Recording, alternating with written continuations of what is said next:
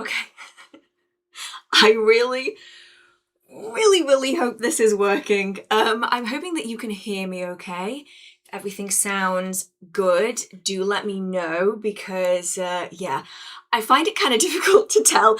I was like frantically trying to figure out which screen I was meant to be looking at. I think I might have got it working. I hope. Hello, everybody. Thank you for joining me on the May live stream. I think this is the May live stream. And yeah, what a fantastic day we are having today. Well, we are here. Like, it's gone really nice and sunny and warm and it feels like summer. And that is so exciting for me because I really don't like being cold. Summer is the best time ever. And so I'm always excited when it starts getting nice and warm. The problem is that means that I want to spend time outside instead of streaming. So hopefully if anybody else feels the same way and you've chosen to be here instead of going outside, thank you so much for choosing to be here. So for anybody who is totally new to the stream and you have no idea what we do here, every single month we sit down and we talk all about witchcraft. Beginner witchcraft, advanced witchcraft, ghosties and ghoulies, spirit work. We talk about all sorts of different topics here, and basically the live streams go wherever you want it to go. So whatever topics you guys want to be talking about on whichever live stream we're doing is where the live streams are going to go. It's completely organic and up to you guys. And so we just sit here for a few hours and work through the questions. Now, with that being said, it does take me quite a while to work my way through the questions, and I try to do so chronologically. So if you've posted a question and I haven't got to it yet, more often than not, it's not because it's been forgotten. It's usually because we simply haven't got there yet. And so feel free to come back after the stream, come back on and check out the rest of the questions. And yeah, hopefully your answer will be in there somewhere. Now, as always, I know I feel like I'm doing a lot of disclaimers here today, but it's because usually I forget all these questions are based on my own, all the answers to the questions are based on my own experiences. And as everybody should know, my individual experiences are not the be all end all of everything. And so it is only one person's perspective. And with that being said, let's have a look where everybody is from, like we always do. What have we got here? We have Berlin. We have Nottingham, we have Alabama, Italy, Louisiana, Colorado, London, Argentina. We've got Liverpool, Connecticut, Pacific Northwest, Nebraska, Arizona, Finland, Germany, Somerset, Philadelphia, Serbia, Washington, Indianapolis, Argentina, Australia. My goodness, it must be really, really early in Australia right now. Like early tomorrow. Rhode Island, let's have a look-see. Arizona, so many people from Arizona today. Chicago, Spain, Texas, Minnesota. It just jumped, which really doesn't bode well.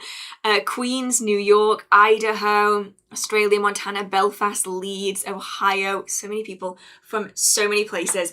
And you guessed it, my fringe is already annoying me. I really should learn to film from the other side.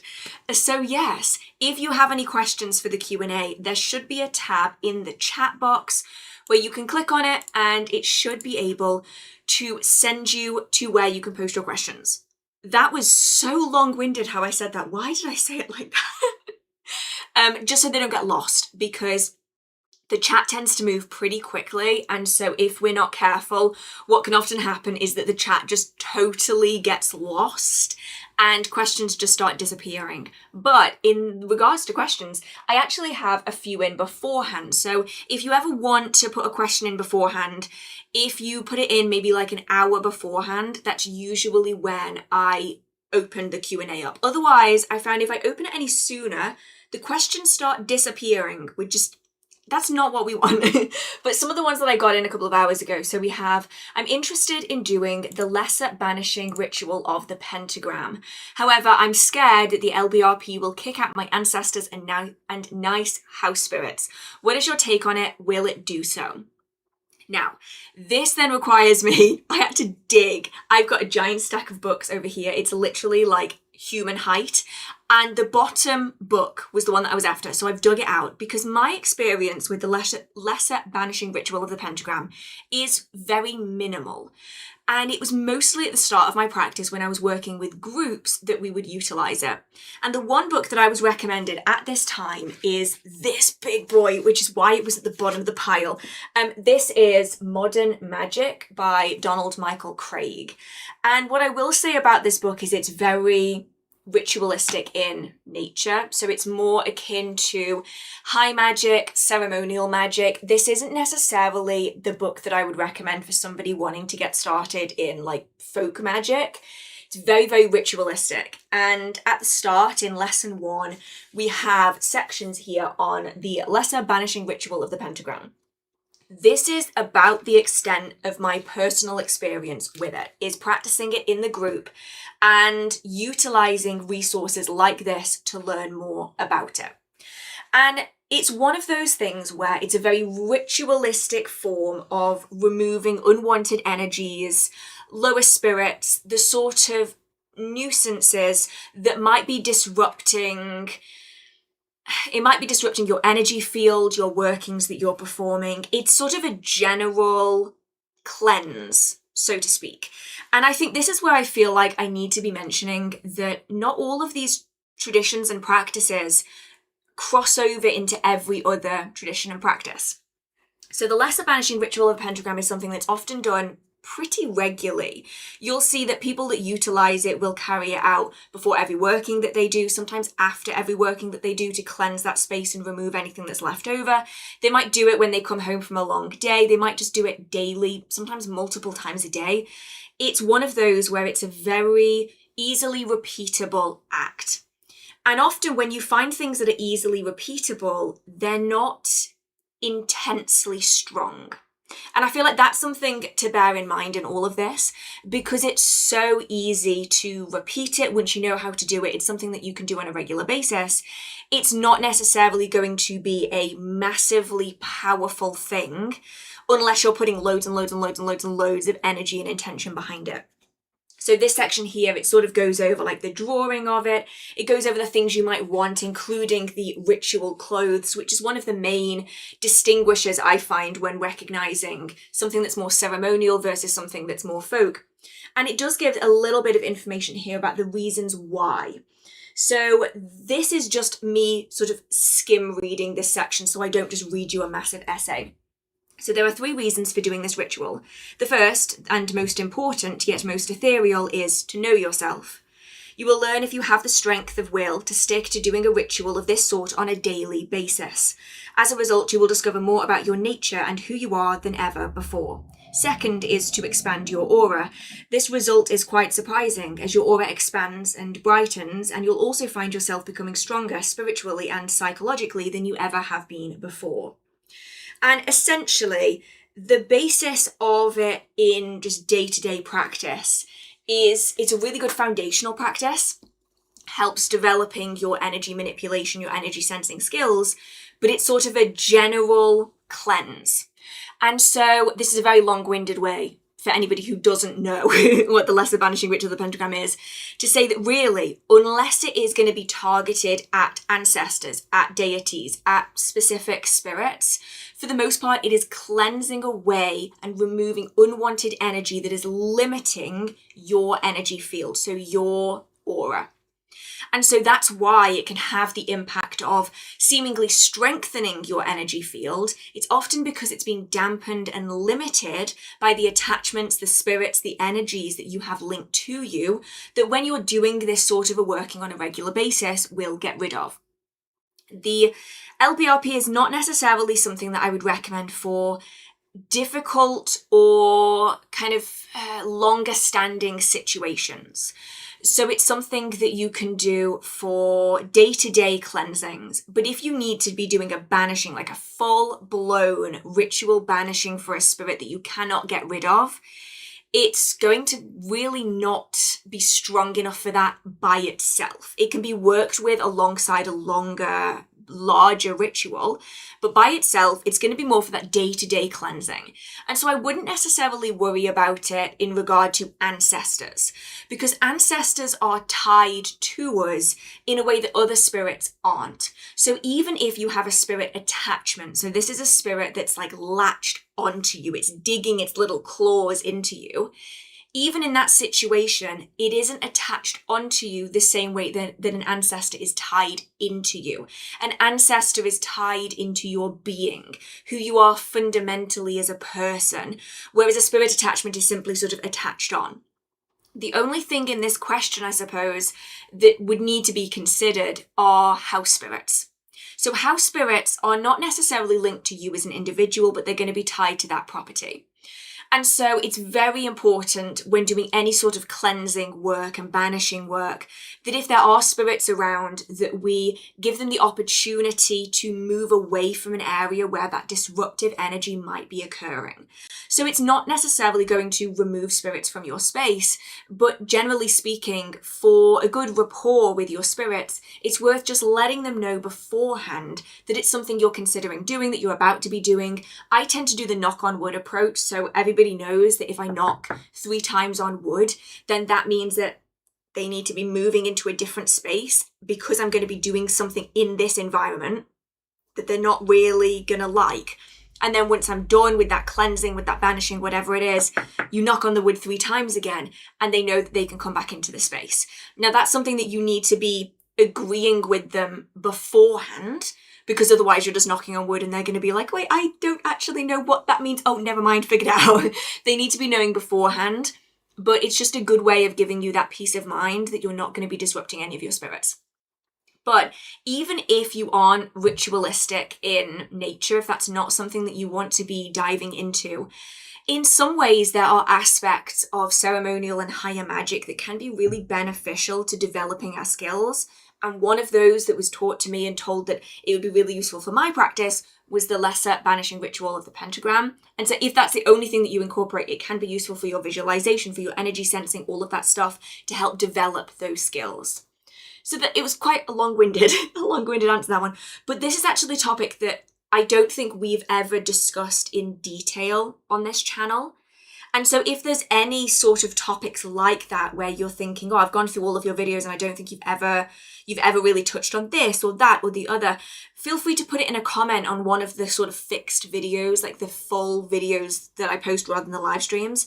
And I'll put them in my little notebook so I can see if I can go through them, because I have books like this in my collection that I just never really talk about. This is really heavy. I should probably put that back down again.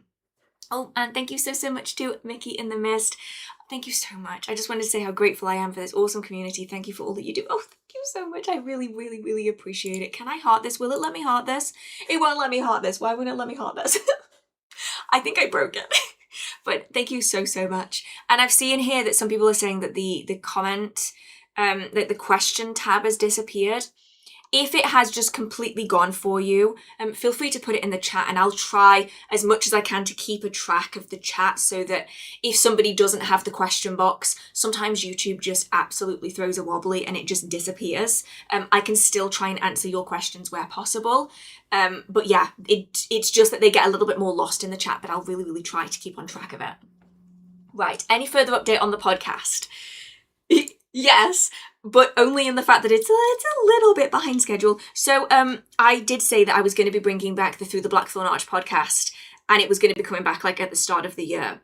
And then I started having my bathroom done, and they started doing building work across the road, and I couldn't film any audio because all you could hear in the background is and I'm like, okay, I can't film when that's happening. So I'm gonna have to wait until they've sort of chilled. But I already have maybe 5 or 6 episodes filmed and edited that are just sitting around, and I was going to include them in a larger like 12-part series, but I don't know if I should just release them as is, because I don't know when they're going to come out because they're doing like massive building work, and so we'll have to see. But yeah, I'll have to let you know when that's going to be coming out. Right. Oh, thank you so much, Darth. Please give a thought towards Ukraine. I know Russia is hurting, but apparently not enough yet. Yeah, the entire situation has dragged on so much longer than I think anybody outside of the situation ever realised that it could. And so my heart goes out to everybody in circumstances that are beyond their control. And especially the people in Gaza and the people in Ukraine that are really struggling. Like, they don't deserve to be dealing with all this. So always my heart goes out to everybody. Right, maybe a YouTube update. I do need to do something like that, yeah. I don't do that many updates on YouTube. I feel like I need to be using it more to post to post like regular updates. I use it to post videos, but not so much like the little updatey bits. Right, let's have a look-see. Ooh, this is one, this is just a really good book series. If anybody has the chance to read it, I would recommend. Oh, thank you so much. Thank you, Jamie. What was I saying? My brain blank. Oh, yes. I love Deborah Harkness's Discovery of Witches original trilogy. Have you read the 4th and 5th books in the series? I haven't, but literally I was talking about my mum. No, I was talking to my mum about this earlier because she's just started reading. Like, she's not finished the first one yet. Such a good book series. If you want a book series that is about witchcraft and you're reading it and you go, oh, actually, that's real. Oh, actually, that's based in this. Oh, I feel like I need to do a video on like the TV series. I've never watched the TV series because it was always on Sky and I couldn't watch it. But if anybody's interested in what they got right about the Discovery of Witches, I would really love to do that. The book series, though, is phenomenal, whether you listen to it on audio, whether you listen to it, well, not listen to it, whether you read it like physically. Phenomenal, fantastic, thoroughly recommend. Right.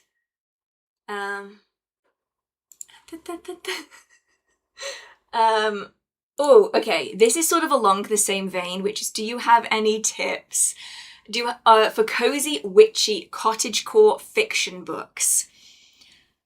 No, but that's something that I really, really want to be reading. Most of my sort of like book reading is either like occult books, or it is like high fantasy romance sort of stuff. The one thing that I've read that's sort of cozy cottagecore fantasy is, oh, I've forgotten the name of the book. I've forgotten the name of the book. It is Lattes, Legends and... Let me double check. Legends and Lattes. Is that what it's called? Yes. There's an entire series. So it's Legends and Lattes. And then, what were the other ones? I've not read the other ones. I've only read Legends and Lattes so far, but that was a really, really good book. I'm checking Goodreads, because I feel like everybody should have these suggestions if we can find any good ones. Legends and Lattes was really, really good. They then did, see if I can find it. Bookshops and Bone Dust. And then they did Brigadons and Bread Knives. And Goblins and Great Coats. Like, there's so... I love the plays on words. I think they're absolutely fantastic. But yeah, that's the only really super cottage-core-y, cozy fantasy book that I have read so far. But I would love to know some others. So, Evie Wood's The Story Collector has been recommended. I'm planning on doing some more book videos on my second channel that are just like chill fantasy, sort of the more relaxed books that I read. So if you're interested in that, feel free to head over to the second channel and I'm going to be doing even more on there. Yeah, Legends and Lattes like coffee. It's so cute. It's... I don't want to spoil anything, but let's just say somebody totally unexpected gives up a life of fighting and adventure to open a coffee shop. And it is just so cozy and heartwarming. It's just lovely.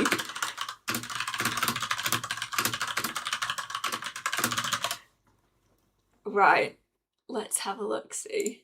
Where am I? I am somewhere. I'm on the wrong tab. That's why I can't find the questions. I've got so many tabs open. Let's have a look-see.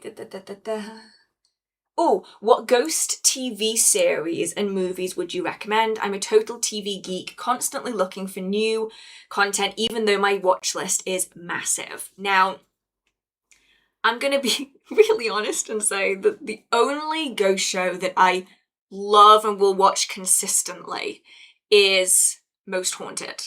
I know it has this, like, is it real, is it not real sort of history behind it, but there is just something about that show that is just so comforting. I saw the live show when they did it live, and it's just that kind of like cozy show for me. If you're in America and you have never seen Most Haunted, because most people in the UK have seen it, I would recommend checking it out because they have so many fascinating episodes. And even if you're only wanting to learn about the history and you don't believe in like mediums or ghosts or anything, even just the history of it and going to these places that are usually closed to the public, seriously, seriously cool.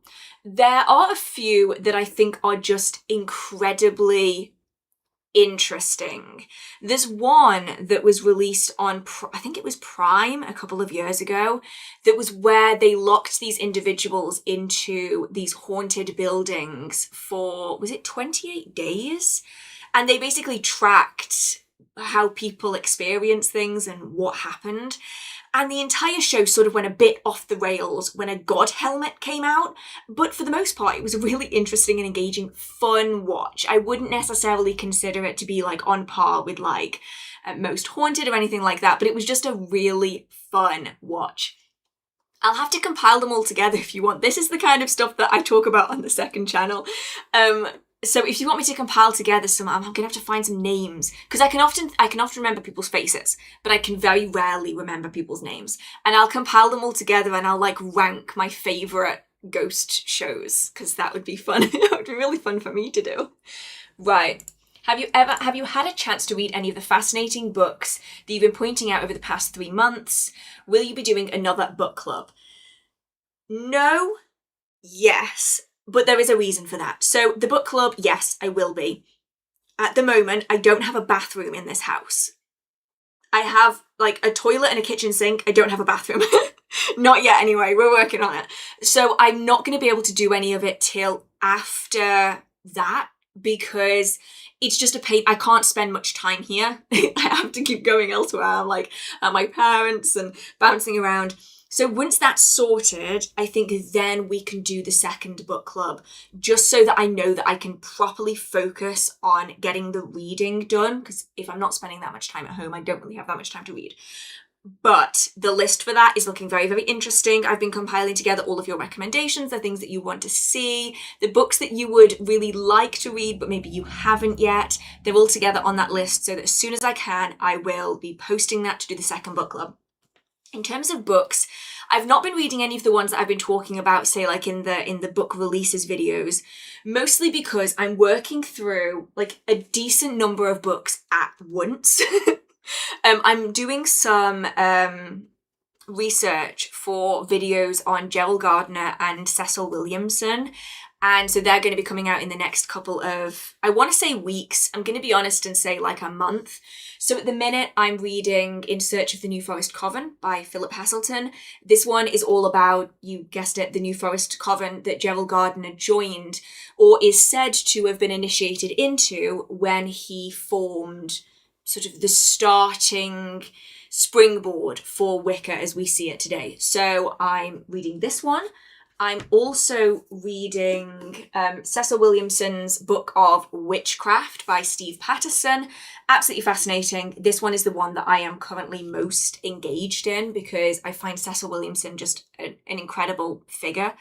I'm also reading, and yes, don't judge me, I am using a Kindle as a bookmark, Traditional Witchcraft, A Cornish Book of Ways by Gemma Gary, but the section about the Museum of Witchcraft and Magic in Boscastle, which is where this is right now. I'm also reading Gerald Gardner and the Cauldron of Inspiration by Philip Heselton. This is absolutely fascinating. Philip Heselton has got to be the world's most knowledgeable man on Gerald Gardner. I've had the great pleasure of hearing him speak, and he's so fascinating in just the tangents that he goes in, and he'll just start talking about this really niche topic and you just captivated. And so I have this copy, and I love this copy. This is the signed, yeah, this is the one that's signed. My friends got me this one, and I cannot believe that they did that for me, but it's a fascinating read. And then I'm also reading Operation Cone of Power by Philip Heselton and Moira Hodgkinson. This one is all about, well, it's sort of an elaboration on everything that happened or is believed to have happened on the eve of August 1940, as it says here. It has long been rumoured that on the eve of August 1940, a coven of witches gathered in the New Forest to create an immense surge of magical forces to aid Britain's fight in World War II. You've heard me talk about this topic a few times. This is a book that is all about it by Philip Heselton, so it's going to be full of really good information. So I'm currently reading all of those. And so I don't necessarily have the time necessarily to read anything else. Once I'm done with these sort of really intensive, heavily researched videos, then I can go back to picking up some more books, because that would be really good. Right, let's have a look, see, where am I? I am... I'm somewhere. I've managed to get lost already.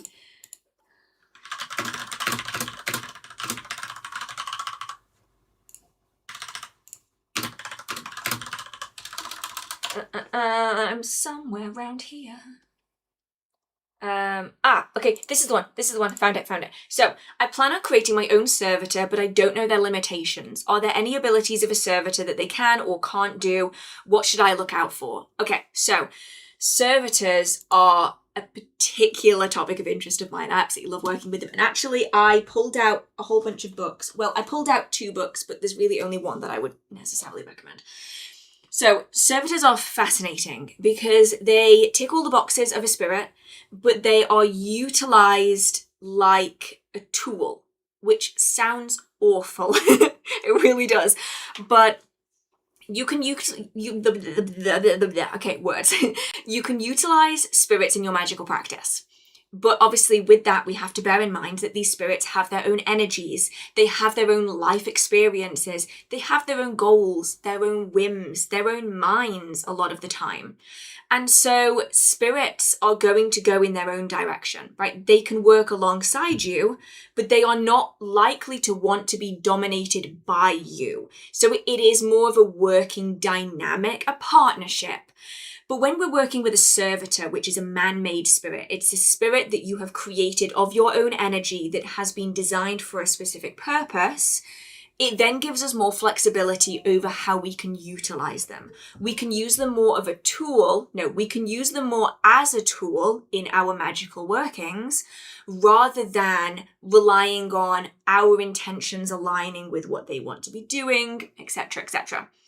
But with that, there comes some pros and cons. So a lot of the pros of working with servitors and the things that they can do is that they're very flexible in what they're able to do. It's entirely dependent on the amount of energy that they are given and this specific purpose that you have created them for. So you can create a servitor one day that is designed to find information. You can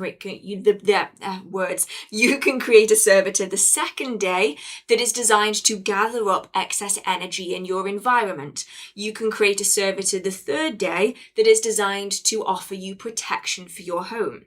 But when you're working with spirits, you will have to find an individual spirit that is either willing to do all of these individual things, or you are going to have to find 3 spirits that is willing to help you with essentially what you can create out of your own energy in the form of servitors.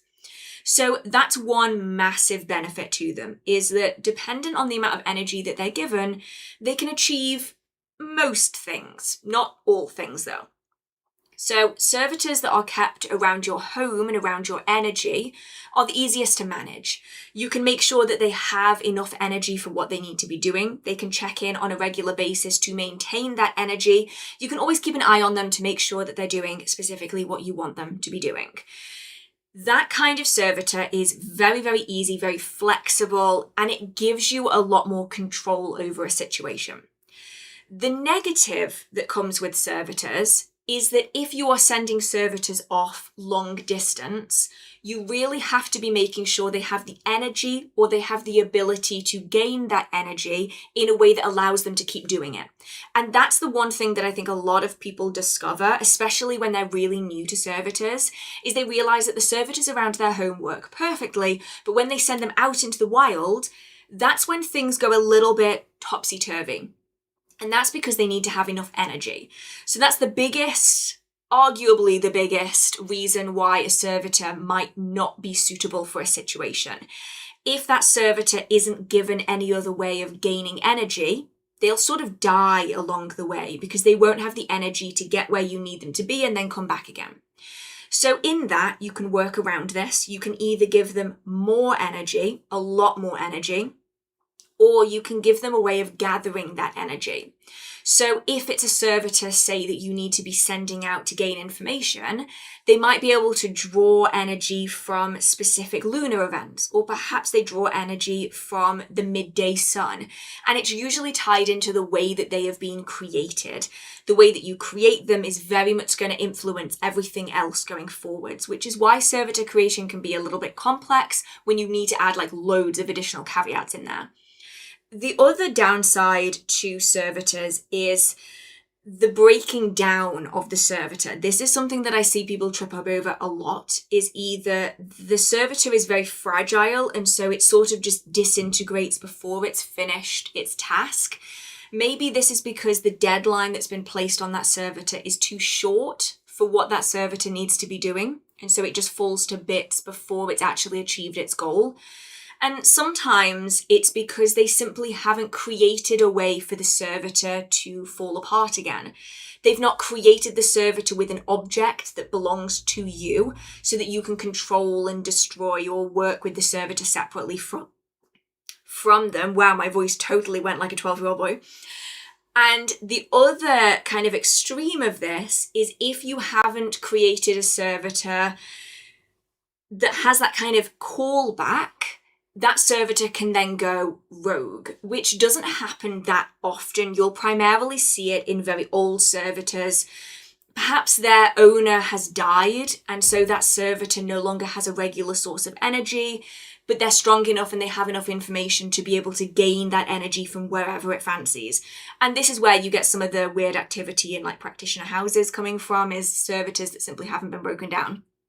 Now, I know that I could go on and on about this topic forever, but the one other thing that I would say is a massive sort of limitation on a servitor that a spirit simply doesn't have is that a servitor is entirely new to the world that you have placed it in. So you have created a servitor and you have said, hey, I would like you to gain information on this topic, and you send them out into the world. They are totally new to the world that you have placed them into. They don't know anybody else. They don't know any other spirits. They don't really know where to gain information from. And so over time, they can develop these skills, but a brand new, fresh out the box servitor is not going to know what it's doing. Whereas if you're working with spirits, like active spirits that have their own life, they are entities and beings in their own right. They know spirits, they know where to go, they know where to gain information, they have knowledge that a servitor won't have. And so that's really the biggest limitation that I have really found. Servitors that are very new are a little bit hard to get what you want out of. Servitors typically need to grow and they need to experience things, they need to be around for a while.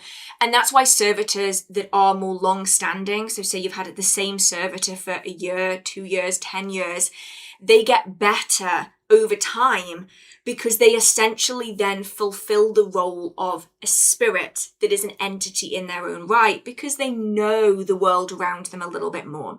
And as long as you make sure that they have the correct energy levels, that you give them a way of gaining that energy. So a great way of doing it that I would thoroughly recommend is if you have a protection servitor, that servitor feeds off the energy that it is defending against.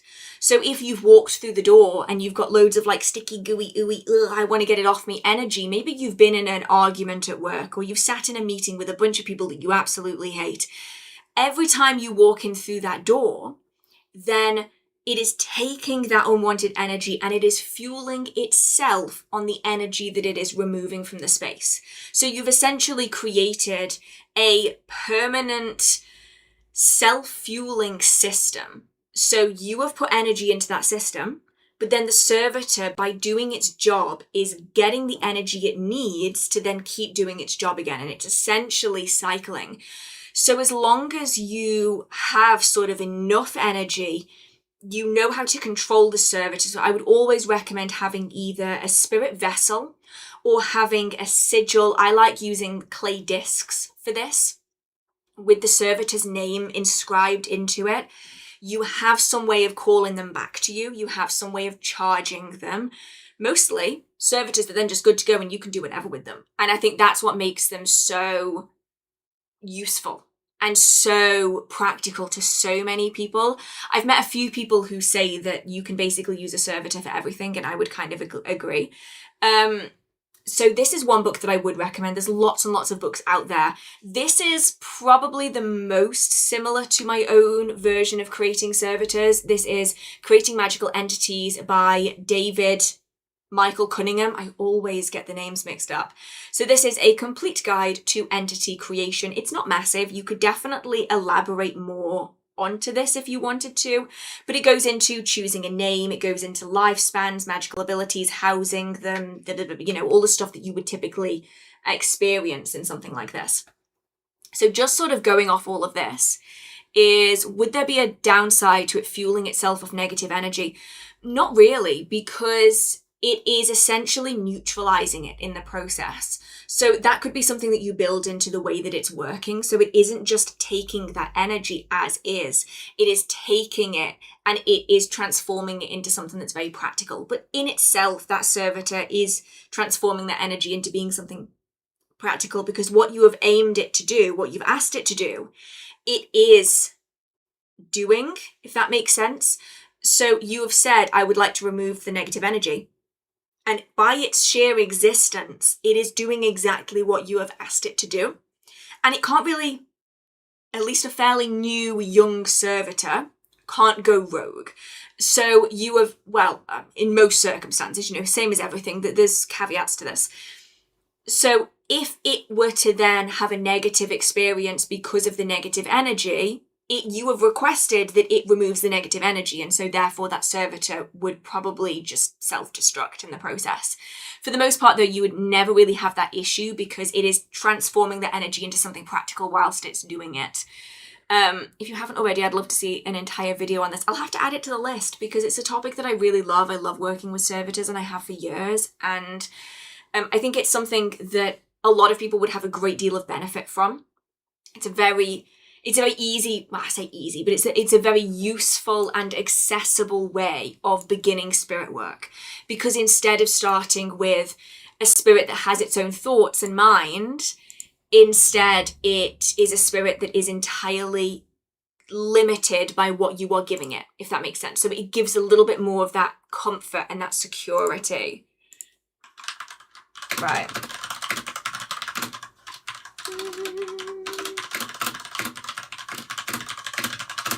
Where am I? I'm somewhere. Ah, here we go. This is the other one that I saw before we started. And it's all about Scott Cunningham. Yes, this is the one. My eyes are shocking today. I pulled some books out for this exact reason. So it has been said here. What's the book you've mentioned in past live streams? Which one? Is it on Servitors? If it's on Servitors, then it's probably this one, because this is the one that I always recommend. It's my favourite. I read maybe like 5 or 6 in a month, and this one was by far my favourite of all of them. But if it's not this book that you're talking about, let me know the topic and I'll see if I can remember it. So the question here is, I met Scott Cunningham's sister at an event and told her that you always recommend his books. She said it's good to have at least 3 reference books on any subject for different perspectives. Your thoughts? Definitely. And it doesn't need to be necessarily books, but I would recommend going to different resources. And this is something that I would always recommend in terms of everything. Like, I would never recommend anybody solely use my videos or solely use a particular author's books. Like, as much as I love Gemma Gary, I'm never going to solely use her books, because the reality with learning from one person, from one book, from one YouTube channel, is that you are also taking on board all of their personal quirks, their mistakes, their bias. You are essentially taking on the bad and the good that they have learned within their practice. And while that can be fantastic and it's really great, and it's often like a top tier experience that people want to have, is to learn from an individual practitioner, it does have its downsides. And sometimes you can learn other people's bad behavior when it comes to magical arts. And it can also limit how well you develop your own craft. Because if all you're doing is taking one person's craft and you're copying and pasting it into your own practice, you don't really have your own craft. You have somebody else's perspective on the craft, because everything that we read, every video that is created, comes through the lens of a person's personal experience, their religious, their spiritual beliefs, their magical practice, and the beliefs that are encompassed into that. Maybe somebody believes that Wicca is the best practice and that everything else is lesser. Maybe somebody else believes that only ceremonial magic is the way to go. And we also take on that bias with us when we copy and paste somebody else's practice. And so I typically recommend having at least 2 books on a topic by different people, but they don't necessarily have to be books. So it could be that you have a book and then you're utilizing loads of video content. It could be that you're on TikTok and you're looking at one particular topic. I would always recommend having something else. Having different speeds of media as well is really, really important. It takes years for a book to be published. It takes decades to gain the experience to write that book and to go through a publisher's. It takes seconds to film a TikTok video, and you don't necessarily have to have the knowledge to back it up. It's not that one is inherently good and the other is inherently bad. It's just that the speed of content is going to alter things. Reading a book, you might find that there's inaccuracies in a book that just never get noticed, and because the media is so slow, it never gets picked up. But you might find that misinformation moves very, very quickly through short form media in a way that might be really negative for people's practice. So I would typically recommend going through a diverse range of different people. So obviously I have like an entire book video, entire series on beginner witchcraft, but there's some books where I think that depending on who you are as a person, it's worth checking out sort of a couple of them. So for solitary witchcraft, for instance, I think that Psychic Witch by Matt Oren is a fantastic book. I have it here in this giant pile. Psychic Witch by Matt Oren, absolutely phenomenal, love it. But if you're going to do that, then I would also recommend Solitary Practical Magic by Nancy Watson is another phenomenal read. Slightly different perspectives, different time periods within which they were written. They both have really good information, both super beneficial to a beginner practitioner, but they just come from slightly different perspectives. If you're after something a little bit more ceremonial in nature, then Buckland's Complete Book of Witchcraft, as well as, this is so heavy, Michael Craig's Modern Magic are really good books on sort of very general ceremonial style magic. They're not necessarily fixed in specific traditions per se. They can be a little bit more flexible with it, but it gives the ability to have sort of more understanding that isn't just coming from a singular person. And then even Scott Cunningham's works, I mean, he wrote so much on so many different topics. I have just a few here. So I have like Spellcrafts, I have Incense, Oils and Brews. But then if you're going to go for a reference book like Incense, Oils and Brews, I would also recommend going for something like The Magician's Tables. You can't really see that. This is a complete book of correspondences. It goes over some things that are similar and also some things that are totally different. So you've got crossovers, you can see what you like and what you don't like, but then you can go over something a little bit more. So if you like sort of cross-reference books, these ones can be really interesting. We go over like planetary spirits, angels, angelic realms, Wiccan correspondences, as well as different like herbal correspondences in here. If I can find the page I was just on, here we go.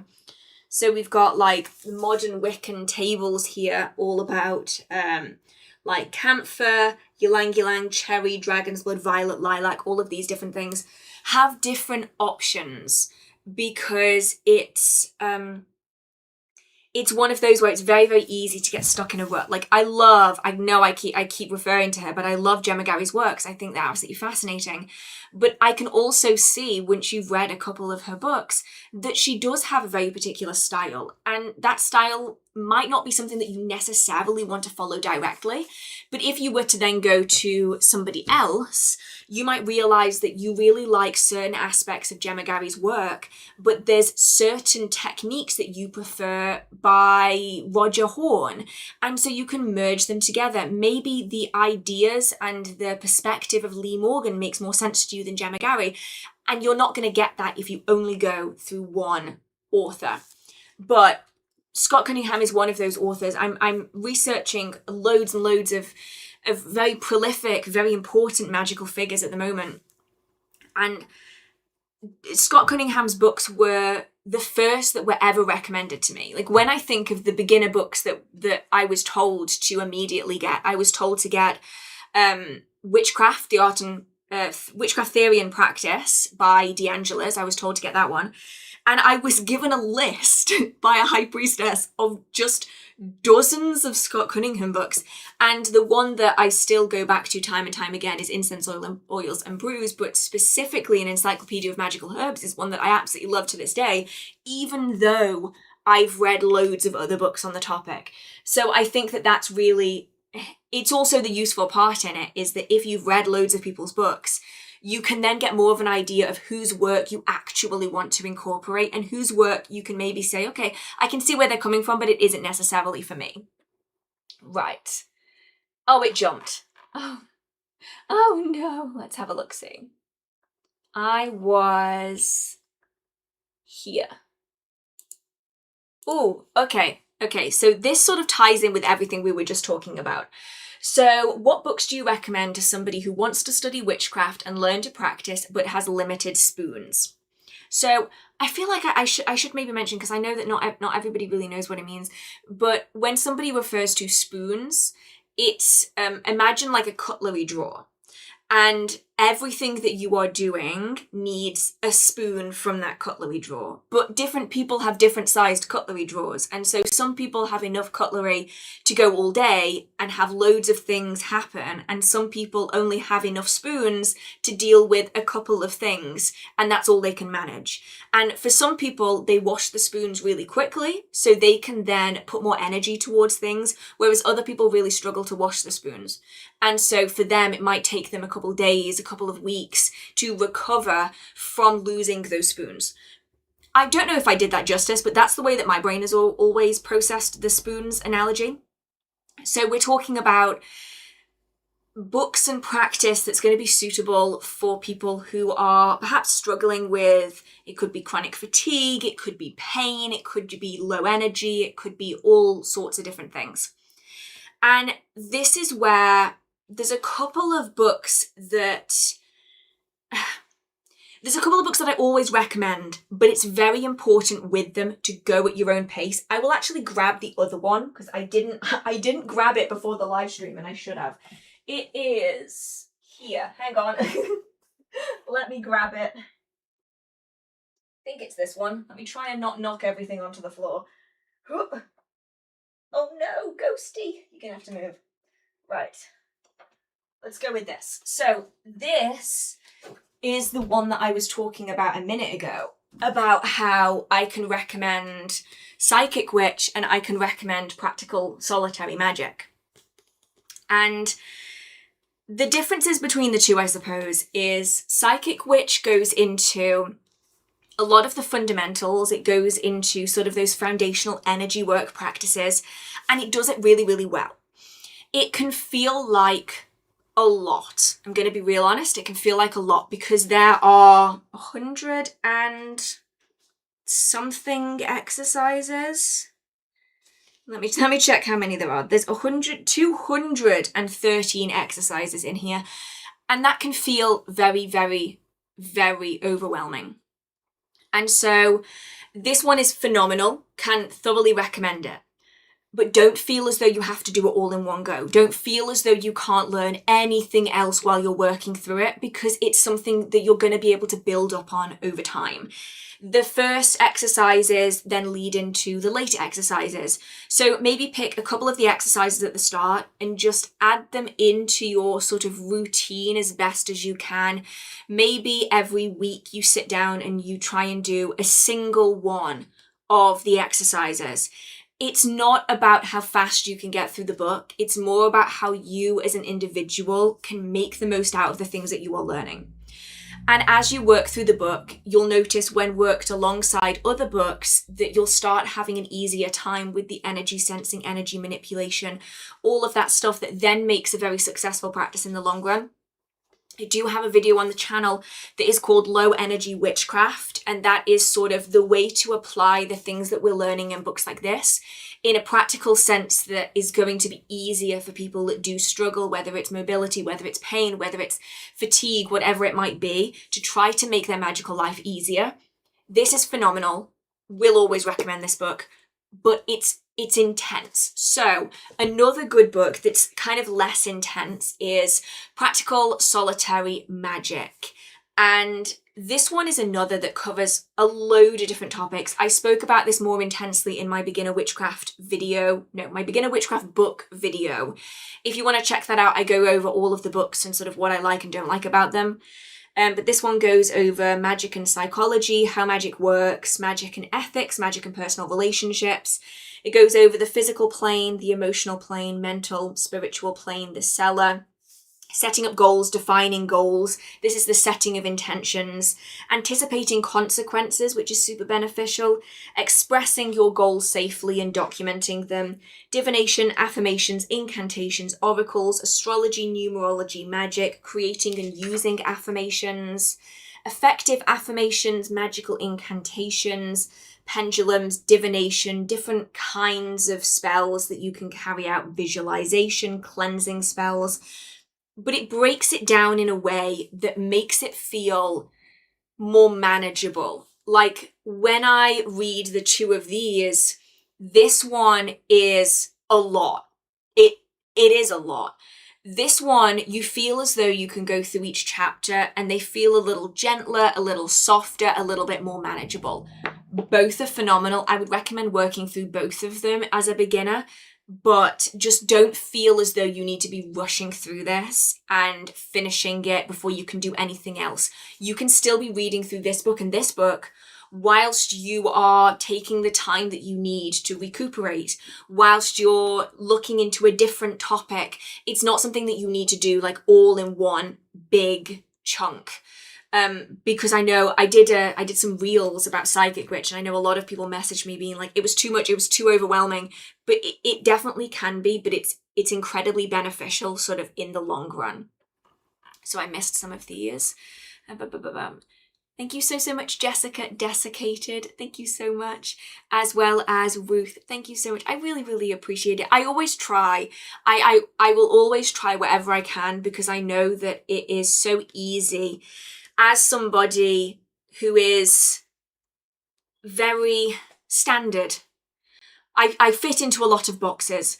It can be very difficult, I think, if you are experiencing things that make you fall outside of the standard little box size for witchcraft, to feel as though you just don't belong.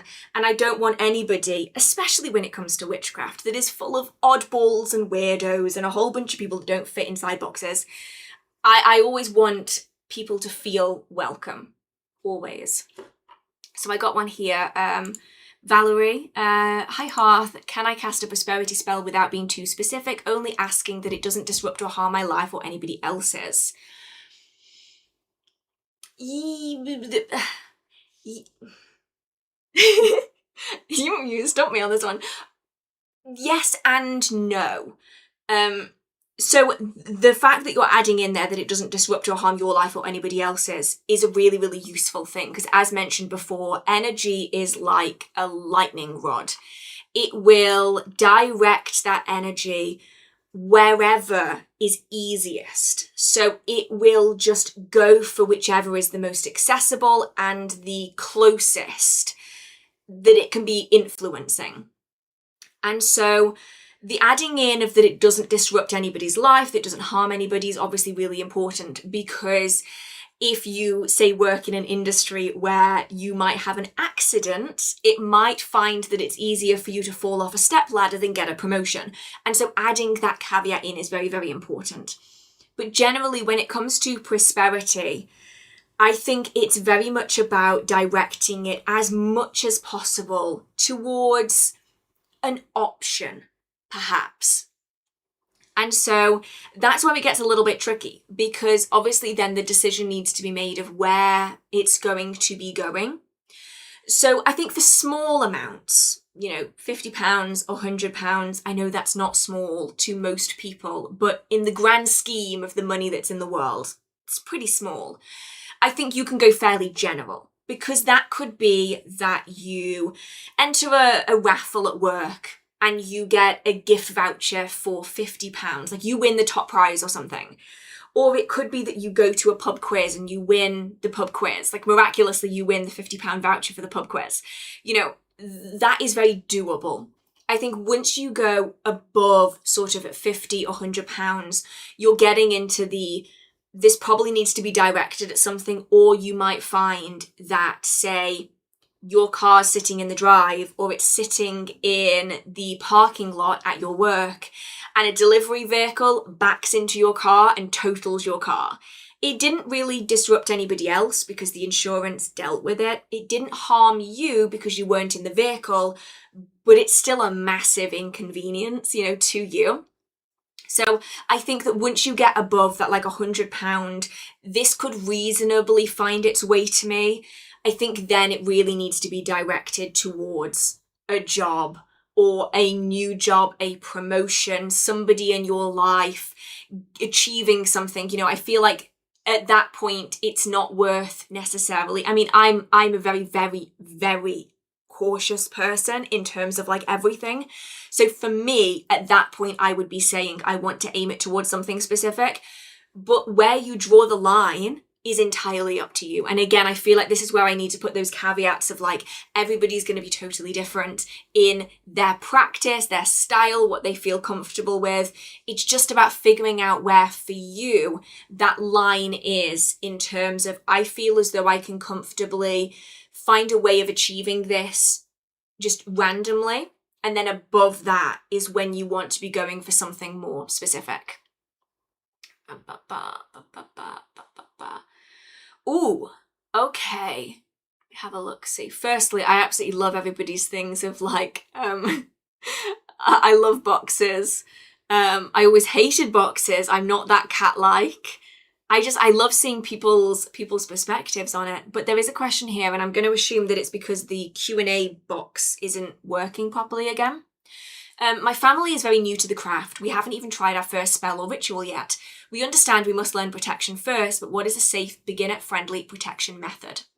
So before anything else, I would go with your foundations. So you're going to be wanting centering, visualization, energy sensing, energy manipulation, grounding.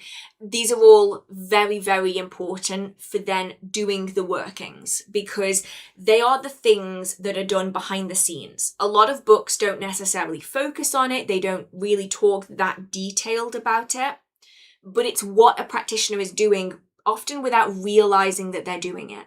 And so those foundations are really the most important thing to learn at the start before we build on top of it. So think of it like building a house: strong foundations, strong house; weak foundations, weak house. So start from the ground up in that regard.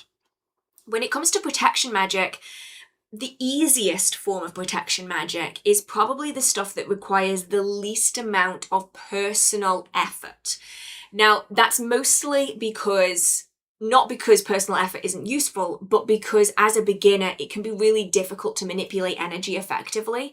It can be really difficult to make that leap between totally inexperienced at witchcraft and really, really good at energy manipulation. That takes time. Like it's a learning curve. And so sigils.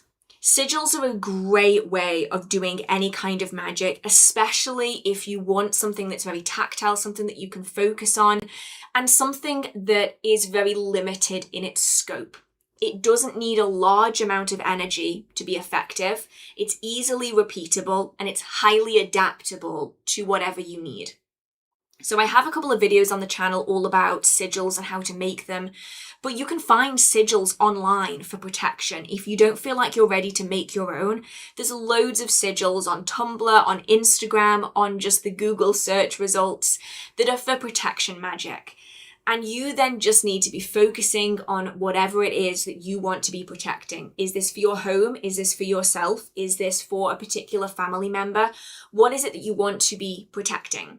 How long do you want that protection to last? That's also really useful because it's going to decide how you're going to use that sigil. If you just want really, really quick, you just want to be practicing your protection, your energy raising, your energy directing, your visualization skills, create a little sigil on a piece of paper, draw one out, follow what somebody else has already done online for protection onto a little piece of paper, and then set fire to that piece of paper. In that process, you are learning how to visualize, you're learning how to center, how to ground, how to manipulate energy. You're learning how to release that energy, how to utilize that fire to release the energy into that space. This form of protection is very, very simple.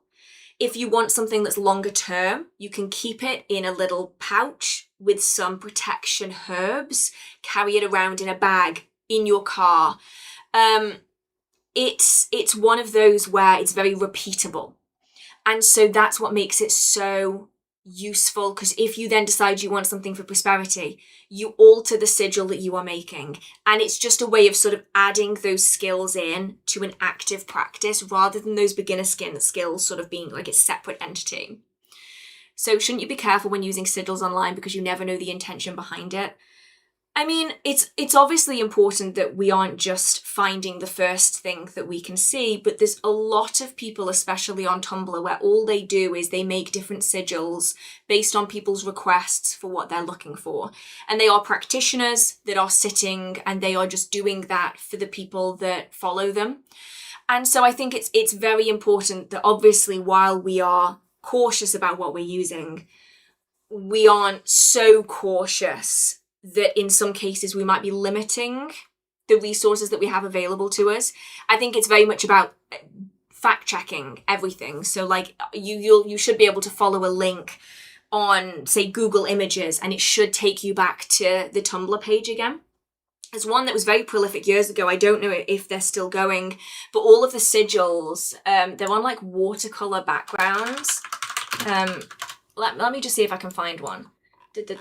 Protection sigil. Let's have a look, see if I can find the ones that used to be all over Tumblr, like everywhere on Witchcraft Tumblr.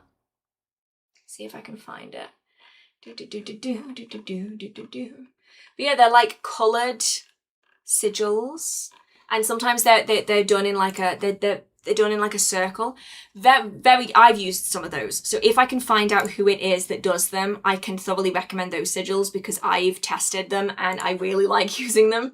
But yeah, it's just about, obviously, if you aren't certain on what a sigil is for, or you aren't certain about how reliable that person is, then obviously it's a case of finding a more reputable source. But if you can find somebody, especially the people on Tumblr, like Witchcraft Tumblr was massive, you know, like 10 years ago, it was huge.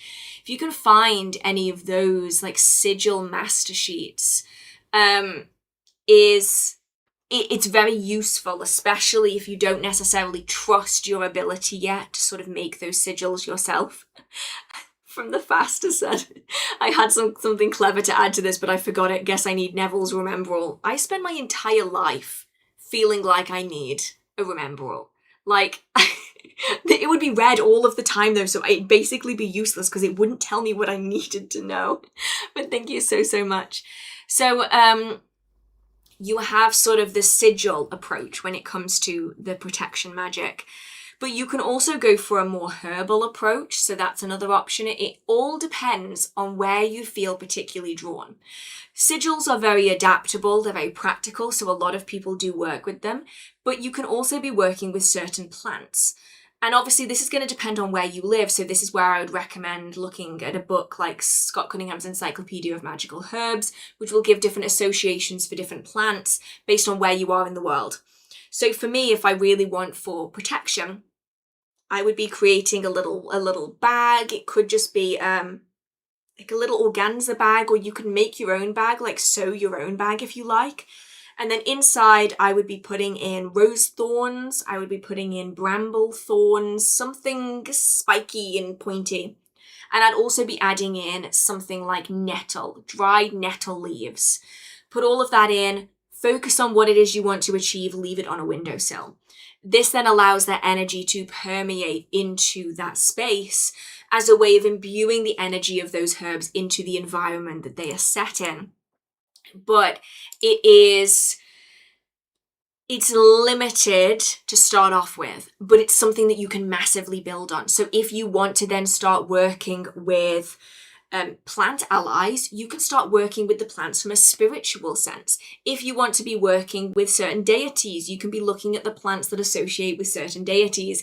If you want to be adding more of your own energy into it, you can then add sigils into those pouches, so you can build up on what it is that they're starting with. So they're really the building blocks that you can sort of be adding onto. So let's have a look, see where I was.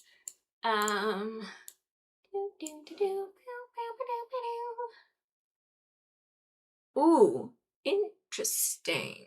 Oh, there's so many more above it that I missed. Okay, let's start with this one. I want to start scrying with a crystal ball. What kind of protections should I have first? And you know what? I was getting all of the books ready. Now, this is a question that's coming whilst I've been here. When I was getting the books ready, I found a book and I went, I think I'm going to need that book today. And so I pulled it out anyway, not knowing if anything would come up.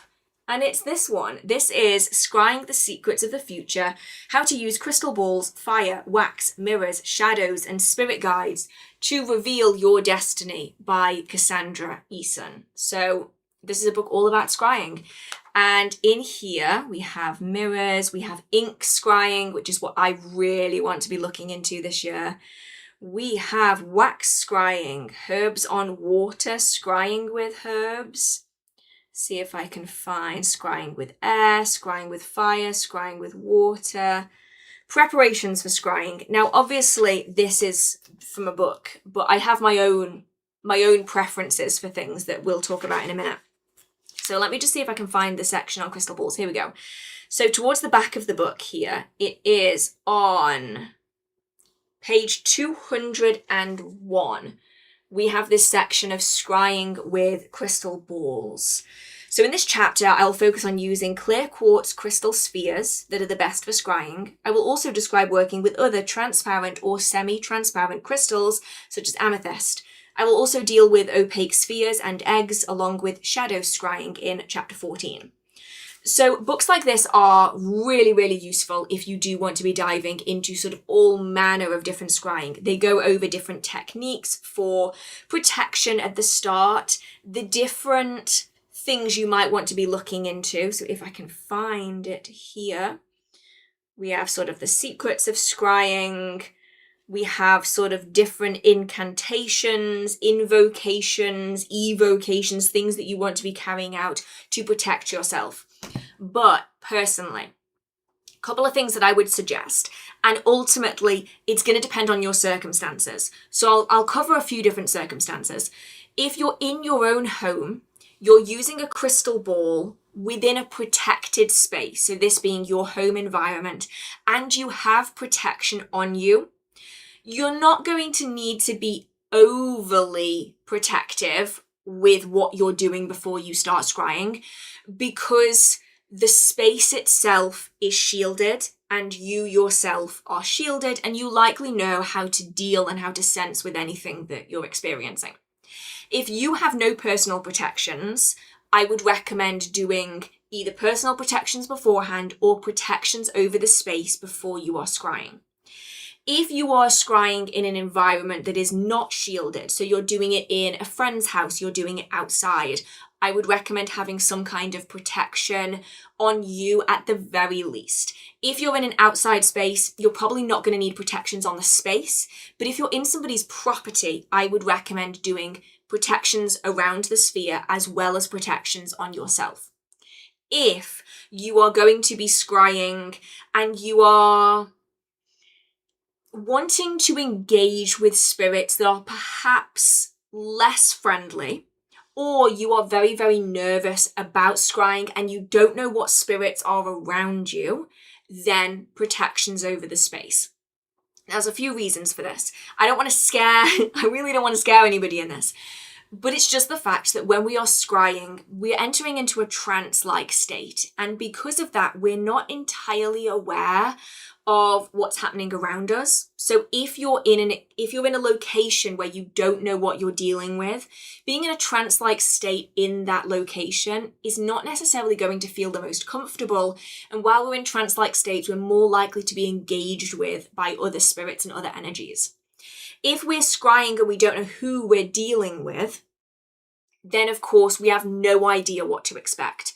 And so it's really useful to have that peace of mind of knowing that you have additional protection there.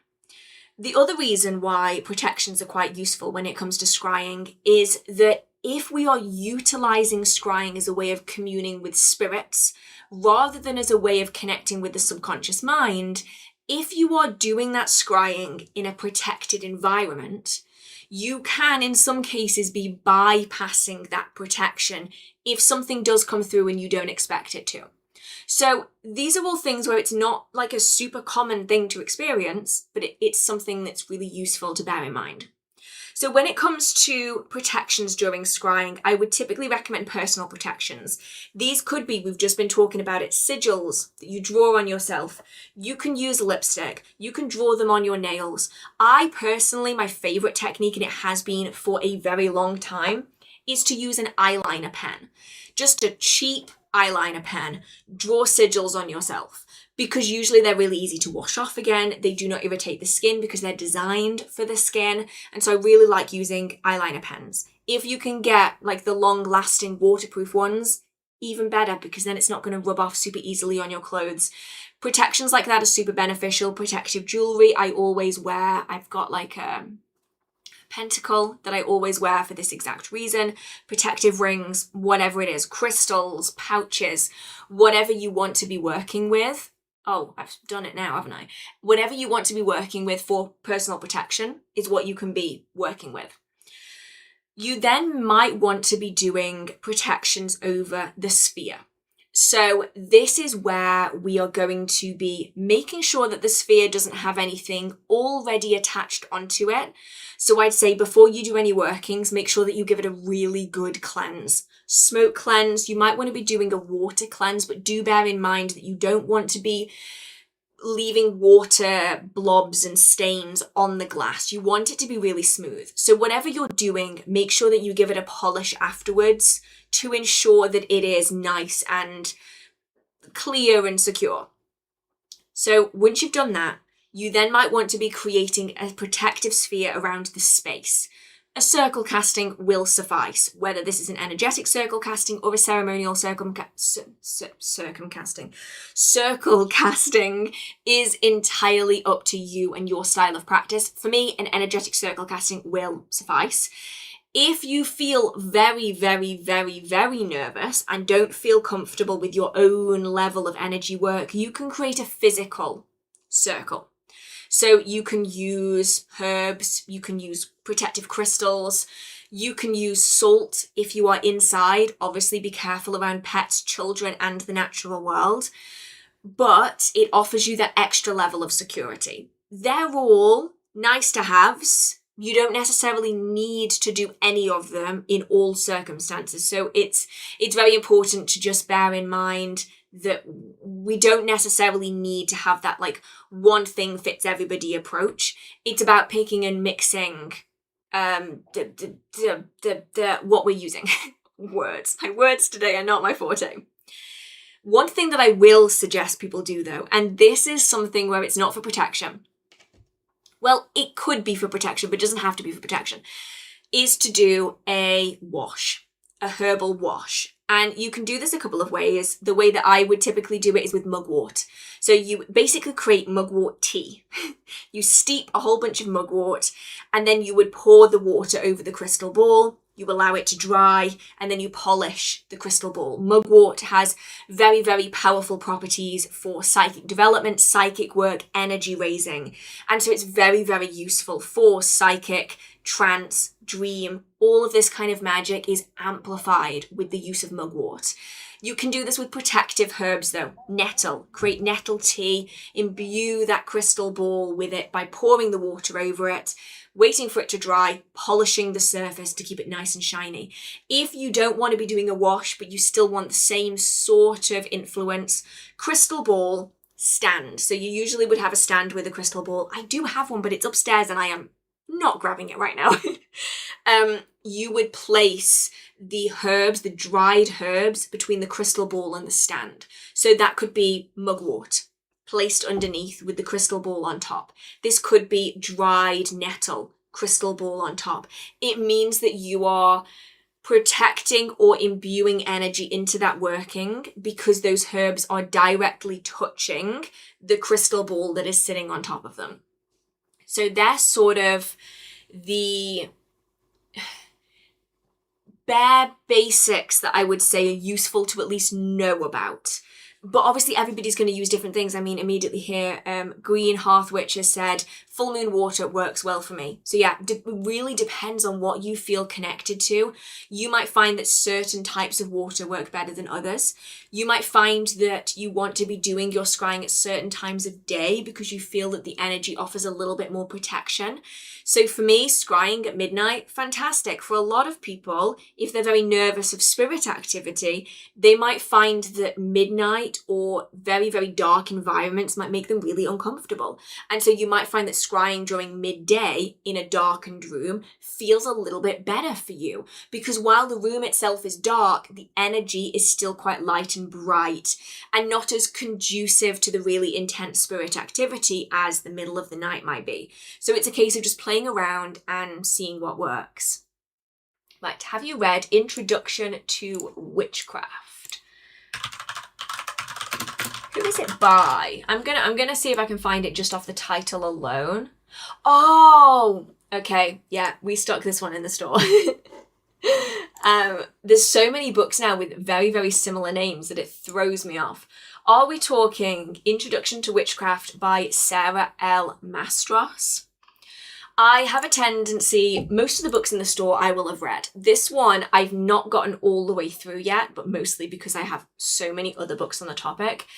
But the people that I know that have read it have really, really enjoyed it. And so it's one where I feel like I'm going to have to fully read it all the way through, work through it, and then maybe it might end up being an addition into the beginner witchcraft book recommendations, because if it's good, like Solitary Practical Magic is good, then it could be worth me including it like in the comments or something in that video for anybody that wants to learn more. Right. Ooh, okay. So okay. I'm going to go do this question first because it relates to scrying. And so I feel like I need to be including them together. So we have, hi Hearth, I made a scrying mirror and I'm not sure about the energy. It feels open, weirdly open. Yeah. And they are portals, essentially. If you haven't, and it makes you feel, if the openness makes you feel uncomfortable, you can cover the mirror. So you can use like a black satin cloth or black cotton. Satin is just sort of the traditional ceremonial stuff, but you can just use like velvet or cotton or something to cover the mirror. It just makes it feel a little less accessible and more protected. The black sort of offers that protective coating. I've got the hiccups now. So that's one option that we could be doing. Alternatively, if it's really, really making you uncomfortable, you can lock the mirror. So the weird open feeling, if that mirror hasn't been locked, is usually because it is an active portal to come and go through. And so because of that, it can leave this weird sort of I'm being watched feeling about it. And so it could be worth, if you do really struggle with it, to lock the mirror. So where's mine? Mine's here. I will grab mine. So let's grab this. So I have an obsidian one and I have a black one. It's down here that's painted glass, but it works the same way. So when they're painted like this, it's not so bad, but when they look all black like that, it can feel like a lot, especially when they're unlocked.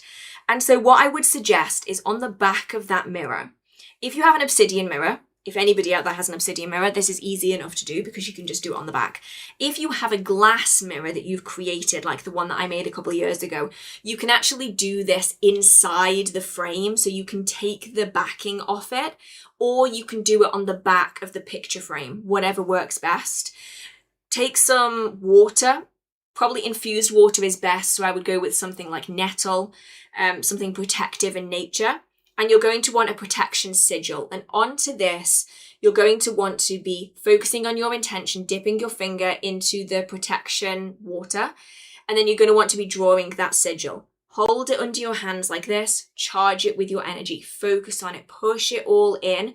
It's protective, it's designed to lock. So it can be a protective sigil, it can be a locking sigil. I believe that in my mirror locking video, I include a sigil in there, but that mirror locking applies the exact same. And then you're going to want to be working with this side of the mirror. So the front side, the back, which has the sigil on it, is going to stay at the back. We're going to be working on the front of that mirror when we're doing our scrying. This then means, though, that what you've essentially created is singular in direction. So imagine instead of having a hole, you now have a dead end. So it's been blocked off here behind the mirror. So you're going to be focusing into the mirror and then it's going to be bouncing back out again. It can't go through like it did before. Oh, I'm sorry. I'm tapping the glass and I really shouldn't be. It's going to be stopped from going all the way through. And that means that you are not necessarily going to have the same answers, the same information coming through. The spirit activity is going to be greatly limited because nothing can come through. Everything is going to be bouncing back again. So if you do something like this and you want then to be working with spirits, then you can just wipe it off. Just polish the back, polish the sigil off, and then it will act as a portal again, and then you can draw it back on again.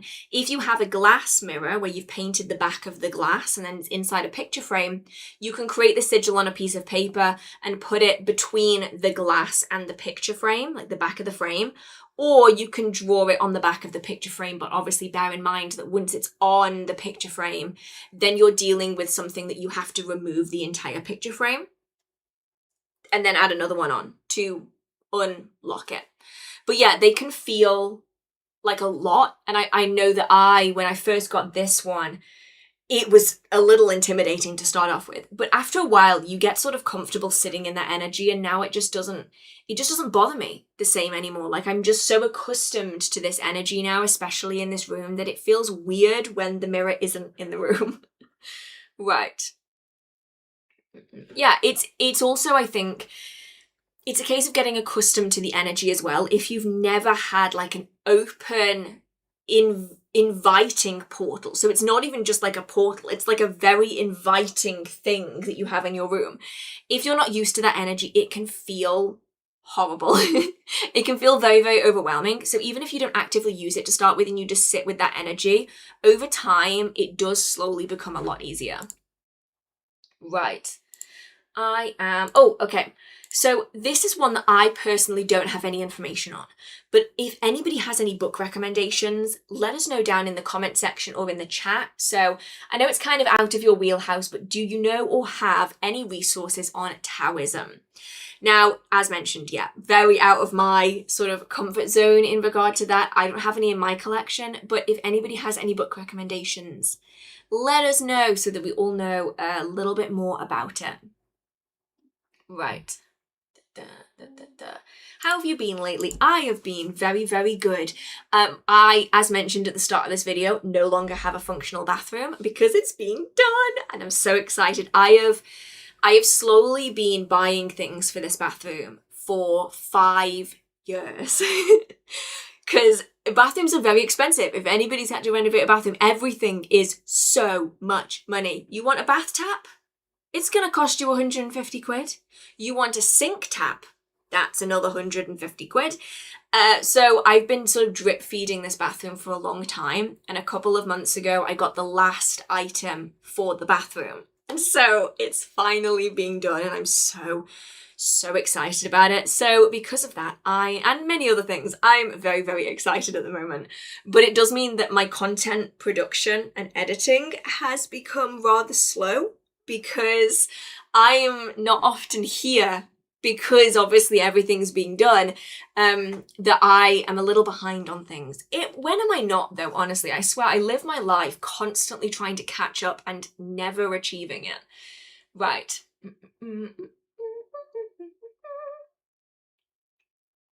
Ooh, that's not the next question though. The next question is this one. I'll have to come back to that one.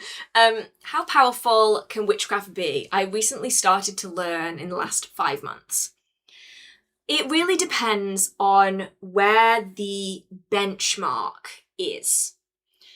So it's a very difficult question to answer because ultimately powerful very much means different things to different people. And I know that this is like a super philosophical answer to the question, but it's the reality, I think. A lot of the time, some people would consider something that gives them spiritual control a little bit, that gives them a sense of freeness, they consider that to be really powerful. Other people would like to throw fireballs and fly through the air, and that's what they consider to be powerful.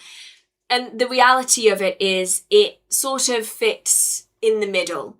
It can be an amazing magical tool. It can help aid us in so much in our life. It can give us a sense of control, especially for people who have lived a lot of their life within Abrahamic faiths. It gives them a semblance of self-authority that they might have never had before. It can give people validation in their experiences, and it's something that can be incredibly beneficial to so many people. But then there's other people who would say that witchcraft is all nonsense and it doesn't exist because their benchmark for what witchcraft should be able to do is based solely in fantasy. It isn't based in history. It's based in comic books and TV shows. And so it's very difficult to say whether or not it's powerful because that's a very, very individual thing.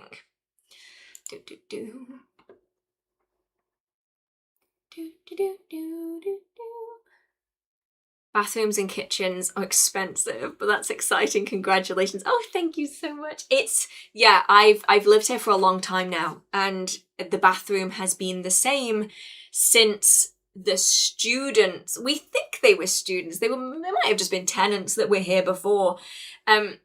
It's been the same bathroom for like 20 years. And now it's finally having a makeover. I will no longer have a magnolia bathroom. I hate magnolia. Not the plant, the colour. There is it is the 2000s version of grey. You wanted to sell your house? You painted it magnolia. And so there's some areas of my house that are still magnolia to this day. And the bathroom is one of them, and it's finally about to change. Right. I'm here. Okay. Do you have an opinion on working with historical people such as Cleopatra or Joan of Arc the same way I might work with deities? Okay. So this is one of those where it's a very interesting topic that I think is very much going to depend on your background. And I say this because there are so many figures, so many deities that were never deities to start off with. So when we're looking at, say, the Arthurian legends, right? King Arthur is just a person. He may have existed, he may not have existed. We know that Merlin existed in one way, shape, or form, but he probably didn't exist in the way that we see him in the Arthurian legends. Same as Guinevere. isn't really that recognized as being an actual historical figure. It's likely she existed, she might not have. But a lot of people will work with them as though they are deities. They fulfill the archetype role that a lot of deities fulfill. And there's a lot of crossover there. So obviously within Arthurian legend, you have Morgan Le Fay, or Morgana if you watch the BBC Merlin, which is incredible. And if you've never watched Merlin by the BBC, you need to put down whatever you are doing after the live stream and watch Merlin on the BBC and thank me later, because it's incredible. But Morgan Le Fay is, by a lot of people, considered to be a deity. But she also crosses into Arthurian legend. And this is where we start seeing a little bit of that like blurring of lines. A lot of Norse myths are lived rather than idolized. A lot of Welsh deities are written about in the Mabinogion as people. They were not written about as gods per se, but they were people sharing their lives.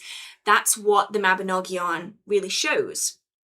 And so today, Ceridwen is considered to be a goddess, but she may not have been considered a goddess by the people that were originally documenting her story. She might have been considered something totally different.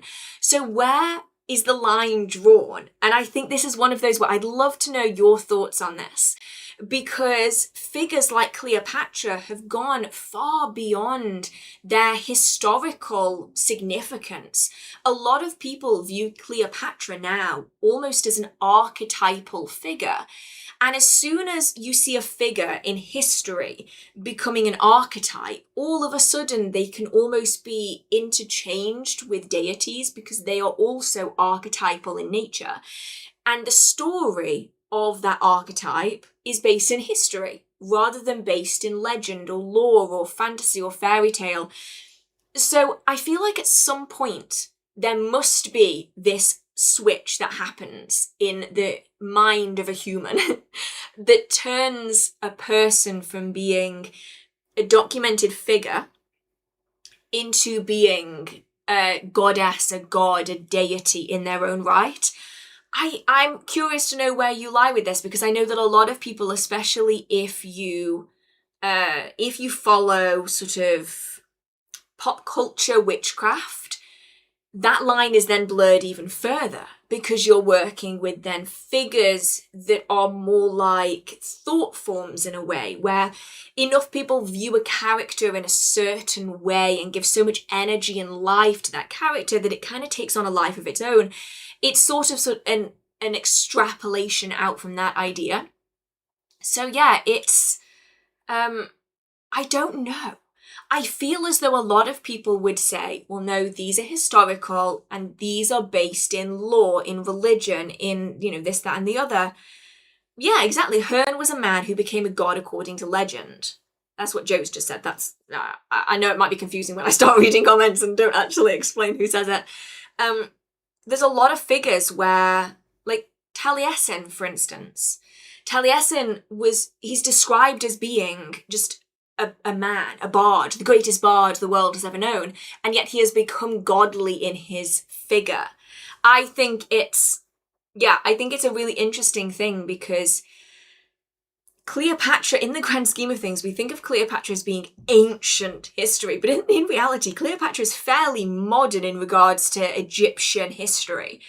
At what point does she go from being a historical figure to being a goddess? Because at some point, it might happen. And I think a lot of people will say that they shouldn't be used interchangeably. A lot of people will say that they can be used interchangeably. I think the biggest decision in this is how you feel about it, and also how they feel about it. So just like with working with a deity, you can give loads and loads and loads of offerings to a deity, but if they are not interested in engaging with you, then they will just not engage with you. But equally, you might find that you reach out and they reach back again. And then it's about deciding how you want to take that going forwards. But yeah, actually, that's a really good point. Probably the same in Roman Catholic. People get canonized and became saints. Like, a lot of the time, if you were to speak to a Christian, how long ago would this have been? Say, like, 800 years ago. Let's go with that. This is not an accurate figure. That's just a figure I've pulled out of thin air. And they were to say to you, well, if you were to say to them, would you work with the goddess Bridget? They'll be like, why would I work with the goddess Bridget? I work with the Christian God. That's what I work with.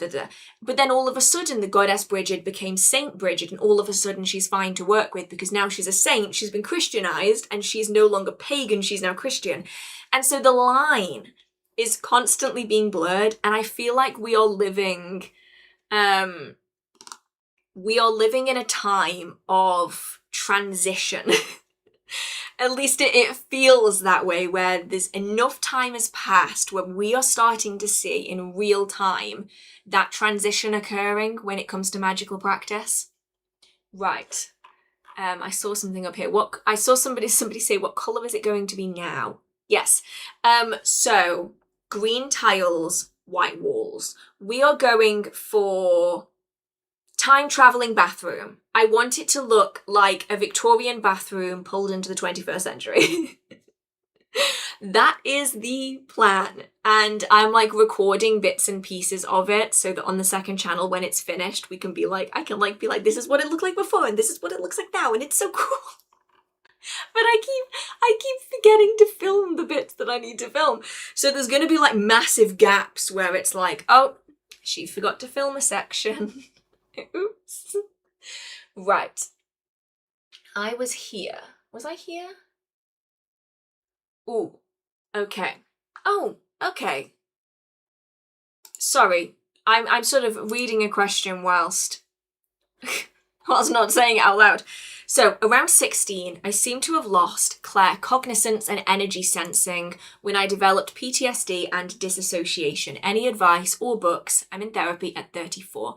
Good on you. So good on you. So many people won't ever go to therapy in their life, even though it would be a massive benefit to them. And you know what? It takes somebody really brave to say, you know what, I'm going to go and I'm going to do this. So truly, truly, genuinely, really proud of you for doing that. What I will say in this is I wouldn't necessarily, it's very difficult to see it in the moment. I wouldn't necessarily say that this is something that you alone are experiencing. Around this time, like 14, 15, 16, is a really, really common time for people's abilities to start fading away. And that doesn't mean that they're gone forever. A lot of the time, it just happens anyway, because we're fading between points in life. Like the idea of children having like imagination and, oh, you're not really seeing a ghost. It's just in your imagination. As a child, nobody's going to tell you that you're being silly for saying these things. And in reality, you aren't silly for saying these things, or seeing, or feeling, or experiencing clairsenses. But when we become teenagers, people are a lot less willing to allow us to have childish fantasies. And so you'll often find in the West, where a lot of the time spirituality is pushed to the sidelines, and I don't mean religion, I mean literal spirituality, like the spirit aspect of life, it doesn't really exist the same as it does in other parts of the world. And a lot of the time around this age, people lose their ability to see spirits. They can no longer see auras. Their particular spirits that they've connected with through childhood just disappear one day, and they don't know what happened. And some people will never notice that it's happened. They just grow up and they don't realize that it's gone. And other people will notice that they're not experiencing it anymore. And this is why when we're talking about child encounters with spirits or haunted locations, you'll often find people saying that their children and their animals reacted, but nobody else in the house did. None of the adults saw anything, but the children did. And it's usually something that fades over time. So I really, really just want to emphasize here that it isn't you alone that is experiencing this. It is something that so many people go through for so many reasons, and it doesn't mean that you're broken, and it doesn't mean that you can't ever get it back. It's just, especially if we're dealing with really intense things like this, it can be really difficult to be working through it. Hence, congratulations truly on being in a position where you are able to work through it, because that's going to massively, massively help everything that comes next. Even if it's just the processing of things, it's going to be incredibly beneficial. But when it comes to getting those abilities back again, there's not necessarily a book that I can recommend on it. There's not necessarily something that I can say this is definitely going to improve this situation. But there are things that I have done that I found to massively be beneficial when I've been dealing with not the same issues, but other mental health issues that have put a dampener on my abilities.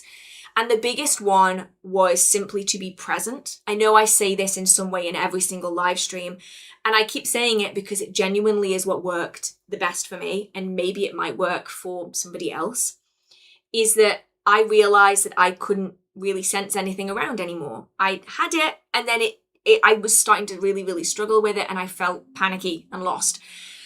And so it's a case of being present. So being in environments wherever it's possible for you to be, whether it's sitting alone in your home, whether it's going on a quiet meditative walk, whether it is sitting in a local park, whatever is obviously safe for you in your location, your circumstance, and simply being present. We're not on phones, we're not listening to music as much as possible, really. We want to be looking at the birds, what colour is the sky, what sort of plants are we experiencing around us, getting to know the feel of the world around us again. Because that, at least in my experience, is the biggest distinction between being a child and being a teenager. Is when you're a child, most people, thankfully, sadly not everybody, is able to have a childhood. They are not required to do the same things that adults do in most situations. Sadly, not all. But when you become a teenager, you often have exams, you have a lot of school to do, you have a lot of socializing. Your social status suddenly matters. As a child, it didn't matter. You might have to be thinking of jobs, you might be dealing with mental health, and all of a sudden, there's a lot of noise in the world that wasn't there before. And so it's very much about trying, where possible, to grab moments where you can dull the noise a little bit. Whether it's a quiet meditative walk, a sit in the park in your lunch break for 5 minutes, any opportunity that you can find where you can be present, and you don't have to be answering Teams messages. You don't need to be on a meeting call. You don't need to be, doing all of this other stuff that then distracts you. And when you feel you can get comfortable with sitting in this environment and you can just be present wherever you are, you can then start energy sensing. So pushing out your energy into the park, what do you feel? Do you feel the plants? Do you feel the seasons changing the energy of that space? Does the weather change the energy of that space? Sit, be present, acknowledge the world around you. And while you're in this environment, especially if you're sort of doing the energy sensing and you're already sort of in between consciousness, so you're sort of in a trance, you're like in a very light trance state, you might notice flashes of light, movement, shadow people, certain spirits, different energies. And in that moment, you don't have to say, oh my goodness, that was a member of the fair folk. Oh, I just saw an elemental. You can just say, that was weird. I saw that. Maybe write it down in a journal and then just keep going. And then when you're ready, you can just give yourself a shake off and then go about with the rest of your day. And it's slow and it's almost non-existent progress to start off with. But I massively found that when I was able to do this consistently, the amount of spirits, the amount of energies that I felt massively increased because I was giving myself and my abilities the space to breathe instead of being sort of smothered by everything else. And so it might not be super beneficial to everybody, but it's the one thing that I can say has worked for me. And so hopefully it will work for somebody else. And Darth Willow has said here, self-hypnosis helps too. If you must stay with a witchy aesthetic, you can call it trance if that helps. Yeah, it's this sort of, how would I even describe it? It's like self-awareness, but it's being aware of the energies, the feelings around you. It makes a massive difference. And at first, you probably won't notice that much of a difference. You might think, oh, this just isn't working. And then all of a sudden one day, you'll likely realize that you aren't thinking about having to sense the energy around you. You're just doing it. And you don't remember when you started just doing it, but now you're just doing it. And so it's one of those where it creeps up on you. And I really hope that you can find some joy and some progress in this aspect of your life again. I really hope that you do well going forwards. And anybody else who's sort of in this similar situation and you feel the same way, I hope you have great success with it too, because it does make a difference. Little baby steps. That's what it is. Little tiny baby steps. Oh, thank you so much, Joe. I really, really appreciate it. I really do. Right, before I go any further into this deep dive, I started reading a question. I was gonna say a tarot dive, and I'm like, no, that's definitely not what I intended to say. Okay, how many tarot decks do you feel like are a good amount? I've been asking myself this recently to try to avoid consumerism. I'm building a 17-deck library to cover the vast balances in the universe. Ooh, okay. This is very much going to depend on what you are using tarot decks for. If you are using tarot decks for tarot reading, I would say that the suitable, like the good amount of tarot decks are the ones that you're actually going to use. So for somebody that might be one deck, for somebody else that might be a deck for themselves and a deck for somebody else. For other people, it might be that they rotate through 5 or 6 decks, especially if they're reading for other people. Different artwork might call to different people. I don't necessarily think that there is a fixed number. I think it is however many you are going to enjoy. And for some people, the enjoying of them is the reading of them. And for other people, it is more about the pleasure of having them around. I have a lot more decks in my collection than I need. I read from 2, 3 decks. I read 4 decks. Is it actually 4, or do I need to add any more onto this while I'm thinking about it? So I read for myself, the Rider-Waite-Smith. For other people, the Wild Unknown Tarot. I have both the full size and the mini though, because the full size is very special and sentimental to me. I read the Tarot of the Enchanted Forest for other people and for myself. And the Wheel of the Year Tarot I will use for the Sabbath readings because they're really, really great for community readings. Yeah, nothing that gives you nosebleeds. I'm not dealing with that. Actually, I probably would deal with that again though for the right deck. I probably would. But yeah, it's I think it very, very much depends on the amount of space that you've got and why you are getting the decks. Because we sell loads of decks. Like on our website, we have loads. I actually need to massively update the website because I haven't in ages and I need to. And we get people coming to the events where they're like, I have to get a new deck today. Even though I know that I saw them like a month ago and they already got a new deck, they're like, I have to. It's their decks. I collect them. And so I know people with literally thousands of decks. Like actually in the thousands. And then there are other people who are like, no, one and done. That's my deck. I'm not getting any more. And it very, very much depends on how much space a person has, how much free money they have, and why they're using those decks. Right. Here we go. Okay, yes. Back to servitors again, really briefly. So, guides will usually say to give servitors a name. And I was thinking about the potential to use names that you can't write down, like the sound of water or wind, thoughts and possible suggestions. Okay, so when it comes to servitors, the name of a servitor is very much going to depend on the way you're going to be using it.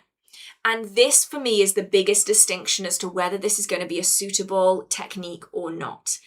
If you don't need to call back your servitor, if you don't need to write down your servitor's name on a clay tablet or a piece of paper, then something like this is fine, especially if that servitor is related to water or wind.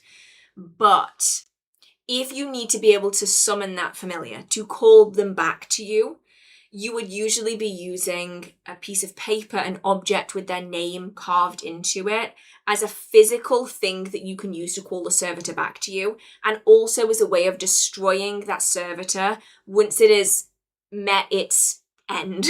Once it's come to the conclusion of what you asked it to do, you will break the disc, you will tear the paper, something. But if you don't need to do any of that, totally fine. But I think that just needs to be taken into consideration, because obviously if you do need to summon them back, you need to make sure there's a method for you to be doing that. So if, say, you've gone for something that you can't write down, maybe you would want to be going out by a brook, by the ocean, and you are creating a sigil based on the way the sound is making you feel. And then that sigil will act as the name of the name of the servitor. So it's not something that you could ever speak, but at least you have some documentation of it, so that it doesn't just, you don't lose control over the servitor that you need to be able to control. Oh my goodness, let me have a look-see over here. Thank you so much to Very Happy Mondays. Would you agree that decks are just books without spines? 100%. 100%. You can be a book reader, so like a bookworm, or you can be a book hoarder, like a book dragon. I am a book dragon. It's a bit of a problem.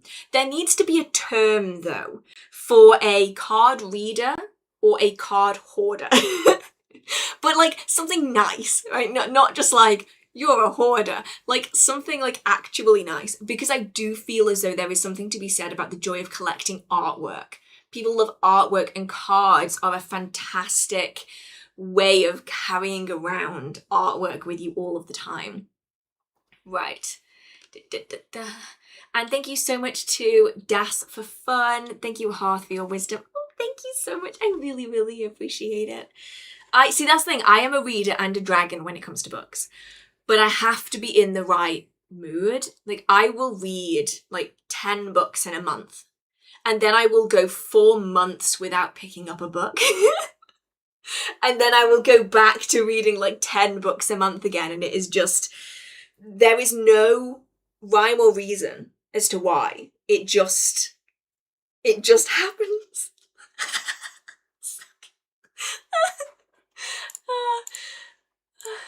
Just been told that's known as a deck slot, and actually, you know what? I'll take it. That sounds like I'm gonna have to start using that. Oh my goodness! Right, let's have a look. See at where I was.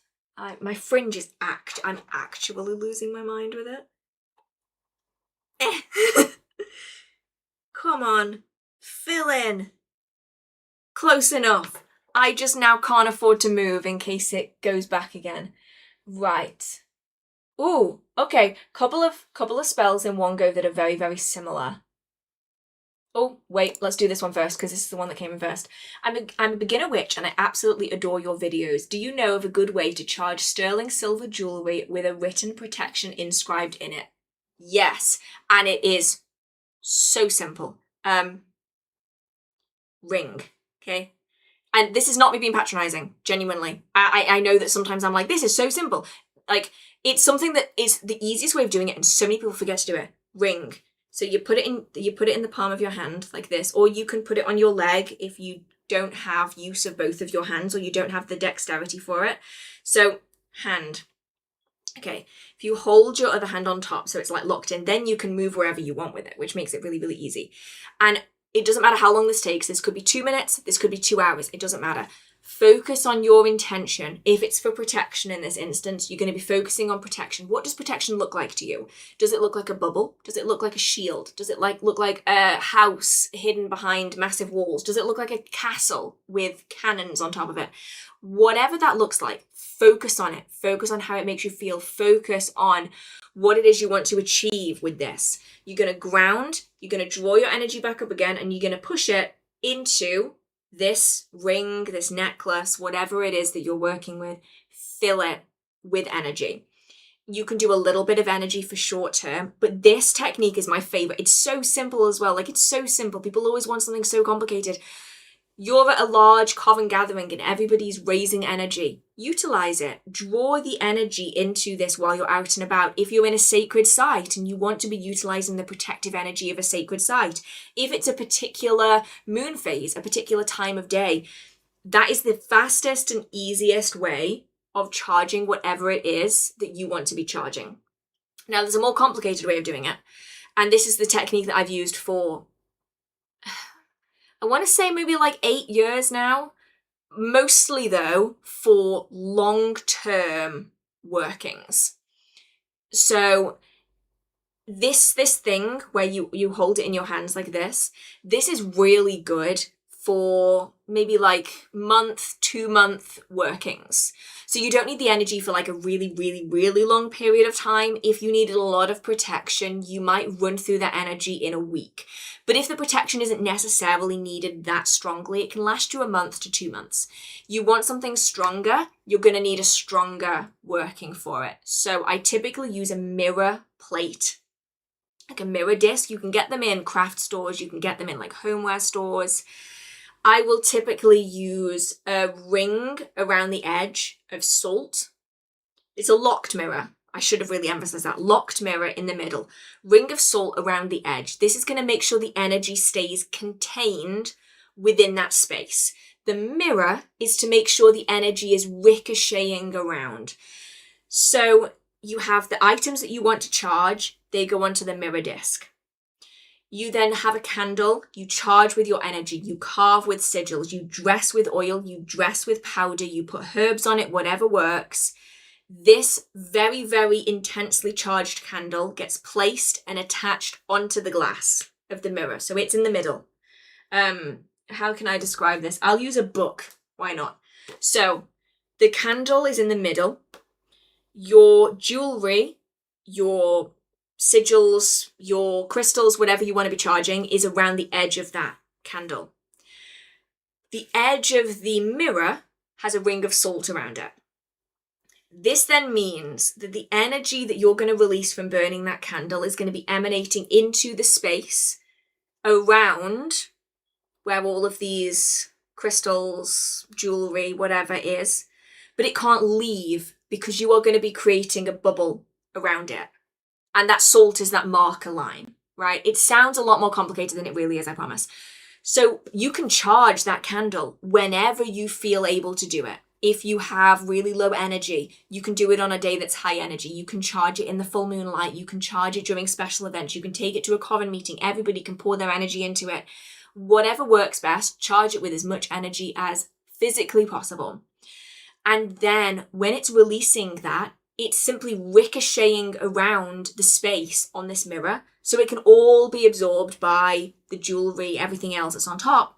When that candle is completely burned down and all of that energy has been released, you can then break the salt edging, and you can take the crystals, you can take the jewelry off, and it's like super duper duper duper intensely charged in a way that not everybody, I'd say the majority of people, wouldn't be able to do in a single sitting. And it then means that you can be wearing this jewelry, carrying these crystals, utilizing these sigils, whatever it is, for months, years after the fact, and you can keep that energy going in the long run. Right. I would say, though, that the first technique is probably the easiest. The second technique involves, it's a bit more to it, but it lasts for longer. So it's balancing act, right? It's just about figuring out,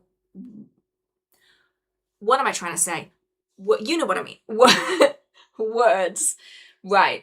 Oh, I'm making a spell bag for safe travels. And for when I astral travel, to keep under my pillow, what are a few key ingredients that you would recommend that I add? Ooh, okay. Safe travels. I will do both things. Wait, do I have Scott Cunningham's Encyclopedia of Magical Herbs around here? I usually do. It's usually somewhere. Gut feeling, right? I just adapt everything I'm doing based off the few herbs that I use all of the time. But obviously this is very much going to depend on what you have access to, what you want to connect with, etc., etc. Same caveat as always, right? So, under pillow for astral travel. So this is where the distinction is going to lie, because if you look up herbs for travel, you're going to get herbs for physically traveling from one place to another. But what we're looking for here is more spiritual protection than it is physical transportation protection. And so because of that, what we're going to be using is going to be different. So I would say if we're looking for, you're looking to tie it to that psychic, spiritual, energetic travel. And so personally, if I were to be creating one, I'd be using a small bag. This could be black, this could be purple, whatever works. You can just use whatever bag you have access to. But if we're talking really, really targeted, black or purple, probably more black personally for the protective quality. I would want to be putting in some things that connect to the astral side as well as the protection side to not only offer us protection over what we're doing, but also to strengthen the way that we are doing our astral travel, which in itself is going to be offering us more protection. I don't know if that makes any sense, but if your astral travel is a little bit shaky and you're not necessarily staying on target and you're not necessarily staying focused, that can lead us into situations where we wouldn't normally have ended up in and can make astral travel a little bit more dangerous in quotation marks. So in this regard, I would say 2 crystals, maybe 3. So firstly, I would go with something for that astral work. So this for me would either be labradorite or rainbow moonstone. They're both pretty much the same crystal. They're just different colors, they're different shades. Which one you go for is really going to depend on which energy you feel most comfortable with. I know some people who will not go near labradorite. That's my personal favorite. Whereas they will purposefully stick within rainbow moonstone and vice versa. Rainbow moonstone is typically lighter. The energy is a little bit brighter, a little bit clearer. Labradorite is a little bit darker, a little bit less comfortable, I suppose, a little bit moodier. So I would go for one of those 2 personally. This is really to focus in on the psychic and the astral work. And then I would go for something for protection. So I would say probably obsidian. Obsidian is fantastic for protection. It's also very affordable. It's super accessible to a lot of people. I wouldn't say black tourmaline, but it is an option. So it's good for the protection, but it's a little bit more of the cleansing protection. So I would go for probably obsidian or smoky quartz. Smoky quartz is not quite as intense for me in protection as obsidian, and so I would typically stick with the obsidian. You can then, if you really want to, add in a clear quartz to amplify the energy of everything else that's going in. That way you are able to strengthen that bag and it's going to last for longer without having to put as much energy in. With the herbs, again, I would say it very much depends on what you connect with, but I would go for something for astral work. For me, this is always mugwort. It's a trance herb. It's done for astral projection, for spirit sight. Really useful in this aspect. So mugwort would be going in to strengthen that side of it. And then, you know what I'm going to say. I say it every time. Nettles. I love nettles for protection. I love oak for protection as well. That solid steadfastness. It just depends on what you connect with, what you relate to. You might want to be adding in some of your hair, nail clippings. Hair is probably the easiest, especially if you have a lot of it like I do. A little bit, you won't miss it. You won't even notice it's gone. Also, you can use your hairbrush. Totally fine. Nail clippings. This just means that if you are, say, astral projecting and you have found yourself somewhere else. Maybe you're in a hotel room and you didn't intend to be astral projecting. It is linked to you, so you don't have to carry the bag everywhere that you go. Because that's going to be a really interesting conversation to have with airport security if they're confused as to why you have a random bag of herbs. So it's worth just keeping it at home and having the tag locks in there to link it to you. Then you can also add a sigil for protection if you want to. Whatever works best for you, seal it all up, charge it with your energy, breathe some life into it, place it under your pillow, and you've got yourself a really useful piece of kit. A pouch, whatever you want to call it. Now, obviously, it's going to depend very much on what you associate with. So I guarantee if I were to pick up Scott Cunningham's Encyclopedia of Magical Herbs, it will have totally different herbal correspondences in it. But that's just because we all have our own preferences with these things and plants that we resonate with more than others. So I'll go from here because I'm assuming that the Q&A tab still isn't working properly. So what's the difference between spellcasting and manifesting? So how would I best describe this? Let's try and form a plan before I start speaking. So I would say that witchcraft and manifestation are sort of opposite ends of a sliding scale. And we can take it even further. We can take this even further. You have ritual magic over here. So higher magic, ceremonial magic. You then have witchcraft in the middle. And then you have manifestation on this end. And there are individuals that will say, I am only a ritual magic performer. They don't describe themselves as a witch. They are a ceremonial magician. You have the people in the middle. I am a witch. This is what I practice. I am not a I am not a magician. I'm forgetting which ways my lefts and my rights are. I'm not a magician, but I'm also not a manifester. I'm a witch. My practice falls within this category. And then you have people that say, oh, I'm not a witch. I don't associate with that community in the slightest. I am only doing manifestation. And essentially, they're all linked together in some ways, right? But they are different from each other in the ways that things are done. And you can take this even further. So you can go all the way over this way, past the ceremonial magicians, and you get religious people, like Abrahamic formalized religions. Because what a religious person considers a prayer is basically fundamentally the same thing as a manifester considers a manifestation. It's just the way that you are going about it is different. So say, for instance, you would really like protection for your family. That's what you want. You're going through a really hard time right now. You would like protection for your family. That is your intention. It is the goal of what it is you want to achieve.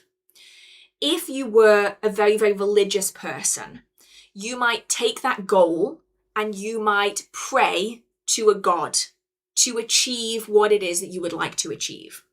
So you are praying to achieve a magical result from something, a god. Well, the god, I suppose, if you are part of this religion. If you are a ceremonial magician, you might say, okay, I really want protection for my family. So you might call upon a specific spirit using a specific rite and request protection from that very specific spirit. Or you might work with specific planetary hours and times with specific planetary sigils and incense in a particular planetary sigil and circle in order to gain the protection that you want. If you were a witch, you might create a spell which calls upon the ancestors and the spirits around to request the aid to draw protective energy towards you. You might use poppets, you might use spell bags, you might use particular deities or particular spirits to achieve that outcome. And if you are a manifester, you might be utilizing certain words, you might be using certain imagery, certain verbal affirmations every single day in order to attract the energy to you to create change. They're all basically the same thing. It's just the technique that you're using is different. And so a lot of people will be both religious and they might be a witch. So they have, think of it like a Venn diagram. I know I just described it as a sliding scale, but we're changing to a Venn diagram now. So you might have people that are very religious that also practice Christian witchcraft, and there's this crossover. You might be very, very religious, and you might use ceremonial magic. Crossover, you can see this a lot when we're getting to sort of the Golden Dawn and things like that. People were often very religious. You can have a witch that utilizes ceremonial magic. They might not refer to themselves as a magician or a ceremonial ritual practitioner, but they might utilize aspects of it in their craft to achieve what they want. And you can find witches that will utilize manifestation in their practice. A lot of Christians will utilize manifestation in their practice. A lot of dream boards are done by people who are dreaming up what they would like to achieve with the help of their God. And so it's one of those where it's not so much that they are fundamentally different. I think the principle behind all of these things is basically the same thing. It's the technique that massively varies, and it's often the terminology, it's the tools that you use, it's the deities, the spirits, if any, that you use, and it's the language around it. So somebody who's a manifester might never ever say that they were a witch. They might completely not associate with it in any way, shape, or form. Just as a Christian might not agree that a prayer and a spell are the same thing, just done in slightly different ways. But you are all going through a process to achieve an end result. So with manifestation, it's a lot of, I already have. So the wording is, I am wealthy. I am healthy. I know I'm basically quoting, is it Nicki Minaj? I am healthy. I am wealthy. I am rich. I am that. I think that's Nicki Minaj. But it was designed to be based off manifestation. Whereas if you are a witch, you are, especially if you're working with spirits, you are perhaps more inclined to say that I would like, could you help with? You are requesting aid rather than like for like drawing it towards you. It's very much depends, I've got the hiccups again, it very much depends on where you sit with your spirituality. And also the culture that you've been raised in. If you have been raised in a very religious society, then you might find that your witchcraft maybe lines up quite nicely with prayer, and you can work the two together. Whereas if you have been raised by ceremonial magicians, there's some people out there, there's not many, but there's some, or you've been raised with ceremonial groups around you, you might more be inclined to go down the ceremonial route than you would any of the others. And it's not that one is better than the other, it's more whatever's the best fit. I like that though, a sliding Venn diagram. I think maybe that's the way to describe it. There's a lot of crossover though. And there's a lot more crossover than I think people often realize, especially if you are of a group that is particularly religious. There's a lot of this, whoa, we aren't like them. When in reality, a lot of people and a lot of beliefs are much similar to others than you would think. Right.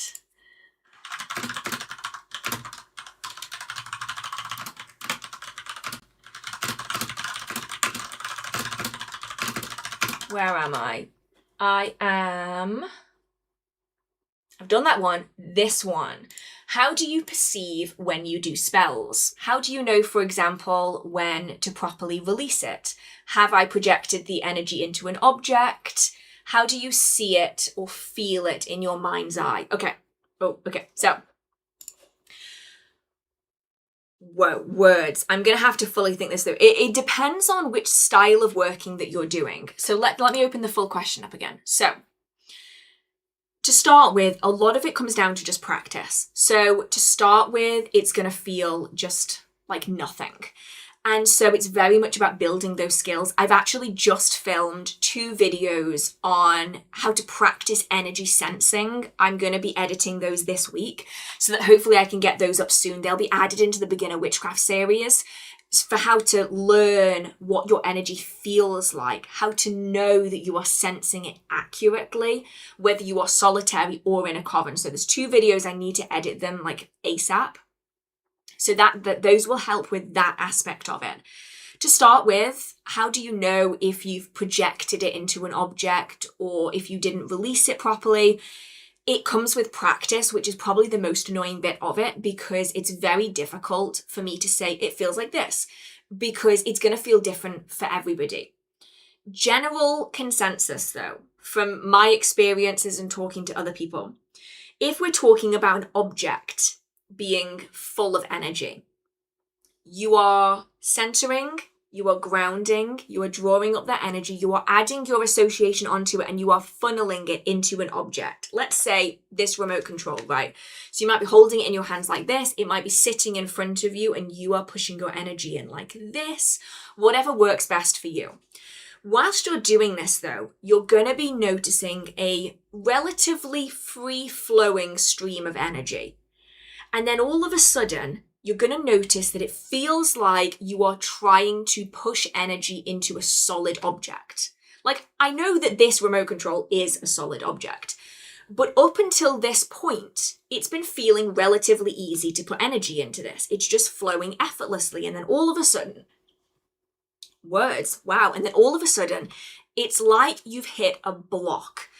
And that's when you know that this object is full of energy. So this could be a candle. This could be a piece of jewelry. This could be a crystal. Once you feel that block, you know that it's then full, and you can then just disconnect yourself from it, and you can utilize the candle. You can wear the piece of jewelry, whatever. If you are dealing with a spell in a particular space, so rather than channeling into an object, instead you're raising energy in a circle, for instance. That's a little bit harder to judge because you're not going to feel this point where you can't put any more energy out. Instead, then it's very much about judgment. And this is where the trial and error kind of comes into it. Because to start with, you're not going to know how much energy you need for a really quick sigil versus a massive ritual. It's very much just a vague, I know I'm going to need more for a ritual than I do for a sigil, but I don't know how much more. Trial and error really comes into it there. I would say you're better off putting more energy out than you need. So if you are, say, doing a chanting spell, so you're sitting in a circle and you're raising energy by repeatedly saying the same words. What you'll start to notice when the energy starts getting a little bit higher is you'll start noticing that the energy is starting to fill up the environment around you. And by that, I mean, at first, you're going to be sitting there or standing there and you're going to be putting your energy out, and you can feel that you are putting your energy out. Right? It feels like you are doing something. And maybe you can feel it in your hands. Maybe they feel cold. Maybe they feel hot. Maybe they feel tingly. Maybe they feel heavy or light, however energy feels to you. But as you're sitting there and you're pushing energy out more and more and more, you're likely going to notice that the difference between the environment around you and the energy that you're putting out is getting smaller and smaller and smaller. Because the space that you are sitting in, the circle that you are sitting in, is starting to fill up with that energy. So you're not noticing such a stark difference between your energy and the energy of the environment. Think of it a little like sitting in a bath of cold water.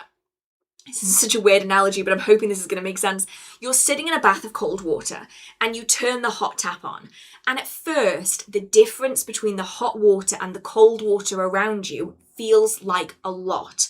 But as time goes on, you start noticing the cold water less and the hot water less because they're starting to mix together. That's sort of the feeling that we're going to be getting here. However you feel that, once you get to that point, you can relatively comfortably say that there's probably enough energy for a working of an average size. You would then release that energy by dropping that circle. And as soon as you drop that circle, you will notice a difference. It will be like you've been hit in the face with cold air. It is like an obvious, stark difference between the energy inside and the energy outside.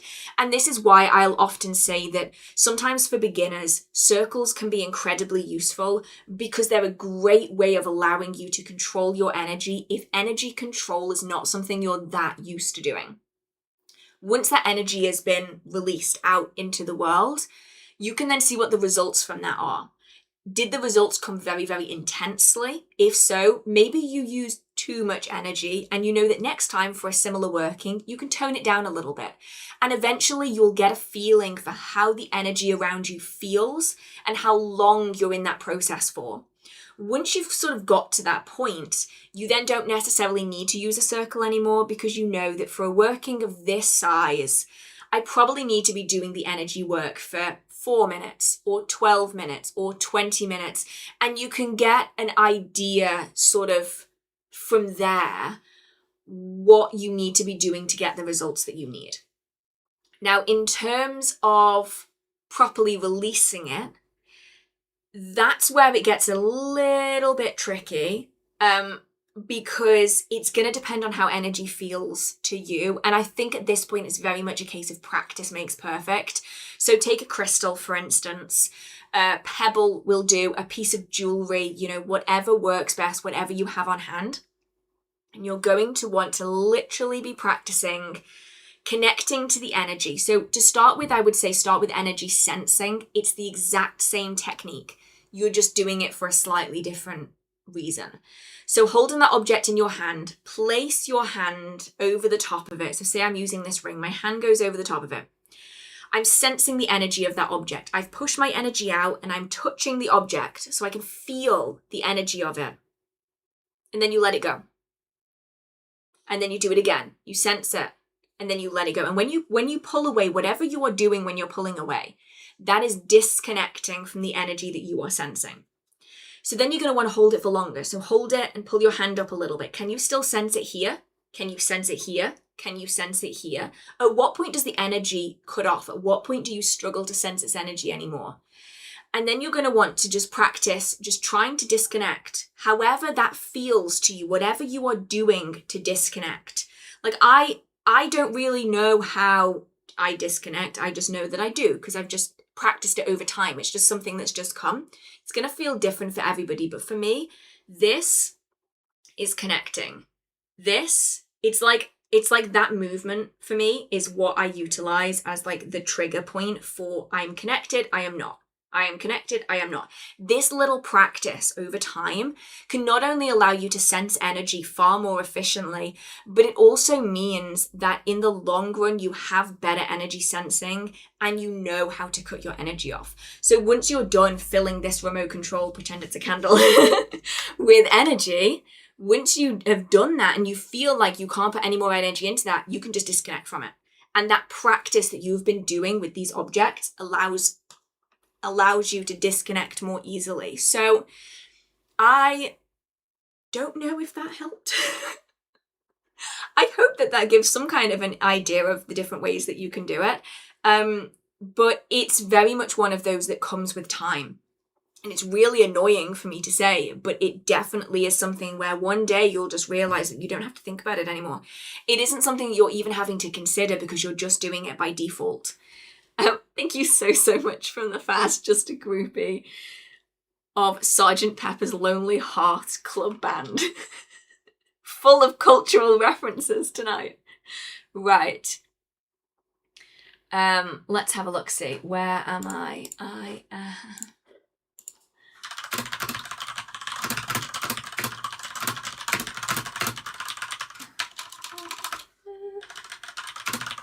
I'm somewhere over here. Oh, this is a good one. Do you have any recommendations for books or goddess, magic and folklore? I'm looking to do my English Lit MA on the subject, so any advice is really appreciated. So this one is kind of a tricky one, mostly because there's so much out there. So you can have individual books on goddesses. I literally found one earlier. Hang on. It's in this pile. It's in this pile down here. I found it earlier. Here we go. So there's a couple just straight off the bat that I know are on individual goddesses. So we have books like this. So this is Finding Ellen. The Quest for Ellen of the Ways. This is by It just says edited by Caroline Wise, but I'm assuming that she is the author in all of this. And this one is quite useful if you can find ones like this, because there's references all the way through, but also, is there a bibliography at the very back, or is it just references throughout? I think it's just references throughout, which means that then you can obviously find more information. So anything like this is really good, but these are on very specific deities, and so that can get a little bit overwhelming if you're having to consume like that many books on individual deities. Some authors, like Christopher Hughes, for instance, go over multiple different authors. Why is this colour? Is this a secondhand book, or is this... Sorry, I just noticed it's gone all yellow, and I don't remember it being yellow, but maybe I'm misremembering it. This one goes over lots of different spirits, deities of Welsh tradition, but there are others on just Bridget, on just Cerridwen, on just Ellen of the Ways. It gets kind of complicated. So if anybody has any recommendations for books on specific goddesses, let us know down in the comment section. But I do know that there's a book that's coming out really soon. It might actually already be out on Everyday Witches Book of Deities. That's what it's called, isn't it? I've spoken about it multiple times in the book releases. Yeah, this one. Books like this one. So this is by Deborah Blake. So it's the Everyday Witches Book of Deities, Ancient Gods for Modern Pagans, introducing 60 gods and goddesses from Egyptian, Greek, Roman, Celtic, and Norse pantheons. This book helps you find the deities who best suit your needs. The latest entry in Deborah Blake's Everyday Witchcraft series, this inclusive beginner-friendly book shows you how to create your own personal practice with deity or expand your current worship using spells, rituals, etc. She covers a brief overview of each pantheon and the roles gods play in it, and also suggestions for how to work with them. So there's Bridget, there's Demeter. They're the ones that are obviously referenced in the description. So something like that could help, but obviously we're probably needing something that's a little bit less, I'm assuming a little bit less modern practice and maybe a little bit more historical in nature. So I think maybe if you could find some of the individual books, they can give you references to further things. So let me have a look, see if any of these, yeah, so this one has a bibliography. Let me have a look, see if there's anything specifically on goddesses. It's Taliesin.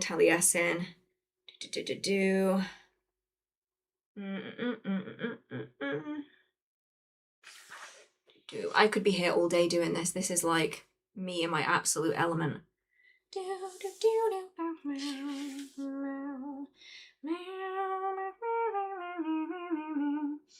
But like a lot of these will reference much older things. Like this one, obviously, as you would expect, it's Welsh deities, references the Mabinogion, it references the Golden Bough. That's actually something that could be worth looking into, is the Golden Bough. Celtic Goddesses by Claire French, 2001. And there's so many books that even just this one references that I feel like if there's any particular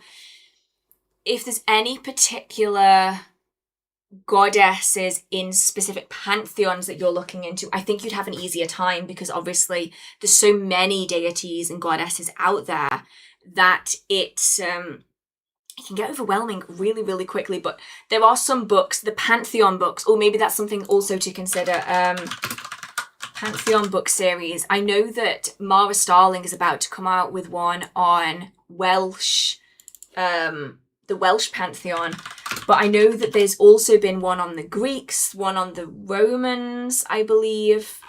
Pantheon books, the Greeks. Let's see if that was one. I'm sure. Yeah. So there's been one on the Greeks. There's been one on the Minoans. There's one that's about to come out on Wales and Welsh mythology. So they could actually be really good to look into, because they're a little bit more wider reaching than just a singular goddess. And it could offer you a little bit more insight into specifically those pantheons. But yeah, it's a lot, because there's a lot of different deities out there. It's hard to keep track, but keep me updated, because that sounds amazing. That sounds absolutely amazing, and I'd love to know how you get on. Right, let's have a look, see, where am I? Oh, it jumped. Of course it did. course it did. That would not surprise me in the slightest. Oh, now I've got to figure out where I am. Where am I? Oh, I haven't done this one. Okay, I can do this one. I'm wondering about dead relatives that are synonymous with vampires but torment you by energy loss, draining due to traumatic memories rather than drinking blood. Oh, okay, so, typically, well, actually, it doesn't really matter whether they're alive or dead. They typically go by the same name, and they're usually leeches or energy vampires. Some people call them psi vampires. And a lot of the time they're humans, they're like living people, but sometimes they are those who have passed on. And it's a really difficult thing to be dealing with, especially if they are somebody that you know really well, like a living person that you know really well.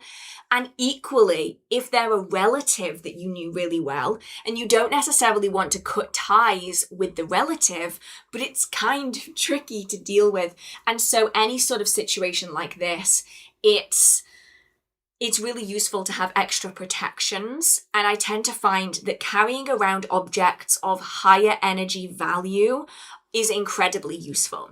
It means that instead of aiming at you as an individual, they're either aiming at the shield that you are putting up, or they're aiming at the object that has very high energy, because usually they're after the energy more than they're after the individual person. Though in some cases you will find humans that know that they are energy vampires. Not all of them do. A lot of them don't realize. But if they know that they are leeches, they are energy vampires, and they still target people, that's when it becomes a bigger problem. Right.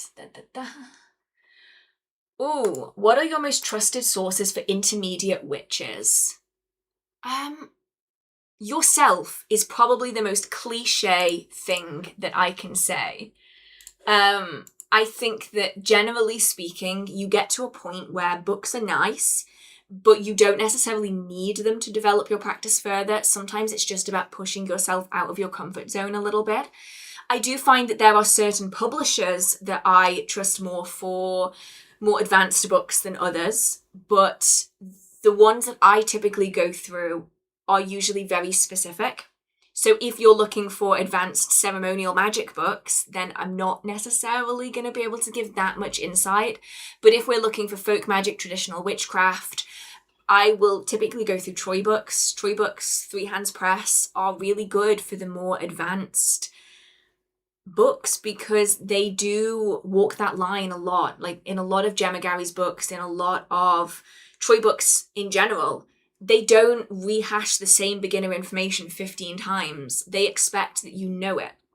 And I really appreciate that because there's only so many times I can pick up a book on a topic that I think looks really, really interesting. And this is no shade to the people who create these books because they are creating them for a very, very valid market of beginner practitioners. But if I'm picking up a book on green witchcraft, I really don't need a rehashing of the Wiccan Sabbats for the 15th time. I just don't need it. Don't tell me about the moon phases. I have a book on it. It does get to the point where you can almost find that you are losing 3/4 of a book to the same rehashed beginner witchcraft content that you didn't even realize that you were getting. And I love a lot of publishers, but there are some that definitely lean more towards beginner books than others.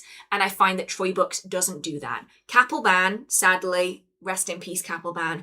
Troy Books, Three Hands Press, they are fantastic for the more advanced books. I mean, how many do I don't have that many sitting here actually, but we have the Traditional Witchcraft Cornish Book of Ways by Gemma Gary. We have Cecil Williamson's Book of Witchcraft. This really doesn't fluff around it. I mean, obviously it's on a very, very specific topic, this one, but it literally just goes from, here is a little bit of information from pre-existing owners of the museum. So we have a little section from Steve Patterson at the very start, who is the author of the book. And then it just dives literally straight in. So we have like an introduction where it talks about how Cecil Williamson came to pass over the museum, like what happened there. And a little bit on the notes, just a bit of information about it. And then boom, literally by page 27, so this much in, we are straight into charms and spells. No fluff, no faffing, like, I love books like this. I love books where you pick them up, because so often when I'm reviewing books, I pick it up and I flick through it and I'm like, okay, so the first that much of a book is all beginner witchcraft rehashing. The stuff I'm actually interested is this much. And you end up feeling as though your time's being wasted a lot with books. Like, the beginner market is valid, just not for everybody. So, Troy Books, Three Hands Press, Black Letter Press, but they do primarily translated grimoires, if that's something that you're looking at. I have had the great pleasure of having a couple sent to me, so thank you so much. But I've bought some. I've bought so many. Natural Magic by Black Letter Press. I have La Petite Albert. I have The Red Dragon. And phenomenal. They're phenomenal because there's no fluff. They're just like, here is where the book came from. Here are a few precautions, because you know a lot of them are black magic grimoires. And here you go. Here's the information. And I can really, really appreciate that. I'll keep an eye out. I might have to do an entire video in the future. I know I've done a lot of book videos recently, so I'm going to have to ease back on the book content a bit. And I might do a few videos on sort of publishers that I would recommend for more advanced practitioners, because if you're looking at Llewellyn, you're probably going to get beginner witchcraft books. Nothing wrong with that. Probably what you're going to get, just so that you're aware, going in. Yeah, that's a really good thing. I don't want to be talked to as if I just found out about witchcraft yesterday afternoon. It's so tiring. And it can definitely get that way. And I think it's where a lot of the frustration comes from, because a lot of people will say to me, they'll say, can you give me an advanced witchcraft book? I'm like, okay, on what topic? Because you will very rarely find a single book that goes over advanced witchcraft. Usually it's then about are we talking about fire magic? Are we talking about elemental witchcraft? Do you want something more like ceremonial magic? Are we talking about a grimoire? Are we talking about traditional witchcraft? Maybe we're diving into historical folk practice. What are we diving into? Because at that point then it's the niche individual book and the individual author rather than the publisher as a whole that we're looking at. I just picked up Modern Witchcraft's Guide to Fairies by Skye Alexander. Didn't realise it was through a Wiccan lens. Yeah. That's the other thing that I think is really prevalent. And it's why I think having the knowledge beforehand is so important. Skye Alexander's books typically are through a Wiccan lens. I have a few of them in my collection. Every single one that I have is looking at it from a Wiccan perspective. And so that's just something to bear in mind as well. You'll often find that Llewellyn Books and Moon Books and Destiny Books, actually, those three publishers, typically will publish from a Wiccan perspective. Nothing wrong with that, as mentioned, totally fine. But obviously, if that's not what you're looking for, it's really useful to have that information going forwards. If you're looking for a book on ceremonial magic, then going for something from Llewellyn probably isn't going to be for you. Just like most Troy books are more on traditional and folk magic than they are, say, high ceremonial witchcraft. And so just straight off the bat, you can tell from who's published the book whether or not it's going to be something that fits with what you want. But, as Joe's just said, it's something that you really do sort of have to work around, because especially when we're looking at authors that have been trained by people from the Witchcraft Revival, because when we think that the Witchcraft Revival was 1950s, so we're looking really, really popular revival, 50s, 60s, 70s. Sort of the second revival was in the 90s. So we're looking 60s, 70s, is very, very heavily Wiccan focused. That was the form of modern witchcraft. When you hear somebody discussing modern witchcraft in regards to the 1950s, know that they're talking about Wicca, because that is what modern witchcraft was at the time. When we're looking at the 90s, we're looking at people that have been trained on the books from the 50s, the 60s, and the 70s. So any book from the 90s and the 2000s is going to be less formalized, but it's still going to have that Wiccan undercurrent to it. And so we can see that we're sort of transitioning away from the intensive coven initiation basis of the 50s and the 60s, and we're moving more into a solitary modern witchcraft Wiccan perspective.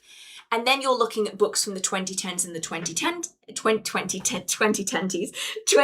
and the 2020s, who are learning from the books from the 90s, who are learning from the books from the 50s and the 60s. And so it's very, very difficult to avoid that Wiccan underpinning to books, because a lot of the time people don't even necessarily realize that they're doing it. When I first started practicing, when I was learning from books rather than going through my own trial and error, I completely Wiccanized my practice because I was under the impression that that was the way it was done. That was the only way that it was done. And that takes a lot of unlearning once you've learned it. So when you come across any book, if you're thinking, damn, this is very, very, very Wiccan forward, it's very much about sort of taking apart the bits in it, figuring out the bits that make it valuable, and then leaving everything behind that you don't necessarily think holds the same value. Take what resonates and leave what doesn't, basically, and sort of work through it that way, because it's very difficult unless we're looking into sort of the traditional witchcraft folk magic realm or the ceremonial magic realm to find modern witchcraft books that don't contain an element of Wicca. And even with that being said, you will often find that traditional witchcraft books, Gemagaries are some of them, where they have their own Wiccan-esque framework. And that's not a negative either. I really want to emphasize that. It's not a negative at all. But you'll often find that people will perhaps go from Wicca to traditional witchcraft, and they feel very comfortable with the 4 elements. They might have different directions, they might have different colour correspondences, but the 4 elements are still there. They might then work with the witch father and the witch mother, or the witch's devil and the witch's mother, which follows the pattern of the Wiccan moon goddess and the horned god. It's very similar in you are laying a compass. The compass is the equivalent to the circle casting within Wicca. It's done in a different way, it's done for different reasons. People find a great deal of comfort in things that they recognise.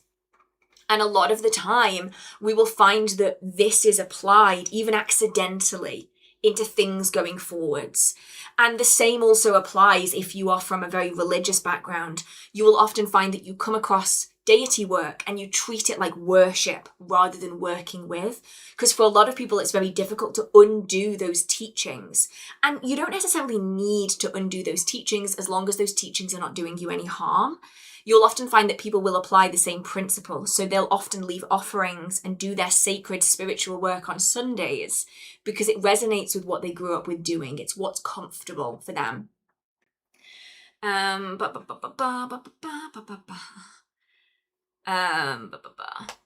have a look-see. Oh, sorry, this is interesting here. I have a recipe for the Hand of Glory. Impossible to get ingredients, though. They don't hang criminals anymore. Yeah, there's a book that I have that includes a recipe for the Hand of Glory as well. And it's one of those where, damn, it was a very, very, very different time. For the better. And no, I mean like now it's for the better, not then it's for the better. Like now it's for the better.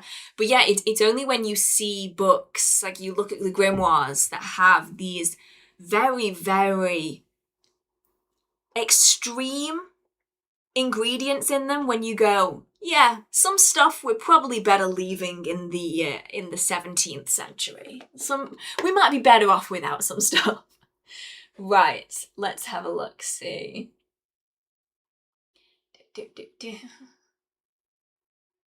Oh, they're the same. Sorry, I answered the question before before I read it. You've spoken a lot about servitors. Do you have any experience with tulpamancy, creating a tulpa? If so, how are they different? I was always taught that servitors, tulpas, and egregores are different names for essentially the same entity. It's the same principle.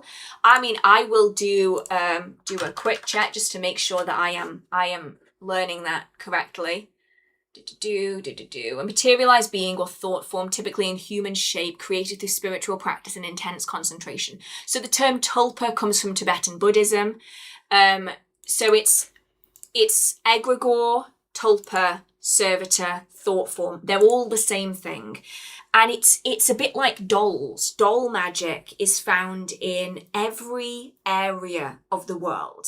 People have been utilizing dolls in magical arts in some way, shape, or form since time immemorial. And the methods and the ingredients that were used often change. but the principle was always very much the same. They were designed to represent people. And the same applies with thought forms, servitors, tulpas. The principle is the same. It is creating a life form, an energetic form that can go and do the things that it needs to do, but it comes from you. So you are setting the intention for it. You are raising the energy for it. You are controlling the outcome just from a position of safety. And every culture around the world has some representation for this. It's just the name is going to vary, and the specifics, like the individual techniques might be different between creating a tulpa versus creating a servitor versus an egregore, but the principle behind them is the same. The term that you use is going to vary as well. Within witchcraft, you will often find thought form, egregore, and servitor being used a lot, though obviously depending on the background of the individual author, you will find that certain people in their work will use certain terms more than others. I typically use thought form or servitor, but that's just because of my background and the books that I've read. So if you see it in a book and you're thinking, oh, I wonder if that's the same, usually it's very similar. It's just the techniques that might be slightly different. Right.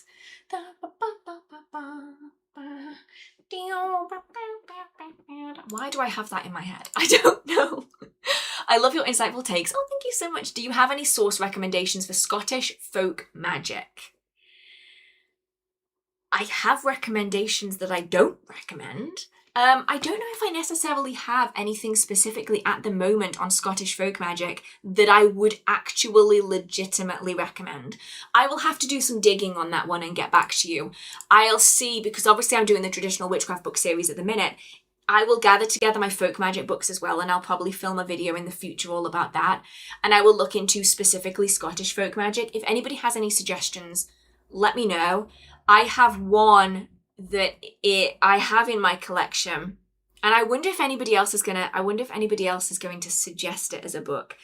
I personally wouldn't suggest it, but I'm going to be curious if anybody says it. I don't like being negative towards books because, like, I know that books take so long, and it's a very touchy thing, and some authors take it really, really, really, really badly, and I don't ever want to make anybody feel like their book is bad or any of this stuff. It's so individual. Any book that I don't like, it's usually because, minus the books that end up on the bookshelf of shame, it's usually simply because I personally don't resonate with either the book, the author, or the writing style. But yeah, I get nervous about saying books that I don't like because some people take it really badly. So yeah, let me have a look. Just to see if anybody has any Scottish folk magic book recommendations.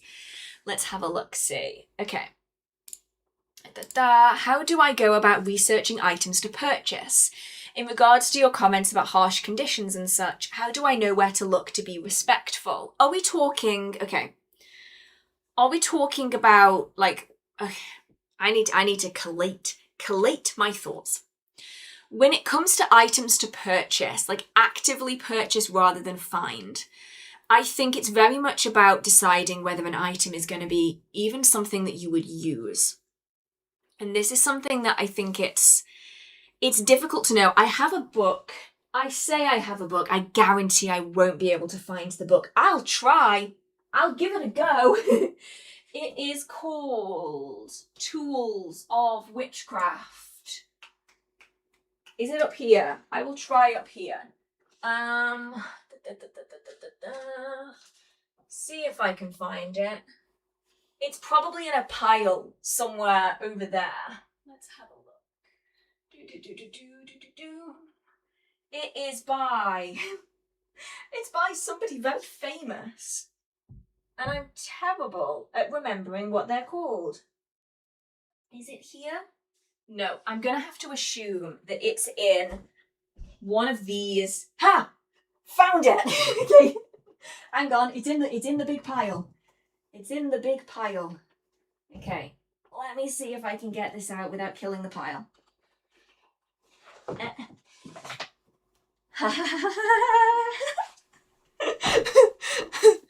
That nearly didn't go well.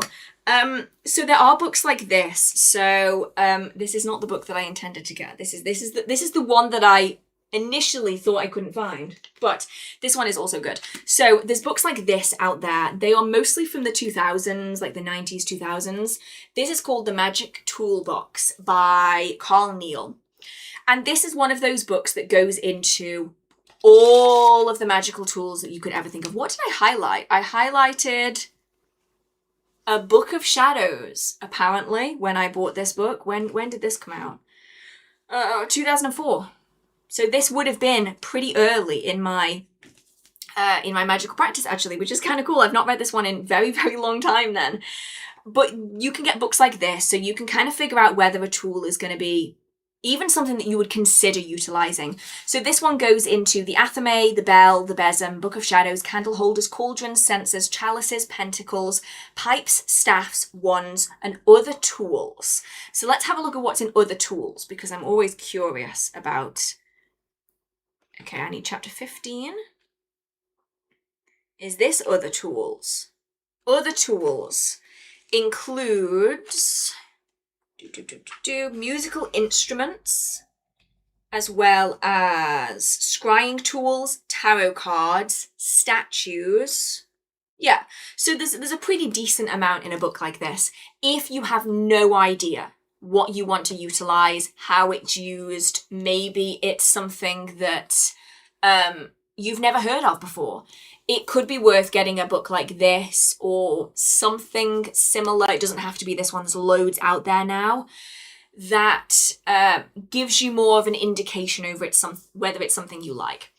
Otherwise, it's about asking individual practitioners or going through certain books. So if you know that, say, traditional witchcraft is a path that you're really interested in following, then your magical tools might look a little bit different than if you are a modern witch or a ceremonial practitioner.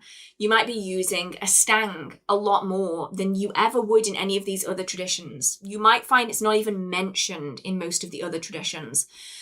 And then it's really about, once you've sort of figured out what's out there, figuring out whether something is actually going to be usable. And before you even sort of buy anything, I would say try and make a few things. If you want to see if an athame is something you would even use a kitchen knife. Wear safe in your own home in a suitable way. You can even use a butter knife. It doesn't have to be anything like crazy. Wait, huh? Sorry, I'll get back to that in a second. Gobsmacked, hang on, I'll get back to that. What was I saying? Oh yeah, if you are curious as to whether a wand is going to be for you, going out and just picking up a little wand, just a stick off the ground. You don't even need to know which tree it's necessarily come from if it's off the ground. If you're taking it from a tree, that's a different matter. If you have an idea of which tree it is, you can ask the tree. A pencil. Use a pencil. Use a wooden chopstick. Whatever you have around, to just try it out. If you don't like the feeling of using a wand, then maybe it's something that you don't even need to consider purchasing. Once you've sort of gone through some tools, you've used a kitchen bowl instead of a scrying bowl, you've used a fire pit instead of a cauldron, it's then about figuring out where to get those magical tools from. I would typically always suggest going to individual practitioners because there's a lot of AI slop out there. There's a lot of really cheap, shitty stuff online, mind my French, but there's a lot of stuff out there that's been made mass produced because it's popular.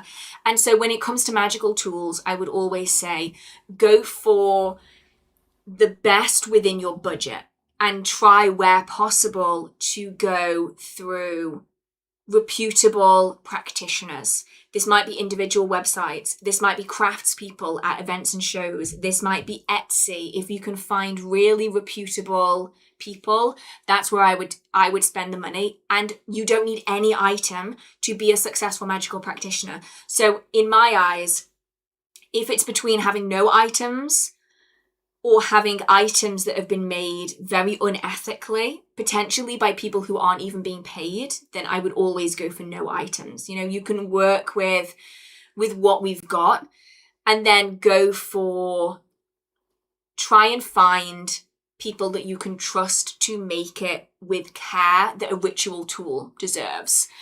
But really, you can make most of your stuff. Like, you don't, if you have the time and you're willing to do it, you can make so much yourself. And I'm sorry, Green Hearth Witches just said, I just looked up that book and it's over $250. I'm sorry, what? Also, Eduardo, nobody cares. Go away. I have to check this out. So what have we got here? It can't be that much. Like, it actually can't be that much. There's no way. This was like 15 quid. Carl Neal. I wonder if this is a little bit like the sorry, I just went on the American. I just went on American Amazon. It's $269. Okay. If you're in America, right, please never ever spend that much on a book like this. No offense to Carl Neal, okay? Okay? Don't do it, okay? It's not worth it, okay? I find that a lot of, in America, it's something really weird's happening right now. You can go on like any other site. A magic toolbox.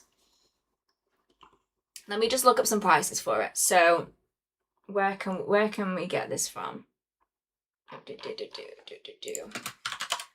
It's not that much. Oh, I hate patronizing people. I hate...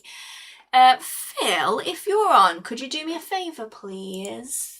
Thank you. Let me have a look, see if I can find this. Somewhere cheap. That's crazy. I'm sorry. That's absolutely crazy. Oh yeah, always avoid Amazon wherever possible. I just use it as an interesting gauge because for whatever reason, books on in America are crazy prices. So like if I go in the UK, I always use it as a good gauge as to whether people are just massively overpaying. The Magic Toolbox, Carl Neal. It's okay, Phil. It's fine. I just meant when you have the time. It's like £4.26 in the UK. It just is a vague gauge just from using this. But the same can be said. So if I go, like I get it a lot when I mention Gemma Gary's Traditional Witchcraft, A Cornish Book of Ways. If I just look on American Amazon, just for a gauge of price, the paperback is usually crazy expensive. $45. That's the cheapest I've seen it in about 4 years. When you can go to the publisher. So before anybody sort of just like immediately goes on Amazon and just pays crazy unnecessary prices, a lot of the time they can be found elsewhere, much more reputably, in a much healthier way for the business. And you can save yourself a lot of money. Yeah, A-Books, that's the website I was planning on looking at, and let's have a look. I'm down a rabbit hole now. That's it. I'm down a rabbit hole. A-Books. Let's see realistically how much this book is worth. The Magic. I keep forgetting his name. I literally just looked at it and I'm already forgetting his name. £4.13, £1.89, £7.83, $17.76 from America. So please, everybody, please don't overspend. I hate the idea of people like paying a small fortune for something that is available somewhere else, just so much cheaper. Right.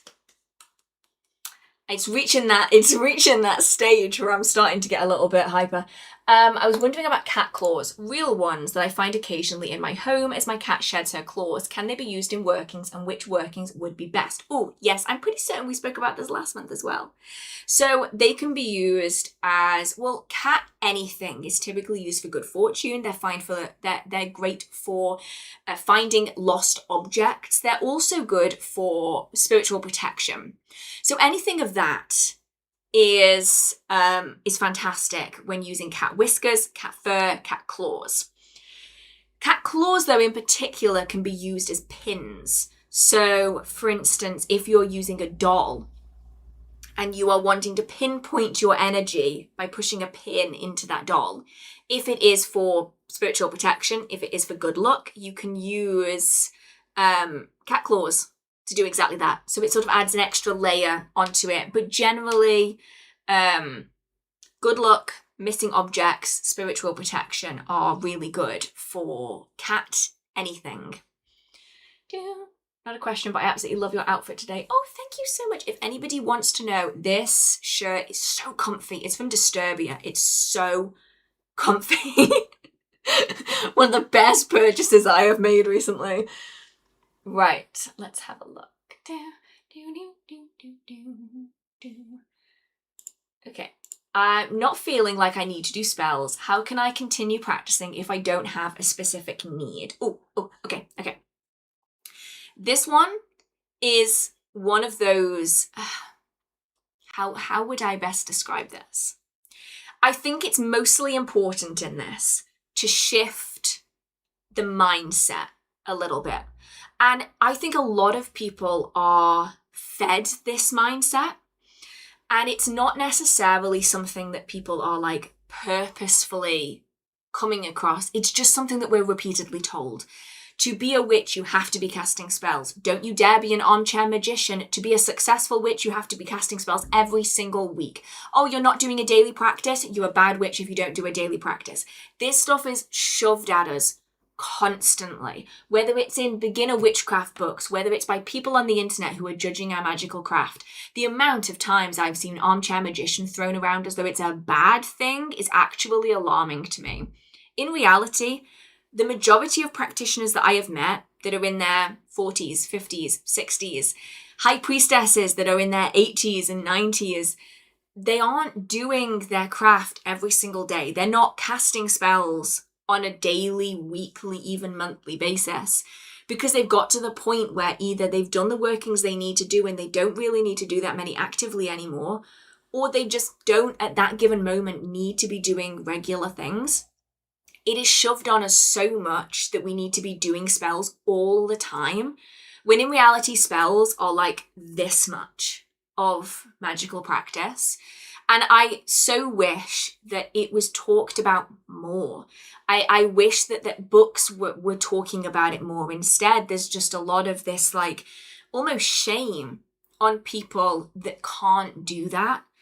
And so it's less about a magical practice being about spells and more about a magical practice being about the way that you perceive the world. Like being a witch is not the spells that you carry out. Sure, it's part of it, but it's more about the way that you perceive everything around you.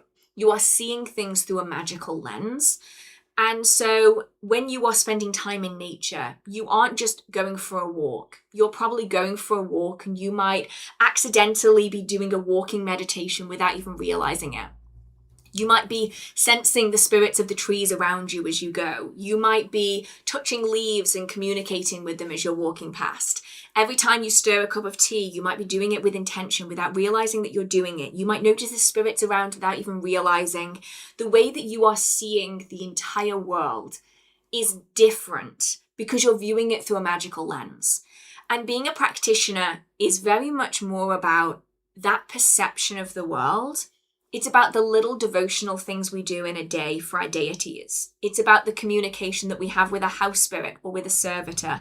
It's about our engagement with plant allies and actual animals in the world around us. Maybe it's sharing information with people who are just starting their magical practice and they feel really lost and they don't know what to do. Or maybe it's doing that dream magic, the lucid dreaming that you don't really notice anymore, but you know that you do it. The little bits of insight, the gut feeling that you know that you can trust because it's always right. That is the witchcraft and the magic that is the everyday. For most people, they aren't doing spells every day. And I'm actually a little alarmed when I see people, and I've encountered quite a lot of people like this, that do 20, 30, 50 spells in a week. Why do you need to be doing that?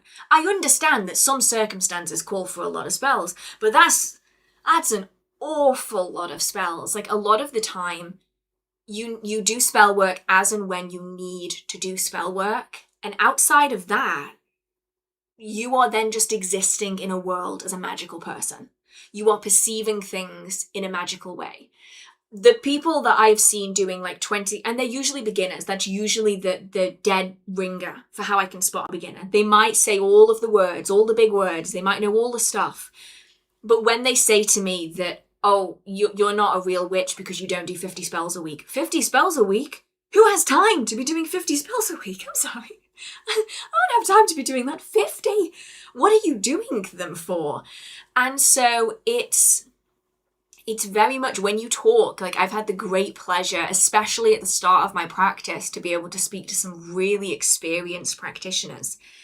They don't do spells every week or every day or every month, or they do them when they need to. And so if nothing comes out of this live stream, please have it be that if you are struggling with pain or fatigue, or you are low on spoons, or you have a family, or you're a carer, or you can't have a daily practice, whatever it is, you are a valid practitioner. And I don't care how many people throw around the word armchair magician. It isn't a bad thing. Joe said, if you want to see what armchair magicians are really like, then you need to watch Vincent Price and Boris Karloff in the 1963 film The Raven. Ooh, I'll have to check that out. But yeah, I only do spells when I need them to, Earth Sign. Like, if I need to do something, I'll do it. But if I don't need to do something, I might do some divination on a topic. I might charge a piece of jewelry, wear something if I feel like I need to.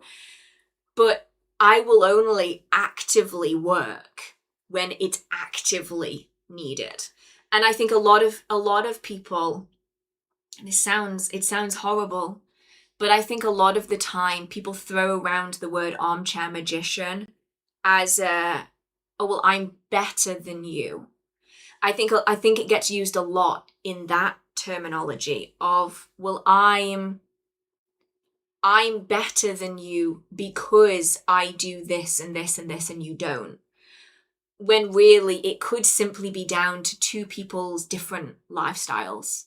Two people might just have different lives with different requirements on their time. And so their practice has to look different, and that doesn't mean that one is better than the other. Right, let's have a look. See. How come some experience things, as in seeing things, shadows, etc., but I was on this opening journey for 2 months but never experienced anything? Was the time too soon? Not necessarily. It's more that some people have more of an inclination towards some things than others. So you will often find that what am I trying to say? If people have like empathy in their family, so if being an empath, not necessarily empathetic, because there is a difference, but if being an empath runs in your family, then when you develop your magical practice, you will likely find that it becomes amplified. People whose mothers and grandmothers and grandfathers could see spirits are more likely to see spirits themselves when they begin a witchcraft journey. But not everybody is going to have the same experiences, and not everybody's going to have the same gifts either. So you might talk to 12 people and every one of them is going to have a different experience with spirits. Some people will never see spirits. Spirit work just isn't something that clicks for them. Some people have seen spirits for their entire lives. Some people can't see spirits, but they can hear spirits. They'll hear footsteps, whispers, talking.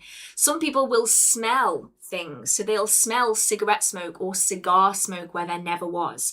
They'll smell perfume of people who've passed over when that perfume is not even available anymore. Some people can taste things. So when a negative spirit is nearby, they'll get this foul taste in their mouth. Everybody's going to be very different in that regard. And it also depends on the protections in a space, the kind of environment that you live.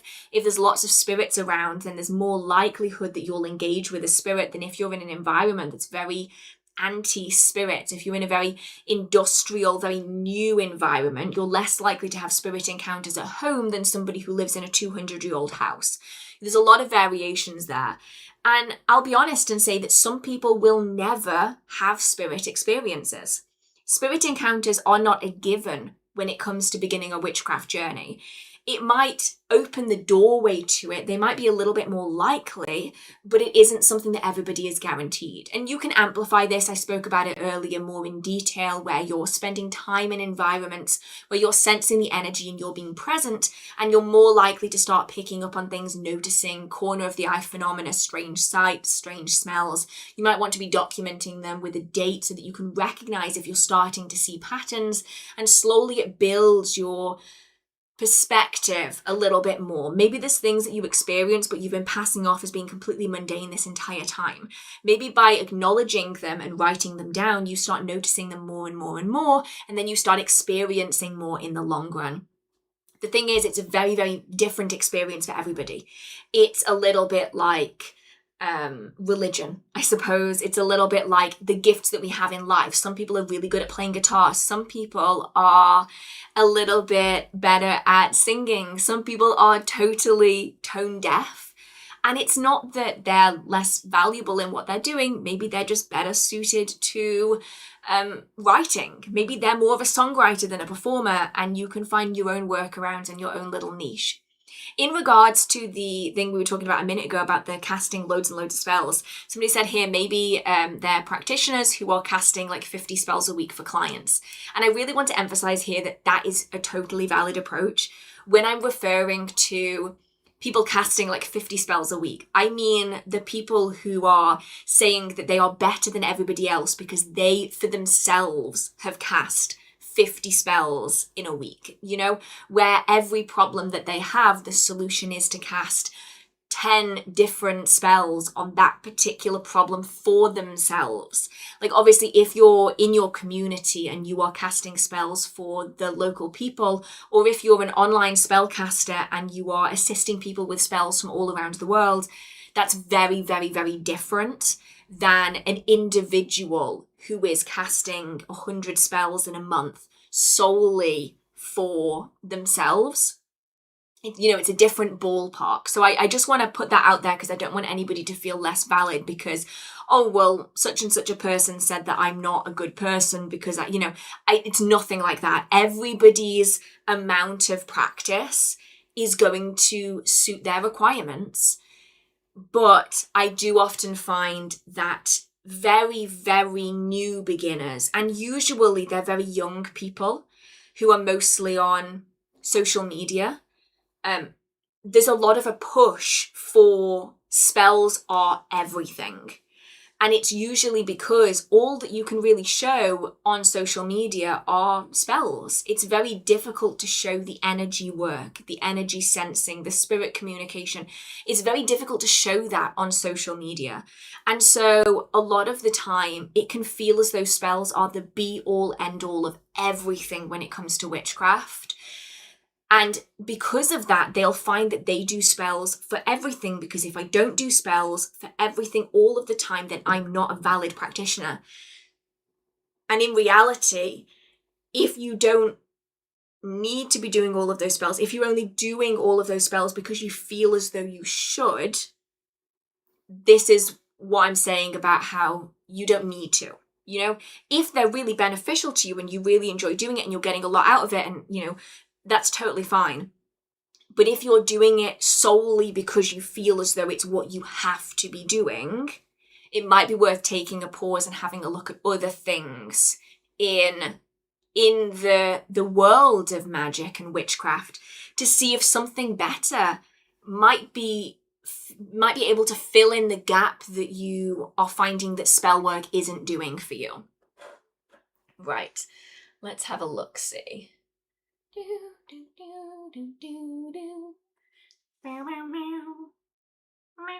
Why have I now got that song from Mulan in my head?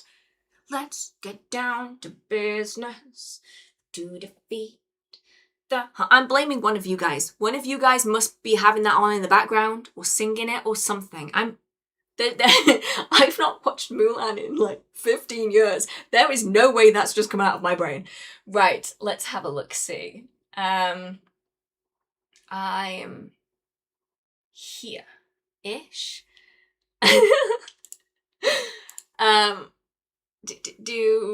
I've endlessly searched for a job since most searches are over computers. Can I trace a sigil over my screen with my resume and job application? Oh, yes, absolutely. Any tethering ideas for a job search? General good luck, abundance, prosperity, success workings could be useful to be casting on yourself to be able to carry that around with you. Sigils cast over a computer screen, traced with a mouse, all really useful in this regard. It is just a tricky one because everything is done so much over computers now. It's a lot harder to do. Having specific ambience, specific binaural beats, music that has been specifically created for prosperity. There's a lot out there. You can find a lot for love. You can find a lot for protection, a lot for prosperity. Have it on playing in your browser at the same time to really set that energy going. Okay. I'm getting signs that Hecate may be reaching out. How would I know for sure? How do I work with a new deity? And would working with her affect my relationship with the deities I already work with? Okay. A lot going on there. So really briefly, okay, how do you know for sure? It's very difficult to know for sure. And it's mostly just about using your wits, using the knowledge that you have, making sure that you have done research on Hecate to make sure that what you're experiencing lines up with what you are understanding. So what a lot of people are scared of is that it's an imposter or it's sort of a mimicking spirit. It's a trickster. They're not super duper common. Obviously, people do experience them, and in certain parts of the world, they are a lot more common than in others. But it's mostly about tripping them up. So what will happen is you'll be experiencing something or you'll be leaving an offering and then it'll just be rejected, or something will be said or done that makes you go, hang on a minute, that doesn't make any sense in relation to everything that I know. And so it's really useful to understand stories, mythology, all of that stuff, because then you'll know. If you ask a question and they give you a weird ass answer that doesn't relate to anything else that you have read, that people have spoken about, especially when it's something really, really fundamental, that's when you need to be taking a step back and going, okay, bit weird. You'll often find that the signs will align with the signs that other people are experiencing with the same deity. They'll relate to signs that come from mythology and stories. And so generally everything will link back to the myths, the legends, the stories, the things that have passed on through hundreds, thousands of years. In terms of working with a new deity, it's about forming that connection. If they're reaching out to you, it could be worth reaching back again. Meditation, tarot, dreams. Ask if they can come forward to you in dreams. Leaving offerings for them, maybe creating a little space and seeing if you can get any indication as to whether they want to be working with you as well. If you're getting signs, that usually means that they're wanting to work with you, and then it's about reciprocating that. So leaving an offering of some variety, reaching out in meditation and dreams is a really good way to get started with personal protection on. Will it influence your relationship with other deities? Maybe. There's always a risk of that when we're bringing in a new deity, a new spirit, that they will not like the other deities and spirits that you're working with, especially if they're being placed on the same altar. So it's often about figuring out whether an altar is going to be best suited for a singular deity, usually. Sometimes deities within specific pantheons can work together, and it often depends on the relationship between deities. So you might find, emphasis on might, for instance, find that Persephone and Demeter are quite okay working together on the same altar. They have those ties in the mythology. They have that connection with one another. It is a very long-standing thing. You might find, maybe, that they're okay working together. But it's always important to ask and to make sure. Right, let's go through some of these. I've got that really in my head. Thank you so much to Megan, as well as to Very Happy Monday. Let's have a look-see. Thank you for sharing your wisdom. There are spells and there are spells. You're appreciated and your lives are a treat. Oh, thank you so much. Thank you so much. Right, let's have a look-see. Where was I? Oh, okay. Oh, Okay, I'm a few questions ahead, so I'll go for this one first, and then we'll get to the one that I was ing at, because I have to, yeah, I'm gonna have to think about that one. So my mother told me she sees 3 images of old people in white clothes, but half body when she closes her eyes. She always forgot to ask their names. Any tips to ask their names? Is my mother a witch? I think, and it's the thing that I will always say about this to anybody, is when something like this is happening and it's happening very suddenly, it's always important to make sure that there isn't another cause of it.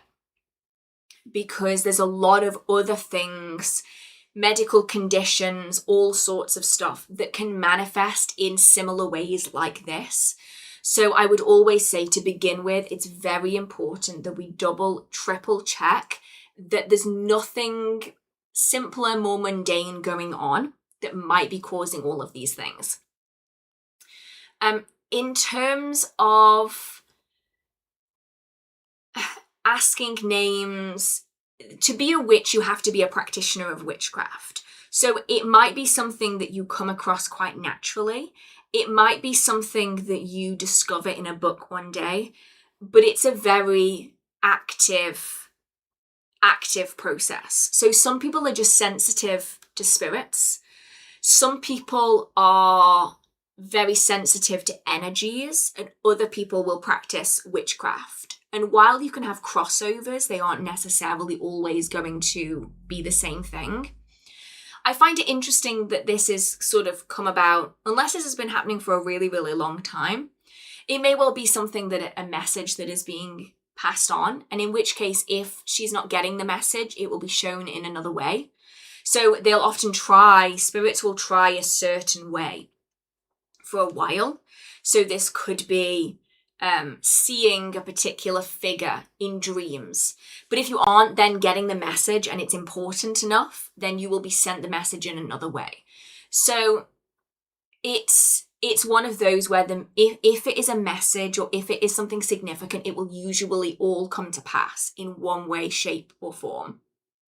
Yes, sliding Venn diagram strikes again. There is so many Venn diagrams when it comes to witchcraft. Okay, so it just jumped. Hang on a minute. I was just about to click on the question and it jumped. I think I'm here. So the answer to this one is difficult, because there's so many different types of workings, different ways to go about things. So what exact procedure, that's the thing I'm going to struggle with, because there's no exact when it comes to this. It's very dependent on tradition, the working in question, somebody's individual practice, deity, spirits, etc. Do you recommend when doing a buried in dirt spell? It's not one that I'm particularly familiar with. I'm assuming that it's going to come from a very particular tradition that I am not a part of, to block a death spell on an innocent person. So when it comes to death spells, a lot of people, how would I best go about this? Death spells are never as clear-cut as a lot of people would like you to believe. It's very, very difficult to have so much influence over a situation that you can dictate and control something as massive as that. Now, obviously, certain traditions, certain cultures, certain practices will have a much heavier emphasis on this than others. And so it's very difficult to determine without knowing more information the basis of a working like this. They are very common though in certain traditions. They are much more common than others. They usually require a lot of energy behind them, and they don't always have a really high success rate because it's such massive energy, right? And so a working like this needs to be treated with caution, but without knowing more information about the origins of the working, the tradition from which it comes from, it's very difficult for me as a British folk traditional witch to be able to figure out exactly the right outcome for it. And I know that that is like the worst answer known to mankind, but I just have to be realistic, because the countering of spells is very dependent on knowing the type of spell that you're going to be countering. It's very difficult without specifics or even set traditions to know how, even the style of how a working was performed, the different items that may have been used. If tag locks were used, it becomes a little bit harder to avoid a working because the spell is directly linked to an individual. Whereas if it's instead done on, if it's, say, a spell without a tag lock or without a physical representation, that's a little bit easier to deal with because that spell isn't targeting a specific person. See, but if you do a black candle return spell, if you do any kind of return spell on something like this, if we're talking about a spell that has been cast by a spellcaster, which usually death spells have been, you're talking about somebody with a lot of protections in place. And if you do a return to send a spell on a spellcaster, they will usually just send it right back your way again. So then you end up playing tennis. It's to you, to you, to you, to me, to you, to me, to you. The Chuckle Brothers. If you live outside of the UK, you're going to have no idea what I just said. But it becomes very difficult because, yeah, it's sort of its own set of skills. I can figure out how to counter and undo workings that have been performed by a Wiccan or a modern British witch or a traditional witch. It's a lot harder with things that I'm not particularly well versed in. So I'm really, really hoping that you can find somebody with the knowledge to be able to help with this one, because I feel like this one, and I'm always going to be honest about it, I feel like this one is way above my ability in this, because I just don't have enough information to be able to give you an answer that I could stand behind. Right. Let's have a look-see. When we dedicate, consecrate pieces of jewellery for certain purposes, do we need to reaffirm this often, or is that intention sustained long term? So, yeah, this kind of leads on from what we were saying like an hour ago, so I'm not going to super duper rehash it again. It very much depends on how much energy's gone into it. If you've put a small amount of energy in, you're going to have to redo it on a regular basis. If you've done like a massive amount of energy, you're not going to have quite the same problem. Right. Have someone else's doubts and skepticism ever affected your beliefs? Would that suggest, what would you suggest to someone who is really affected by others mocking their practice? I've had people in the past, like past partners, sort of make fun of it in a way. And I don't think that it was ever intended to be like a very malicious thing. I think the respect just wasn't there. And, you know, everybody comes from different backgrounds. Everybody has different beliefs. You know, you're fine to do that. I do think it's wrong if anybody is actively mocking you, shaming you, bullying you for your beliefs, especially if it's somebody that is actively present in your life. You know, a partner, a family member, even a really good friend, if they are actively making you feel bad, that's a problem. And I think from then, the advice I would give is sort of twofold. I suppose the first piece of advice is figuring out whether that doubt, skepticism is coming from a place of mockery, of nastiness, or whether it's simply a lack of understanding. I think if it comes from a place of nastiness, then it might be a case of saying that maybe this other person isn't somebody that I want to have in my life. You know, if it's a friend, then maybe it's something, maybe it's something that you, I just got a message at the same time. That's why I'm laughing. I'm not laughing at the situation because it's a really intense, difficult situation. It could be a case of saying, if this person does not respect my beliefs enough to not mock those beliefs, maybe this friend, this partner, whatever it might be, isn't something I should have in my life. And obviously that's difficult when you have, if you have children, if you are living with somebody, you know, it's very, very difficult. But maybe if that's the situation, to sort of take a step back. If though, this is not from a place of nastiness, if this is simply a place of, maybe they're an atheist, maybe they just don't believe in it, then it's about being able to separate what they believe from what you believe, and knowing that what's right for them is right for them, and what's right for you is right for you. And sometimes your right isn't somebody else's right, and that's okay. And somebody else's opinions on what you do should never carry more weight than your own feelings surrounding a topic. If you absolutely love what you do, and witchcraft is something you're really passionate about, and your spirituality is really, really important to you, then the other person needs to be able to respect that enough to not have to keep inserting their opinions into everything. And I think it's very important that we are able to be brave. Because I think that's the thing a lot of people feel, especially if you come from an Abrahamic faith, where you are often surrounded by people who also agree with the same faith. You've never had to have the same pushback, as if you believe something that is counter, it's maybe different. It's about being able to say, you know what, this makes me happy. And if this makes me happy and it's not hurting anybody else, then I am fine with you holding your beliefs, but you also have to be fine with me being able to hold my beliefs. And I don't have to cross my beliefs over yours if you don't cross your beliefs over mine. And being able to say, you know what, sometimes you just have to hold the boundary in place and know that your opinions on something are as valid as somebody else's. They don't get to just override how you feel about something that's for you in your life. And it's a difficult one. And I know it's difficult, and I've been there. And I have found that realistically, the people who are meant to be in our lives, that are meant to respect us in our lives, are going to stick with us when we set those boundaries. And the people that are willing to disrespect those boundaries are the people that in the long run are probably not going to be sticking around for us, because what we want never really matters, if that makes sense. Like, no shade to any of my past partners. You know, everybody's had goods and bads for their own reasons, you know. But I knew that for me, I had to stick by what was authentic to me. And if that's not for somebody else, then I'm okay with that, you know.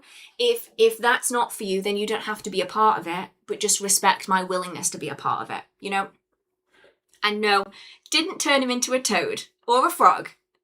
I would have had to find somewhere to put him, and then that would take space, and I already have limited space, and I have books. The books take up more space than I would be willing to spare.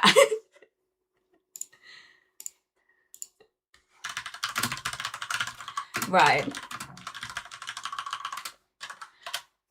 Let's have a look-see. I am in here.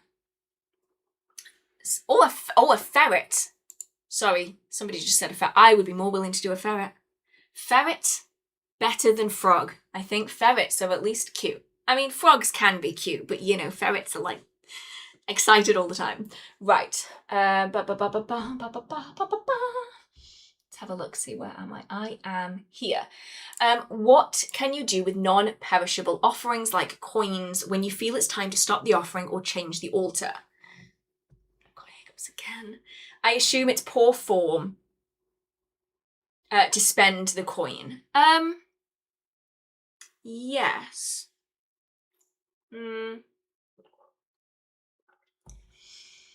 So this again comes down to tradition and belief. A lot of traditions say that if food is given to the gods, if food is given to a spirit, you are sacrificing that food for that spirit. And so therefore, to then consume it yourself would be to revoke the sacrifice that you have given, if that makes sense.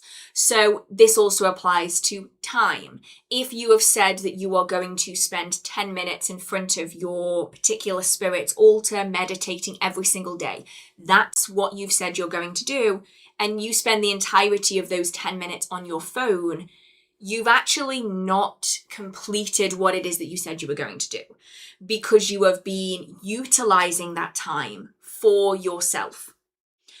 And so when it comes to this, it's very much a narrow path to walk, because if it's coins, it could then be a case of cleansing those coins, recharging those coins, and then when it's time to give those coins again, it is still a sacrifice because you have still not used those coins. It's still valuable because you have set them aside. They are sacred, but now they're also charged.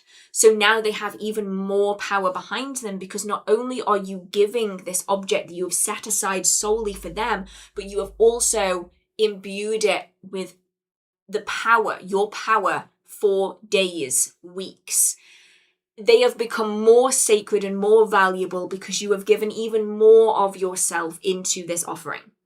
Alternatively, if we're talking about objects that have been on an altar or physical things that you don't necessarily think you're going to reuse, then as somebody said here, donation is always a good way of doing it. If somebody else can find joy of an object, if you definitely are not going to reuse it again, then that's one way of doing it. I do find that the charging, especially of coins, of crystals, things that you are giving to deities is really useful because sometimes it can go passive on an altar. It is still being kept aside for the deity or the spirit, and then it is reused in a higher energetic form. Right. Right, what's this one? What do you think about people experimenting, working with deities when you're not sure if they fully exist? Respect, I think, is the most important thing. And regardless of whether you fully believe or whether you are testing the waters, I think that the respect is the distinguishing factor. And I think that applies to all forms of witchcraft as well. And this was my biggest problem with the I became a witch for a day stuff, was because they were coming at the tradition from a mocking, joking, belittling mindset of I'm going to join witchcraft for a day and I'm going to prove that it's not real, was the approach that a lot of these people often took.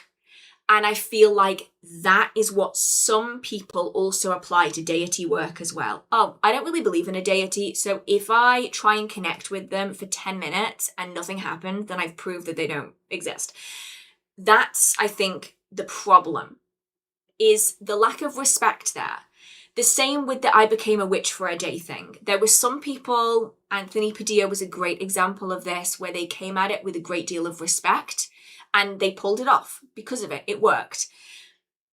If you want to work with a deity, even if you don't fully believe, it's about respecting the potential. Even if there's absolutely nothing so far that has convinced you that deities are real, if you can come at it with an open mind and with the respect of saying, you know what, if it is real, fantastic. And if it isn't real, you know what, at least I gave it a go and I was respectful and I really tried. I think that's all that really matters.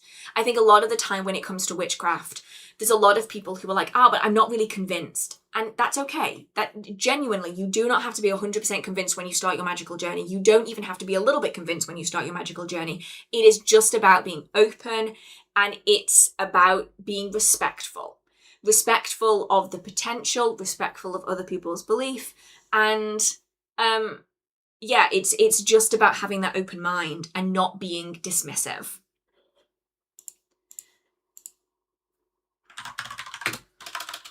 Right, let's have a look, see.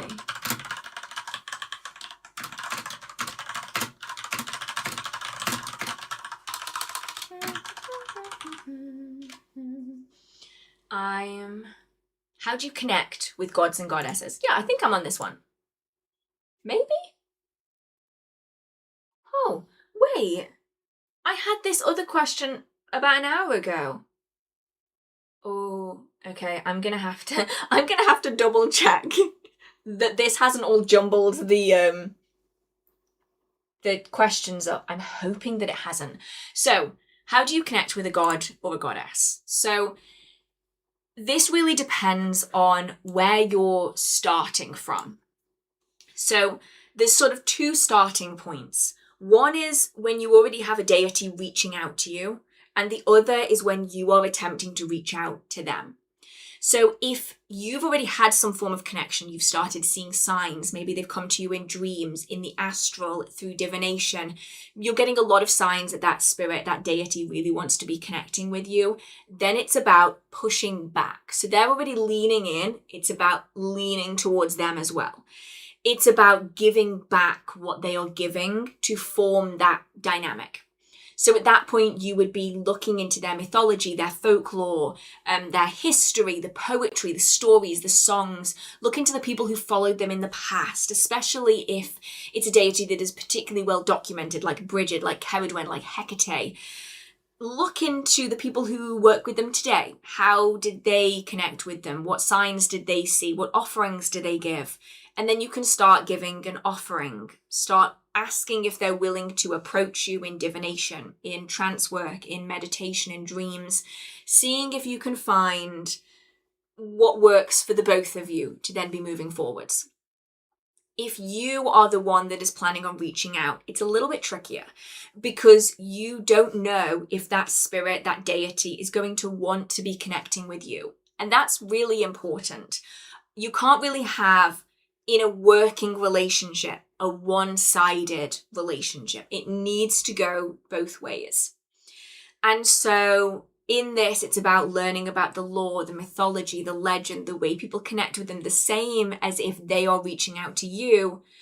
But now you need to start with setting up a space for them, creating space for them, even if it's not a physical space, creating space in your day, in your life. It's about leaving some offerings, reaching out to them, sitting at an altar space and asking if they are interested in engaging with you, leaving offerings on a regular basis, trying different ones to see what works best, and seeing if you then start getting some pushback, see if you start getting some engagement back again. If you don't, then that's okay. Maybe the deity isn't for you. Maybe it's worth waiting a while, seeing if a deity comes forwards. Especially now that you've started that process, deities are then more likely to come forwards because you've let it be known that you are wanting to form a connection. Or a deity does come through, maybe they start pushing back, and then you can start building a relationship from there. Right.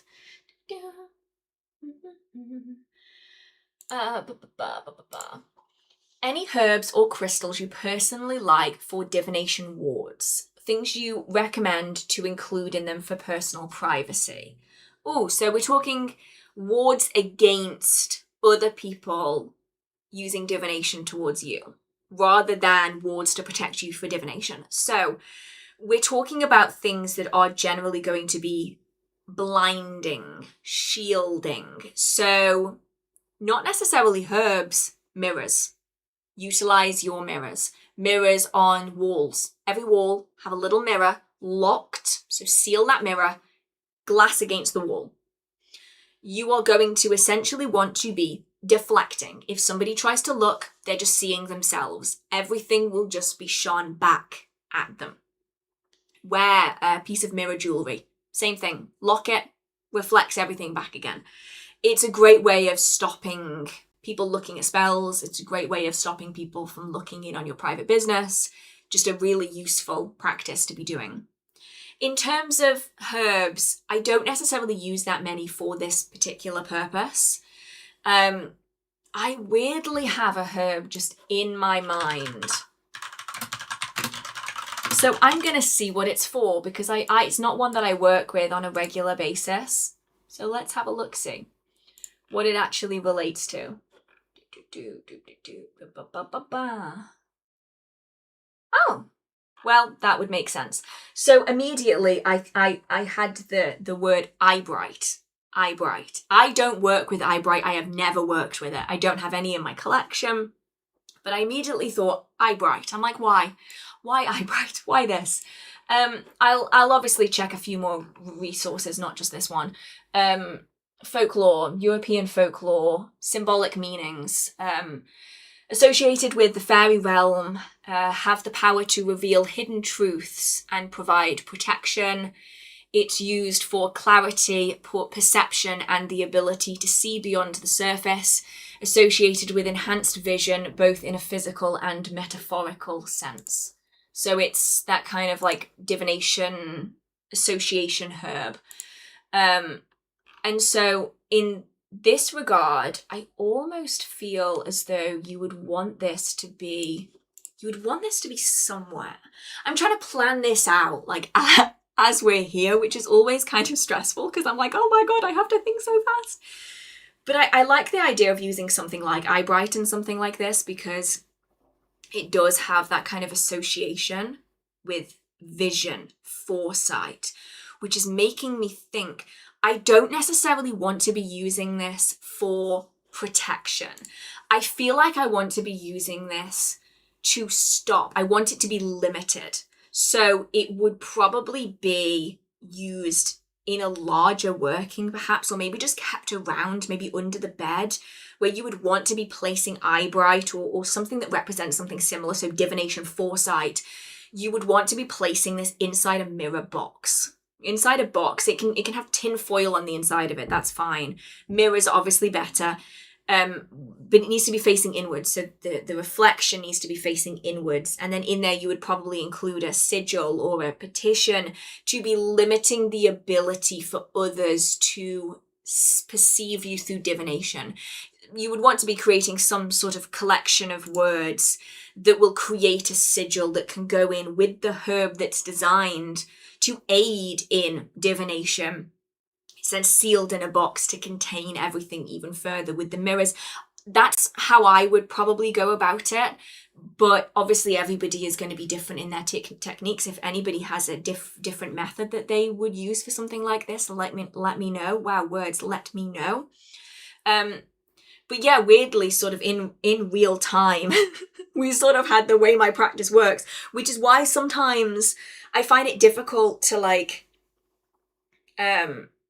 to explain some of my reasons why, because sometimes I'll need to do something and I'll be like, I need this herb. And I'm like, why? I've never used that herb in my entire life. Why do I need this herb? And then you look it up and you're like, oh, that's why. That's kind of in real time when I say that a lot of the time it's the things that come through to me from guides and stuff, it isn't visuals. It's not even words. It's just like this thing that just gets thrown inside my brain and you've got no idea where it really came from. You have no memory of looking it up or anything. You just get given this piece of information. That's what my guides do for me. So if anybody else experiences the same thing and you're like, I don't know why I don't see spirits, I don't know why I don't hear spirits, maybe that is also something that you might want to consider. Maybe things come through to you in a different way. Right. Oh, it jumped. Oh, no. Let's figure out where I am. I'm about here-ish. Yeah, I think I'm about here-ish. Are you familiar with the book about transcendental magic by Levi? Is it a good reference to start the practice? I don't know of it personally. I haven't read it personally. I know of it. But I don't know if it's necessarily something that I would recommend. I'm just having a look, seeing if I can pull up any more information about it. Let's have a look-see. So, Transcendental Magic, Its Doctrine and Ritual by Alpheus Levi. Let's have a look.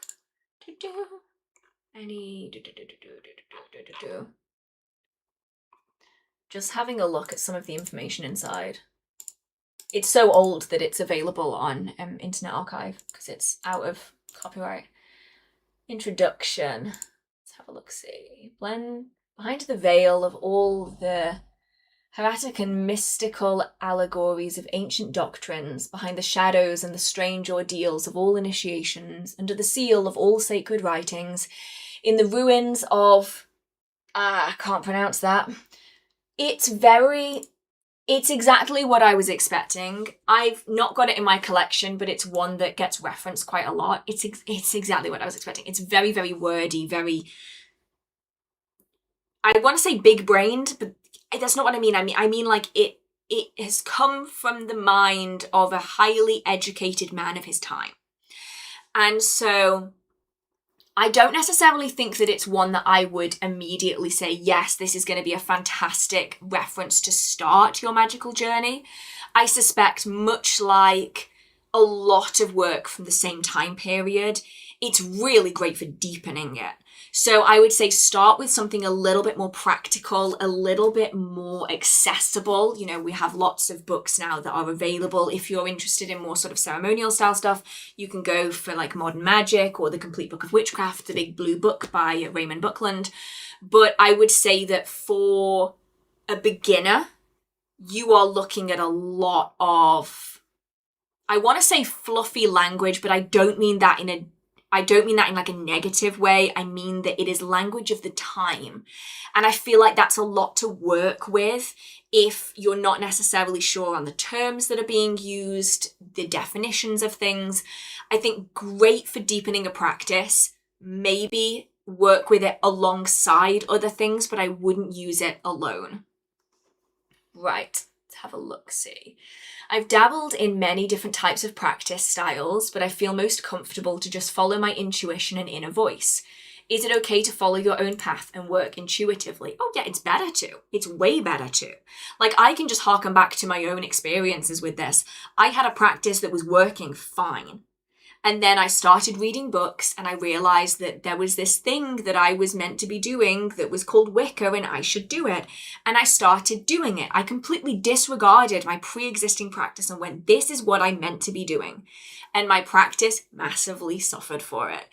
I got a lot out of it. I got a lot of working with different groups. I got a lot of working with Wicca. I enjoyed it. But I noticed that my practice didn't feel authentic to me anymore. It didn't feel like what I should be doing. And so I went on a search for what I should be doing. I tried a whole bunch of things. I decided it wasn't for me. And I ended up just going back to my roots of just, if it works, it works. And if it doesn't, it doesn't. And operative magic is really the way that folk magic and traditional witchcraft is founded. It's in the stuff that works. It's not about if it works for somebody else, it's if it works for you. That's always the most important thing. And so if you're finding that your own practice just works better for you, then stick with it. Build your own tradition, your own practice from what works well for you.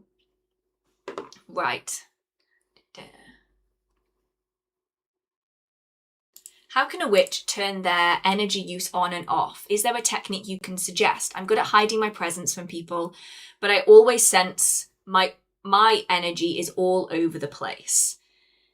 Okay, so this is sort of a twofold one. So in reality, your energy, just like everybody else's energy, is always there. You have this energy field. A lot of people will refer to it as an aura. And some people's aura is really, really big and some people's aura is really, really small. And it very much depends on the amount of energy that a person has, the amount of control they have on it. But you are always leaving echoes, trails of your energy, an energetic fingerprint on everything that you touch, everything that you do, and everywhere that you go. That's always going to be the case. You can conceal it, but it's still going to be there if the right person is looking for it. When we're raising energy for spells and rituals, it's an active process to raise that energy. Some people have energy that is haywire. It is all over the place. It is an uncontrolled energy field. And this is where it's flying off everywhere. Anybody within a 50-mile radius can spot you because your energy is so out of control. And then as you learn to control it, you can pull it in and you can pull it closer to you. But it isn't going to go away. Your energy field is still going to be there. And I think what might, emphasis on might, be experiencing here is less that your energy is too on. And instead it's more because you have control over it. If you're able to limit your presence, if you're able to hide your energetic presence from people, you have control over it. I think it's more the fact that you are sensing energy all of the time. You aren't turning it off. So you are sensing your own energetic fingerprint all of the time, everywhere, because your energy sensing is happening all of the time. So I'm wondering if maybe it's that needs to be looked at. Maybe you need to be limiting how much you are testing the energy around you, because then you're going to be you're going to be better in control of not feeling overwhelmed by how much you can feel. Right. I have a koi pond with a waterfall stream and in the summertime, and I'm wondering if that stream is fine for spreading spell remnants. Non-toxic, of course, for washing away type of workings. Yeah. As long as everything is obviously going to break down, it's not going to cause any harm. You know, we're not talking about plastic or bottles or things with closed loops that animals can get stuck in. Like, as long as we're talking about things that are natural, that will break down relatively quickly. So we're talking about like little sigils in paper that will just degrade down, ashes, the remains of burnt herbs or herbs used in spellwork and ritual. Yeah, it should be totally fine as long as you're sure of what you're using. Ooh. Are there any good books on witchcraft for raising livestock instead of generic green or kitchen witchcraft? I don't know anything personally, mostly because the kitchen witchcraft and the green witchcraft, you are utilizing the herbs as an energetic tool in spells and rituals. And I don't know if that many people would feel comfortable using animals in the same way.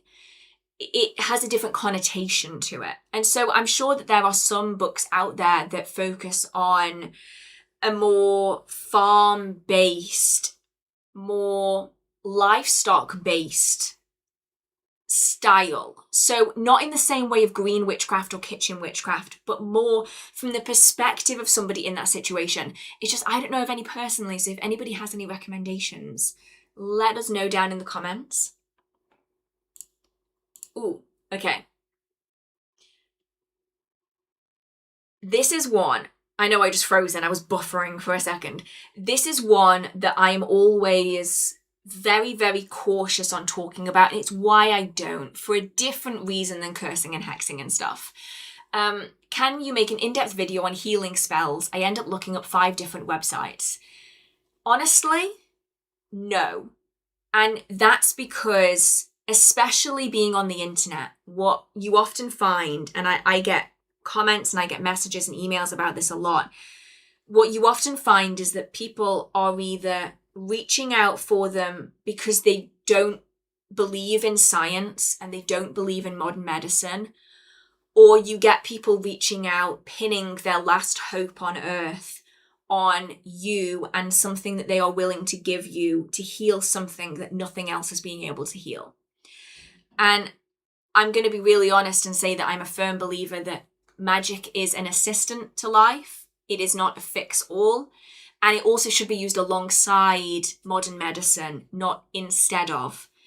And I don't ever want to be that person where I do a spell in good faith that it's going to be used in the right reasons, and then I get somebody saying that I didn't fix this thing that was promised to be, you know, I don't want to be that person.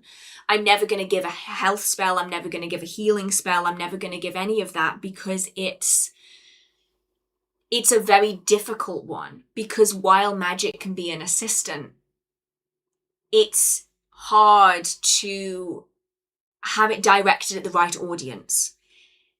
And that's something that is a very fine line, especially on the internet, to be walking, because witchcraft in general tends to attract a lot of people who are looking for like the fix, the last hope. And when it comes to healing, that's a very difficult thing to be. It's a very difficult thing to be discussing, if that makes sense. So I can only hope that you can find reputable sources of information and things. I just don't want to have that level of, I don't even know the word that I'm after. There's a word in there that I'm struggling to pull out of my brain. It's more than just education at that point. It's somebody's last hope on earth. And I don't want to be the pin in that. That's a lot. And I would struggle with that. So let's have a look, see.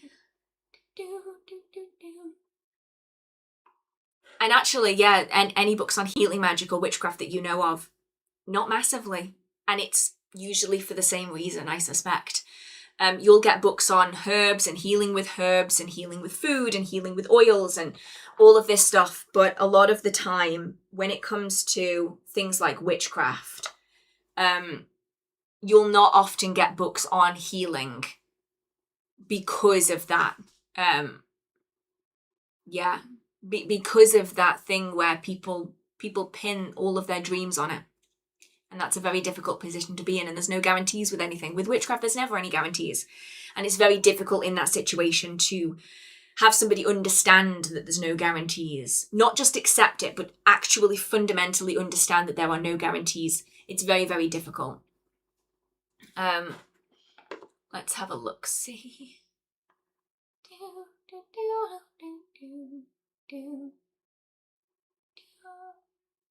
Ooh. Do you have any recommendations for baneful magic or the darker side of witchcraft? Something other than love, prosperity, etc.?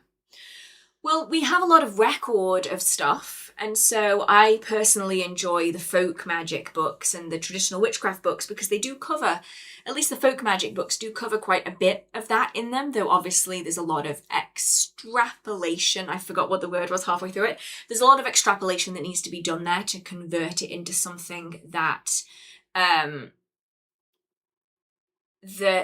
would I best describe it? A lot of it's based in the time period. And so there's a lot of pulling out of what's useful and what's not when it comes to the folk magic books on baneful magic. There are some books on baneful magic out there. It is important to remember, though, that they do pull on lots of different traditions, and it's really important to know where things come from. So I believe that there's a book called Utterly Wicked by Dorothy Morrison. I think, anyway, that goes over a lot of different sort of curses and hexes and baneful workings. But there's also in that a lot of different traditions, and I think it's very important that we know where it comes from so we can decide whether or not that's something that we want to implement. And in regards to that, here we've got it seems strange that there are books on baneful magic but no books on healing magic, which is very often used alongside treatment. Any magic can be taken to the extreme. The problem that you've got is that a lot of people, Americans, sorry, did I say something, are very sue happy. I think that's the reality, especially for a lot of publishers of books, is that there's a lot of people out there who are more willing to sue somebody if a healing spell didn't work on their loved one than they are to accept that prayers and healing spells are not a guarantee. And I think that plays a big part in it as well, because not only is it's a lot of pressure on an individual. You know, I've had people come to me at my emails and they will just trauma dump like 15 years of stuff in an email, and they'll be like, and I need you to do something about it. And I'm like, that's not my problem. As much as I can feel really, really empathetic towards somebody's situation, I cannot be the fix in this very, very complicated situation. I can try, and I can do my best to give some direction that you might want to take. But when people are given a healing spell, I think there's this thought there that, oh, well, this has been given to me and therefore it's going to work. And if it doesn't work, then this person has caused my family member to not be here anymore. This person deserves to be punished for this outcome to have not worked the way that I want it to.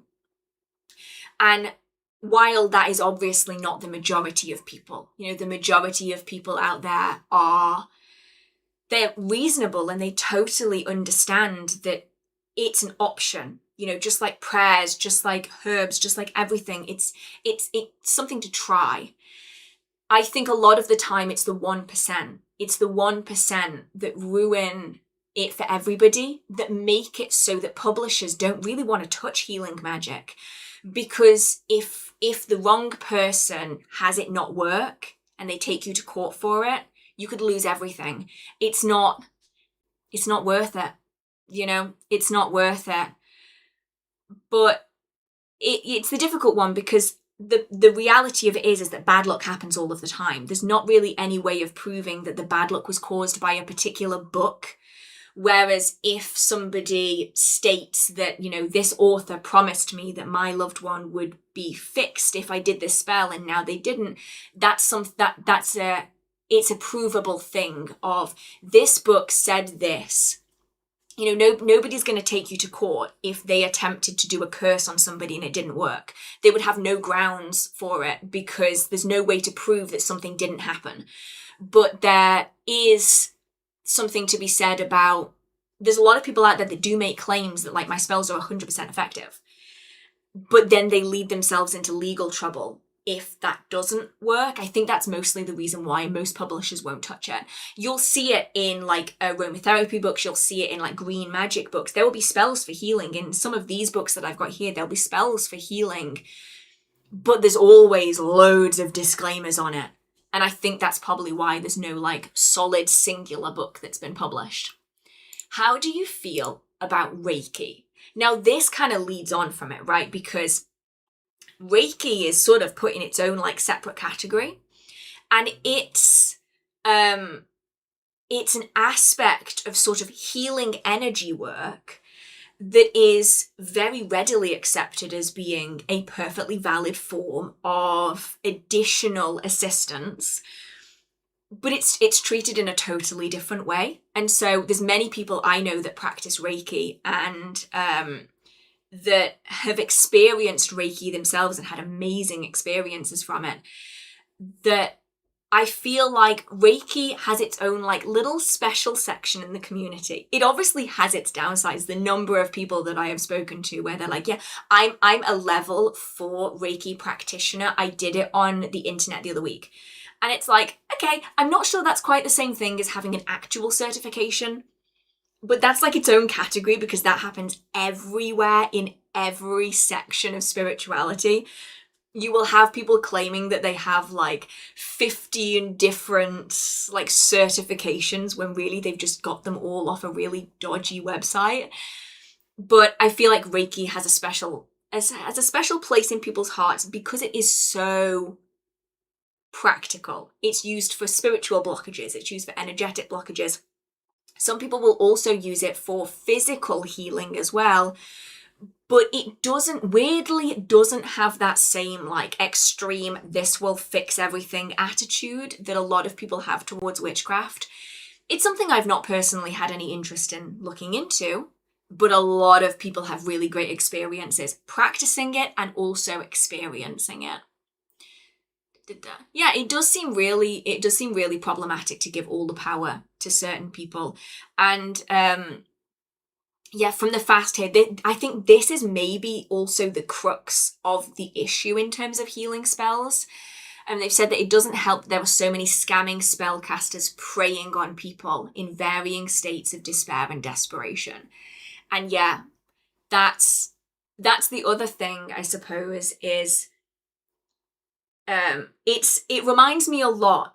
This was like many years ago now. I think it made its rounds of somebody made a comment on a video about CPR saying that it feels really awful for Google to be putting adverts before a video on CPR that could be essential to saving somebody's life in that second. And I almost feel that there is something to be said if you create a paywall on a healing spell, or if you create a book that you have to pay a lot of money for that contains healing spells in it, that almost in itself almost feels disingenuous too. I feel like no matter which way you go, you're kind of screwed, because if it's a very valuable practice that some people take advantage of in the wrong way. So you'd think it should be available for people. But the few people that treat it badly make it difficult for everybody else. But then if you stick it behind a paywall, then it's not accessible to the people that need it the most. So, yeah, it's a very difficult, just ethical dilemma, actually. And the same applies to things like the CPR videos and stuff. Like, if it's stuck behind a paywall or you have to watch 5 minutes of adverts before you can watch it, that's almost wrong as well in itself. Right, let's have a look-see. Will you make an updated grounding and centering video? Probably not, mostly because I still utilize the exact same technique as the original. I still utilize it, teach it exactly as it is. So I feel like updating it would just, there's some that I will definitely update with like new information, but that one I think is going to stay the same. Ooh, what would you consider to be good to add into a honey spell for nurturing friendships? So,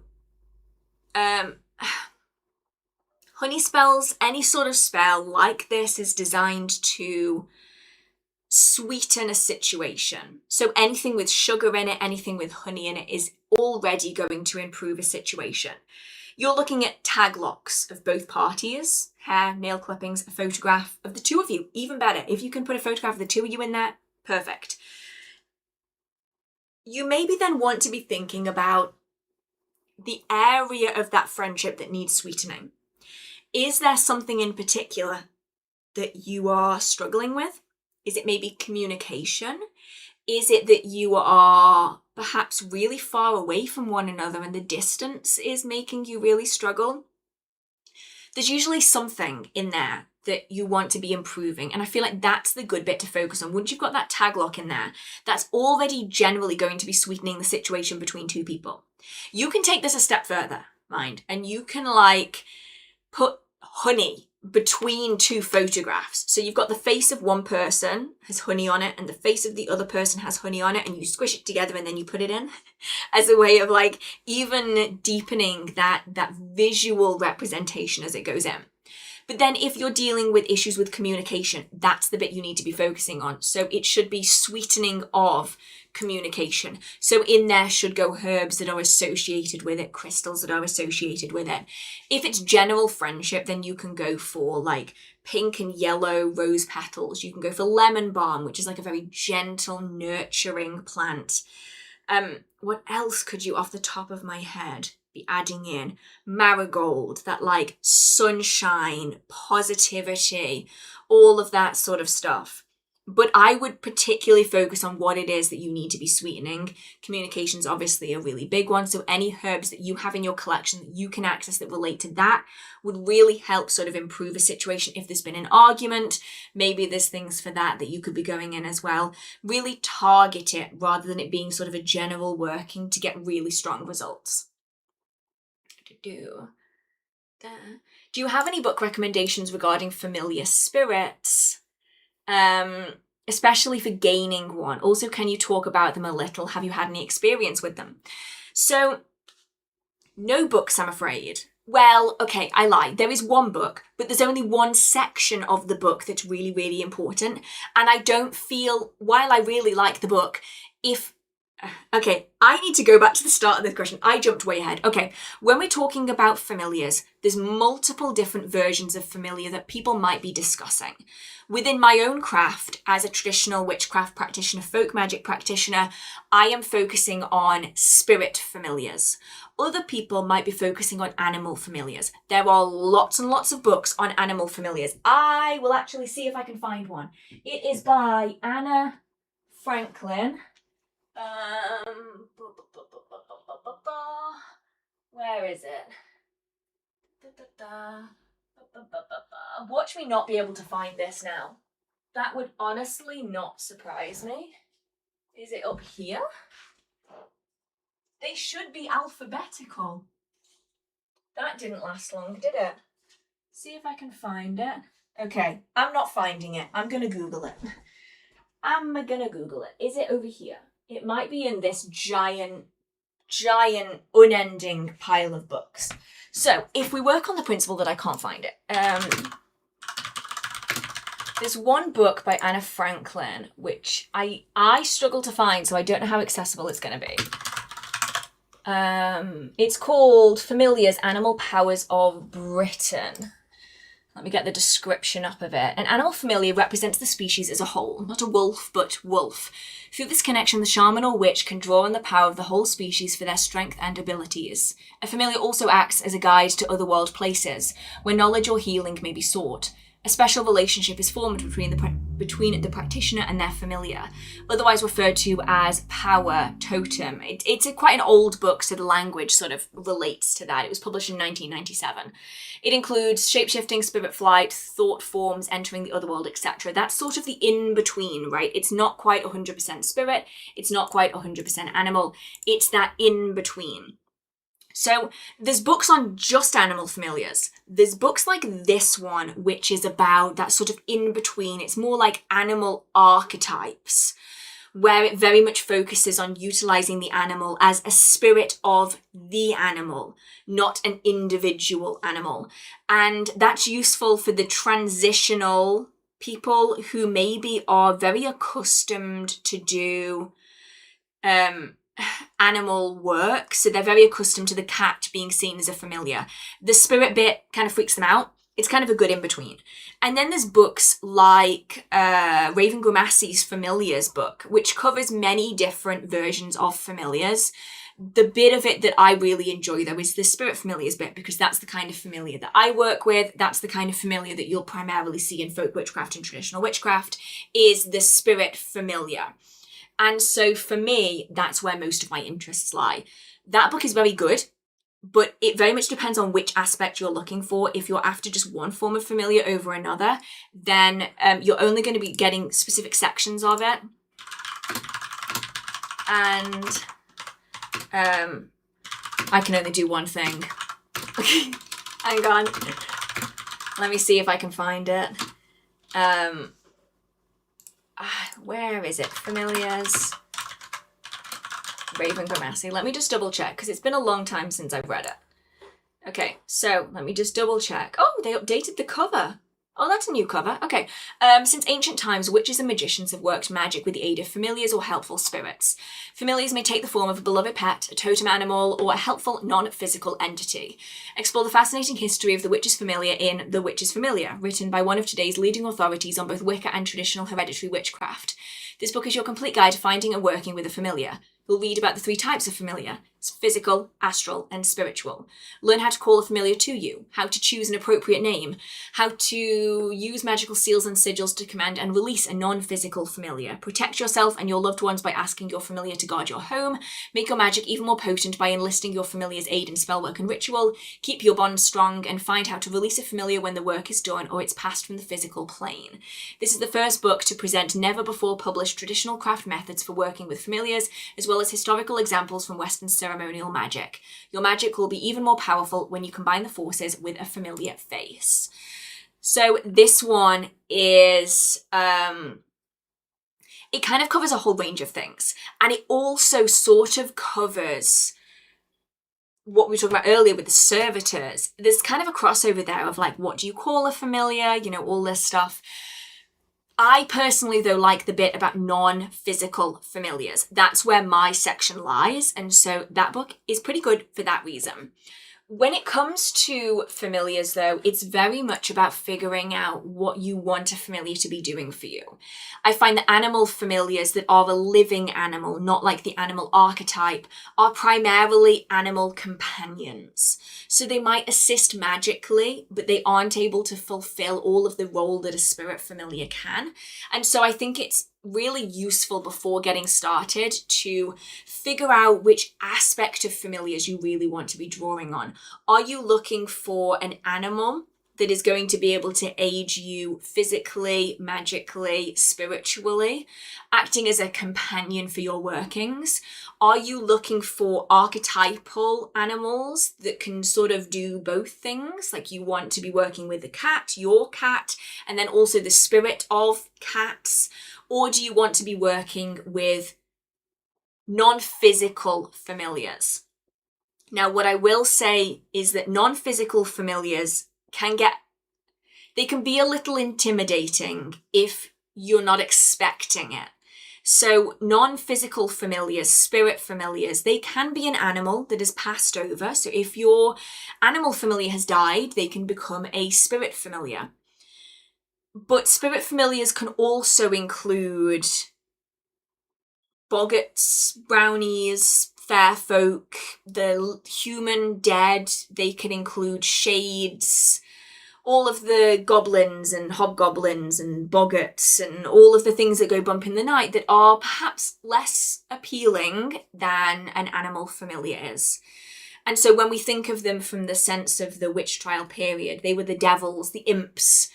And so it's very important if you're wanting to work with spirit familiars and you're just opening the door potentially to contact with any spirit familiar that is interested in becoming your familiar, that you might get an imp, you might get a demon, you might get a goblin, you might get any number of different spirits that are not necessarily what you would expect a familiar to be. It is the one thing, well, one of many things that the Chilling Adventures of Sabrina got really right about witchcraft. I've done entire videos on that. Is that their depiction of the familiar from the spiritual sense is very accurate. That it is a spirit that you probably are not expecting when you think of familiar. But yeah, spirit familiars have a lot more flexibility. They can do a lot more. They are more adaptable to space and time. They do not have time constraints the same way that animals have. That sounds awful, but you know, if you fall in love with your pet and you have them as your familiar, it can be incredibly heartbreaking, not only to lose a pet, but to also lose that additional magical companion as well. It can be a twofold hit when you lose that precious animal. Spirit familiars don't necessarily have the same problem. They are often a lot older than you are. So they have more flexibility in that regard. But you have to be prepared that if you are calling out for a spirit familiar, you might get something that you're not expecting. So just something to bear in mind. Right. Do you have to pass through an initiation ritual in order to be a fully witch? No. Well, okay, so this is where it gets complicated. Okay, so to be a witch is to be somebody who practices witchcraft. It is a title that you can take yourself when you develop your magical skills enough to want to take the title. Anybody can take it, man, woman, non-binary, does not matter how you identify. You are able to utilize the term witch if you feel it fits your magical practice. However, what you do find is that Wicca is often considered modern witchcraft. Now, the caveat here is that it isn't really witchcraft, it's an adapted form of formalized witchcraft that has essentially sort of become its own spiritual practice. And the people who practice it often refer to themselves as witches. And this is where the complication sort of falls. So you can be a modern witch and not have to be initiated. You can practice modern Wicca and not have to be initiated. Both of these people might refer to themselves as a witch, but you don't have to be initiated. You can be a traditional witch, a folk witch, and not have to be initiated. But if you are wanting to be a part of an Alexandrian, a Gardnerian coven, in order to be a witch, by the standards of the individual covens, you would need to be initiated into the tradition because they are initiatory in nature. And that's where some of the confusion lies, because an Alexandrian witch is following an Alexandrian Wiccan tradition, but they will still refer to themselves as witches, just as a traditional witch would identify as a witch. But the way that they get there is different. And so it isn't necessarily that one is right and that one is wrong. It is more the fact that different traditions are going to have different steps for getting there. And so it very, very much depends on the individual tradition that you are a part of.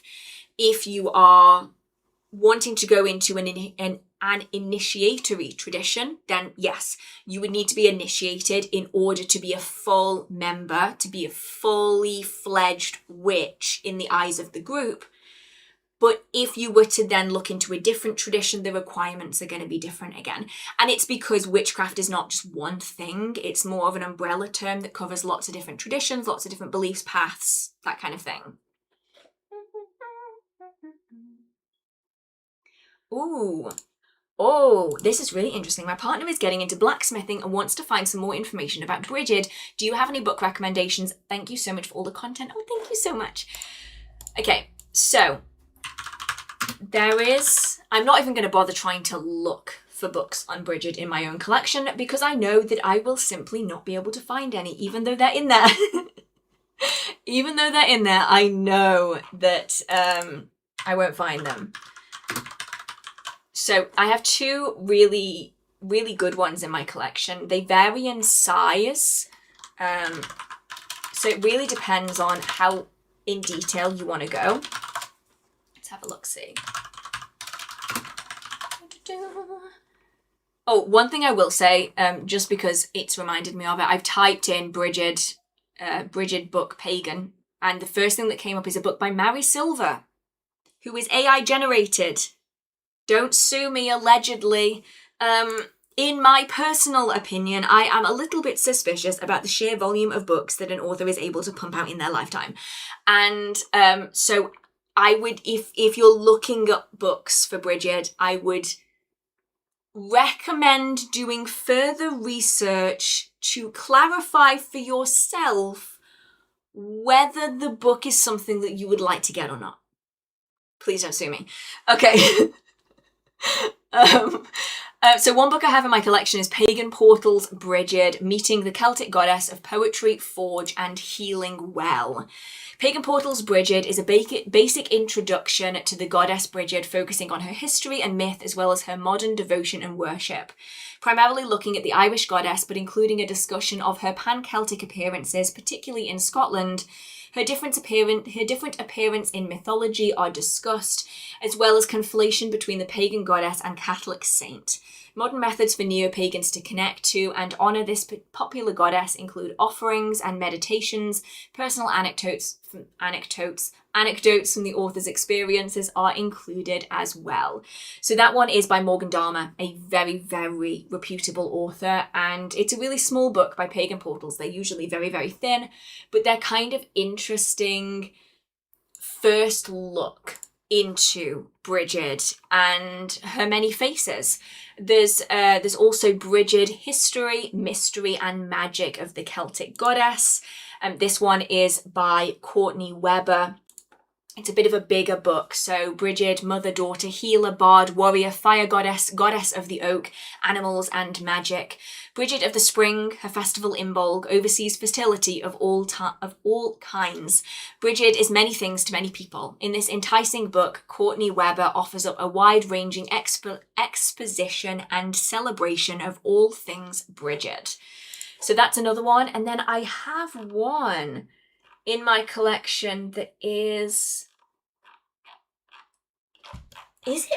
it can't be by Christopher Hughes, can it? It looks very similar. I don't think it is by Christopher Hughes. But it's got a very, very similar cover to this, but it's green. Why do I have that in my head? If anybody knows the book I'm talking about, let me know. It looks kind of like this, but it's green with like the green edging. If I find out what it is, I will let you know.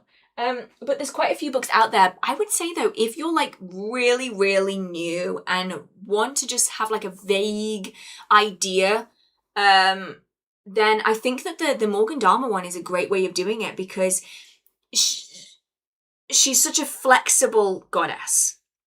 So we're not really sure whether she's a single goddess, whether she's a triple goddess, whether she's three sisters, one for poetry, one for healing, one for blacksmithing. And the Morgan Dharma book sort of touches on all of it in a really nice, easy to consume way. And so because she's such a diverse goddess, I feel like that one could be a really good just touching stone just to start that exploration into her. Right. Let's have a look, see? Ooh, okay. I lost my best friend breakup months ago, and I've had a hard time getting over it. She was the only person I practiced with. I've done a cord cutting spell and still can't move on. Any magical advice? Ooh, okay. It's a tricky one because it's the kind of situation where they're gone but they're not. And especially if they're another practitioner, that makes it extra difficult. And actually, I wonder if there may be something more going on here. So we're saying that the cord cutting's been done, but you still feel stuck. You practiced with them. So I wonder, do you have, you don't have to say this like in the chat or anything, just generally. Do you have any items that you both worked on together? Like, do you have items that were theirs that have been included in spellwork, or that you collectively worked with? Because if they are still in the space and the energy is still present, it might be leading to some of the feelings of not being able to let go. And any of these items, if they're given a good cleanse, that should help clear up some of that energy. You could do sort of some of the return to sender spells. Not really that strong. More just sort of like releasing that energy outwards. So the cord cutting is going to stop anything from continuing to latch on, right? But if you still, if you got rid of everything she's ever given you, this is interesting. Okay, I'm wondering what could be going on here then. There's no chance, is there, that this person is still actively doing workings that involve you? Because the fact that there's even been a cord cutting and everything has been removed, there still seems to be something energetically that's linking you. But if you've done a cord cutting from your side, that's making me wonder if there's anything going on the other side. Other than that, it really is, maybe do some divination on it if that's something that you do. See if you can figure out the root of where these feelings are coming from. Is it coming from lingering energy? Is it coming from something that's being carried out still? Is it coming from, is it simply coming from time and the need to process it? I think if you can have a little bit of spiritual insight from cards, from pendulums, from something that you work with, if you work with anything, that could help then give some insight in terms of how to progress from that point onwards. Because if you know that there's a working that's being carried out by this friend, then that's something that maybe it's worth putting protections up against, because then that's going to stop that energy from continuing to influence you. If it's simply time, then that's... Did it just go darker in here? I might just be imagining things. I'm sure it just went darker in here. And I don't know why. Anyway, yeah, it could be simply that time needs to play out here, because especially when we lose somebody that was so important to us, whether it's a permanent loss, whether it's an argument, whether it's a divorce, whether it's distance, it is a loss, and it needs to be processed like a loss. And anybody who has dealt with grief will know that it is never something that completely goes away. It's always something that sort of stays with you, but your life grows around it. It sounds like a weird way of describing it, I suppose, but I'd almost think of it like a pearl. You know, like how pearls are made, how this little bit of sediment turns into this pearl over time. Your life grows around the loss of somebody. And if it isn't something that's continuing to happen on the other side for this person, protections are always good to have anyway. It's really useful just to double check. It's probably just a case of processing, journaling, pouring this energy that you're feeling into a letter that you are writing this person, this release, and burning it and allowing it to be taken away so that you can then be given that freeness to be able to process it effectively. But I really hope that it starts getting better soon so that you can move on from it and hopefully start rebuilding your friendships, your practice from having this loss. Oh, thank you so much to From the Fast. I did not see this at all. Good luck with the loo. Can't wait to see the new book club list. Thank you so much for being here. And yeah, don't worry. As soon as I can, the book club will be going up. Did it? I don't know what. The thing is, right, is this camera will color correct, sort of, and it will light correct as well. So it will adjust. But it wasn't on the camera when I saw the light change. It was out of the corner of my eye over here. I saw it go darker. And I don't know why. So I can't feel anything strange. So it's probably just somebody playing up, same as always. Righty-ho. Before I go, does anybody have any remaining questions in the chat just while I finish the last couple? I'll have to watch it on the playback and see if I can see it get darker, because that was weird. And that light's still on, and this light's still on, and this light's still on. There's literally no other light that could have changed. Weird. Yeah, if anybody has any leftover questions, anything that they've really wanted to ask but maybe the chat's not let them, anything that they've just forgotten about, let me know. What kind of theology do witches have concerning angels and demons? So, interestingly, in a lot of witchcraft circles, there will be much more emphasis on demons than there will be on angels. Now, obviously, there are certain areas of witchcraft that are very love and light workers, they're often referred to as, and they will often work with angels in their witchcraft and their magic. And this is where earlier when we were talking about the sliding Venn diagram, there's a section that is religious angels, manifestation, and a bit of witchcraft, and it's sort of all squished together. And in the middle, there are light workers that will be working a lot with angels and angelic Reiki and angelic healing and this kind of stuff. But within witchcraft, not to say that light workers aren't practicing witchcraft, it's that if that's how they choose to identify. But when we're looking at folk magic, traditional witchcraft, get your hands in the dirt sort of grubby witchcraft, you'll often find that there's a lot more focus on demons.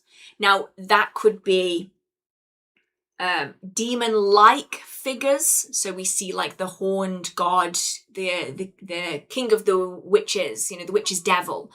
Not king of the witches, that's Gerald Gardner, father of the witches. Oh my goodness, I'm getting Gerald Gardner mixed up with a blooming traditional witchcraft figure now. It's because it's late. It's like 20 to 12. You often find there's a lot of focus on these devil type figures, but also we have focus on the imps when it comes to familiars. We have demons being worked with when it comes to the Goetia. And so there's a lot of a heavier leaning towards demons than there is angels for maybe not the majority, but the majority of the witchcraft area that I sort of look towards. And some of that is drawn from religious texts. Some of it is drawn from Hermeticism. It depends really on where you're looking. If you're looking at more ceremonial style magic, you're looking more into Hermeticism. If you're looking into traditional witchcraft, you're looking more into the folk practices, the buka, the witch's devil, the father of sort of all of this nitty-gritty, secretive stuff often comes in the form of a devil-type figure. Do you have a folkloric devil, witch's devil, old horny, etc. on your infinite list of videos to read? I do. Yeah, I'm, especially now that I'm diving into Cecil Williamson a little bit more. It sort of all comes full circle. I've realized this quite a lot. Like when you look into Cecil Williamson, you go, oh damn, he really is associated with everybody else. So here I will give you a few tidbits that I thought was very, very interesting that are going to go into a much larger video. This is only sort of one section. But obviously we have Cecil Williamson and Gerald Gardner working together. But Cecil Williamson was brought into MI6 by the brother-in-law of Dion Fortune, Wild World. He then worked in an organisation with Aleister Crowley, Wild World, right? Or with associations, with links back to Aleister Crowley. So you have all of these really big hitters all linked together. And then we can see Old Horny. This is my actual point. My actual point was Old Horny in this. Old Horny from the Museum of Witchcraft and Magic in Boscastle. I'll actually see if there's a photograph. There might be one in here. If not, I'm pretty certain there's one in Gemma Gary's traditional witchcraft book, so I'll double check. Any more pictures? No, I think it's in the Gemma Gary book. Let me check. And then you see Old Horny, which is a really, really famous figure in the Museum of Witchcraft and Magic. I actually have, if you haven't seen it, I went to the Museum of Witchcraft and Magic a couple of years ago for my birthday. Phenomenal. Would go back any day of the week. And Old Horny is in the Museum of Witchcraft and Magic. And I didn't realise how old he was. Old Horny has been with the museum basically since before the museum existed. I'm still trying to find these pictures, and I am struggling. He's been with the museum since the very, very start, basically.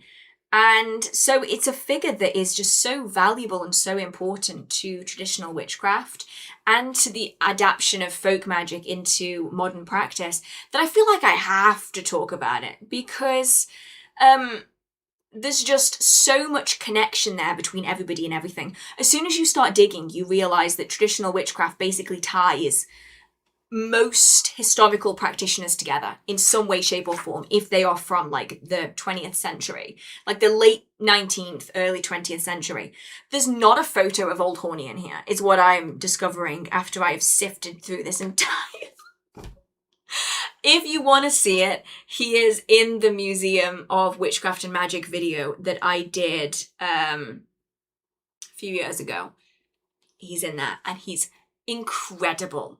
Like, they change his clothes change, but yeah, I wish I could have seen it. He did have his own room where he was sitting at a table, and I wish I could have seen that. Now he's just in the corner of one of the exhibits, and he's so incredible. So, how's Cleo doing? Cleo is fantastic. Today, she got her birthday present. It's not her birthday yet, but I got her a little dog pearl necklace so she can look like a very distinguished little lady. And she's feeling a lot better. She's had her first season now, so we needed to get through that before we could think of doing anything else. And now she's feeling like a happy little chappy. She's just loving life all of the time, and she loves sleep, and she never wants to get out of bed. So I'm very happy because I'm not a morning person, and neither is she. Right, let's have a look-see. Any book recommendations for learning tarot or using tarot in magic? Also, do you think you'll ever make an in-depth tarot video? Yes. So, I started scripting a series for the tarot. It's just a lot. It's a lot. And I get very overwhelmed with... I've often found that it sounds bad, but it's the way that YouTube works. I often find that my most heavily researched videos are the ones that do the worst. And so I'm always like in two minds as to how much research or how much research heavy video content should I be making, because it never does very well. And with the tarot videos, I would want them to be incredibly detailed. And so I've been putting it off. I've sort of been scripting here or there and then putting it off and then scripting. My plan initially was to do like a 52-week series starting this year. And then I just never did it because I did one very, very, very heavily researched video last autumn and it tanked my entire channel. And now I'm like very nervous about putting something out that's that heavily researched. But I will keep plodding along at it because at the very least I will put it in on Patreon, and I'll probably do some blog posts about it.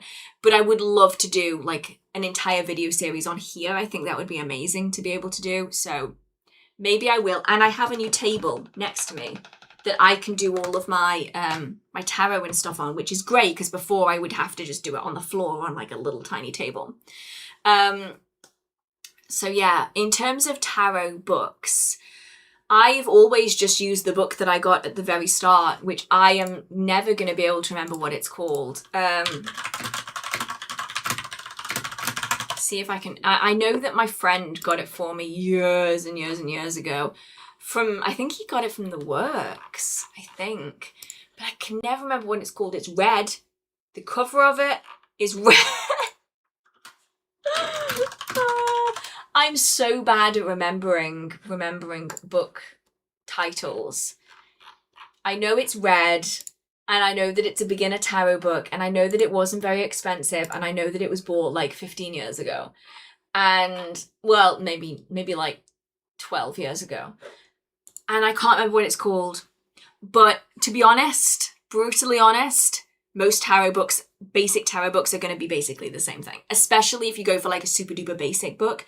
There's one book that we have at the minute on our website, well, on my website, but you can obviously get it from other places. It's just one that I stock because I think it's very good. Let me just double check what it's called. Because it's a very specific one, and it's this one. So it's called The Big Book of Tarot Symbols, and in it goes over all of the numerology, all of the color symbolism. Like, it breaks down every single card into its very individual detailed components, which I think is phenomenal. And not enough books do that, in my opinion. They don't go over like the full detail of it all, and so that's the one that we stock on the website because it does cover all of those little details. Wait, no way has somebody found this from my singular description of it's got a red cover and it's in the works. Oh, it's not that one. But it might just be a rebranding of that one, if that makes sense. Like, when did this come out? 2017. Oh, maybe it's not that one then. But it's probably going to be basically the same, to be honest. I've looked at a lot of beginner tarot books, and the majority of them pretty much all cover the same stuff. But yeah, I will have to do an entire video series because I would love to dive into that further. But I have to be very careful with how I do it so I don't slide into my let's do tarot readings all of the time phase like I did a couple of years ago, because that was not a good time. But yeah, I think what I would want to do is maybe break it down into, because I mean, we could talk for 10 plus hours about tarot cards. I feel like I want to break it down into individual sections just to make it a little bit more manageable, more bite-sized, easier. Right. On a basic explanation, how did you call in your familiar? So at the moment, I don't have a familiar. Well, she doesn't like me to call her a familiar, so we go spirit companion. She just found me, to be honest. But when it comes to calling in a familiar spirit, we are often looking at, it's a working that is performed that is designed to request spirits that are interested in becoming a familiar to approach. And what you would usually want is to have some caveats in there. So you would want it to be within a certain time frame. You would want it to be a certain way. So they don't just invade your home, So you'd want it to be that they would be, maybe if you were to return at a set time, that they would be present during that time.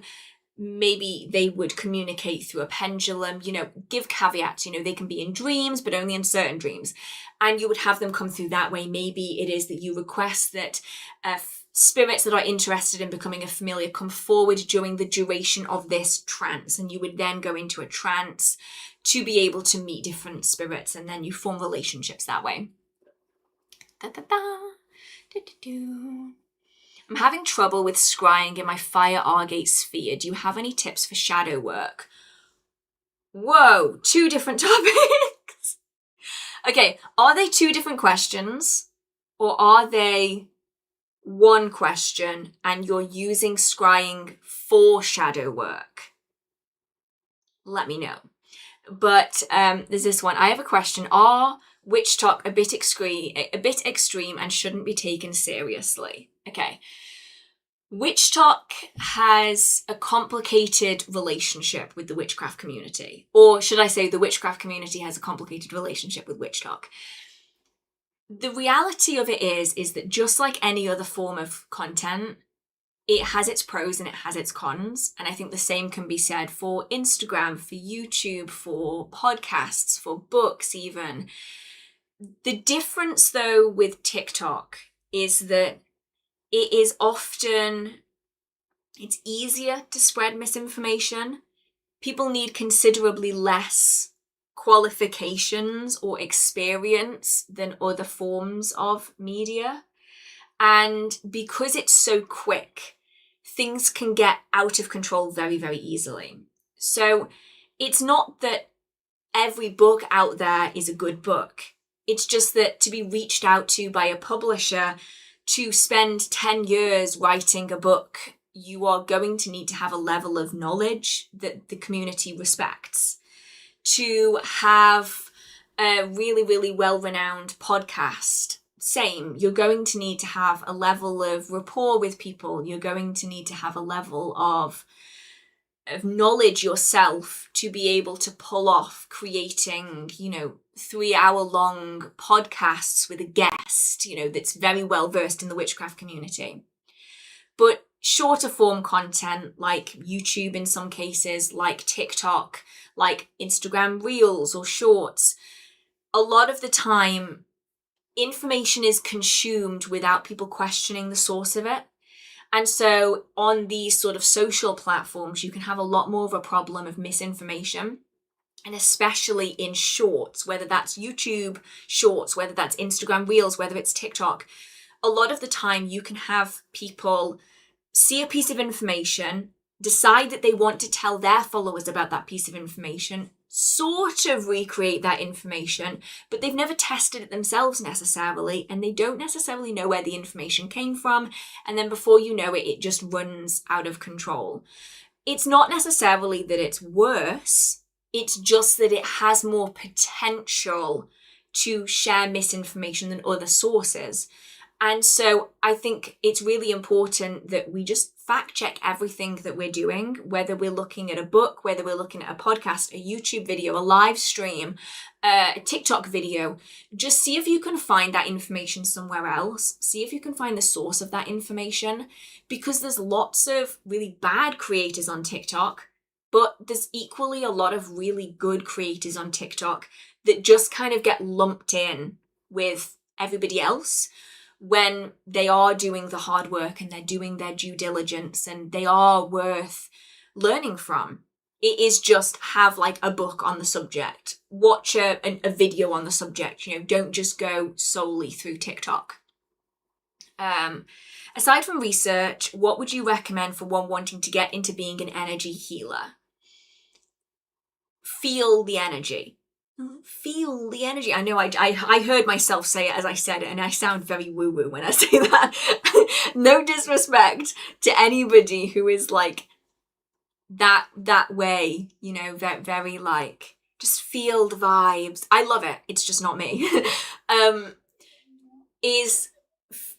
You can do the research, but to be doing the energy work, you need to be doing the work. And that means feeling energy. That means feeling good energy. That means feeling bad energy. That means sensing your own energy, sensing the energy around. Because I often find that the best healers, the best energy healers out there, whether it's Reiki, whether it's just energy healing, whatever it is, they have felt a lot of energy. It's not just good, it's sometimes bad. It's sometimes sticky and not great, because once you have the experience of sensing a lot of energy, you are going to be much more prepared for how to deal with different kinds of energy. So once you can get that feeling, you know, the how would I even describe it? Once you know how something feels and you've done some trial and error, it's then much easier if you're healing an individual or you're working on an energy blockage or something to be able to remove it because you've got experience with it. And they tend to be the best kinds of healers. I'm getting more into skating. What types of spells are good for doing while skating? Ooh, I actually don't know, because you're going to need something that's not requiring that much of your focus, because obviously you're going to be doing other things at the same time. But, ooh, okay. One thing that could be quite useful, and I mean anybody could do this, walkers, runners, anything, is you put petitions in your shoes. Put petitions in your shoes to manifest things as you are moving. As you are going about your day, you are imbuing it with energy, and so it fuels the working as you go. So that's one way of doing it, and different feet mean different things. So I think right is all about, well, to me anyway, I would use like right as being like progress, like success, prosperity, future things, and the left would be more sort of spiritual things, but that's just off my own sort of correspondences. But you can do things like that, sort of imbue energy as you're hiking, as you're walking, as you're running a marathon, you know, whatever it is that you're doing, you can utilize your shoes in that way. Oh, thank you so much, Shadowlands Radio. Thank you. Ooh, baked catfish. That is something I've never ever had, and it sounds like it would be quite nice. So yeah, if anybody has any more questions, let me know. Otherwise, I'm gonna go have a donut because it's been sitting in my kitchen for the last 5 hours and it has been calling me. Eat me, from the kitchen, and now I really want to eat a donut. Because it's midnight and I feel like I've earned eating a donut. So everybody, thank you so much for being here. Truly, truly, it means a lot. I know the live streams are incredibly long and they can get quite overwhelming, and some of you are here for the entire stream, which continually blows me away that every single month I see the same faces, and it means so much that you come and you spend 4 or 5 hours sitting with me every month. Thank you so much for everybody who has liked the video. If you do enjoy these videos, please give them a like, share them if you think somebody would appreciate it.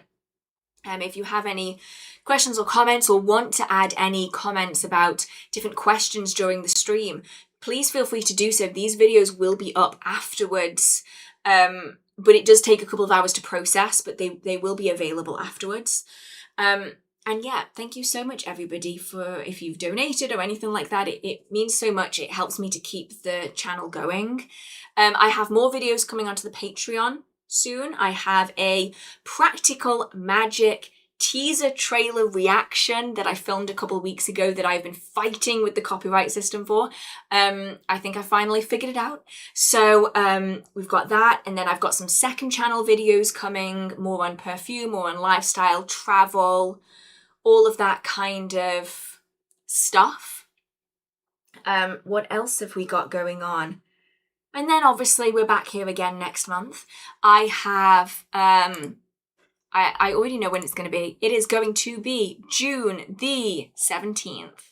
So feel free to pop by, check that out if you have any more questions, save them up, put them in a notebook, and yeah, I will hopefully be able to answer them all then. Oh, Shadowlands, I actually just answered your question maybe like 10 minutes ago, 5-10 minutes ago, so it should be available on the playback. But thank you so much for your support.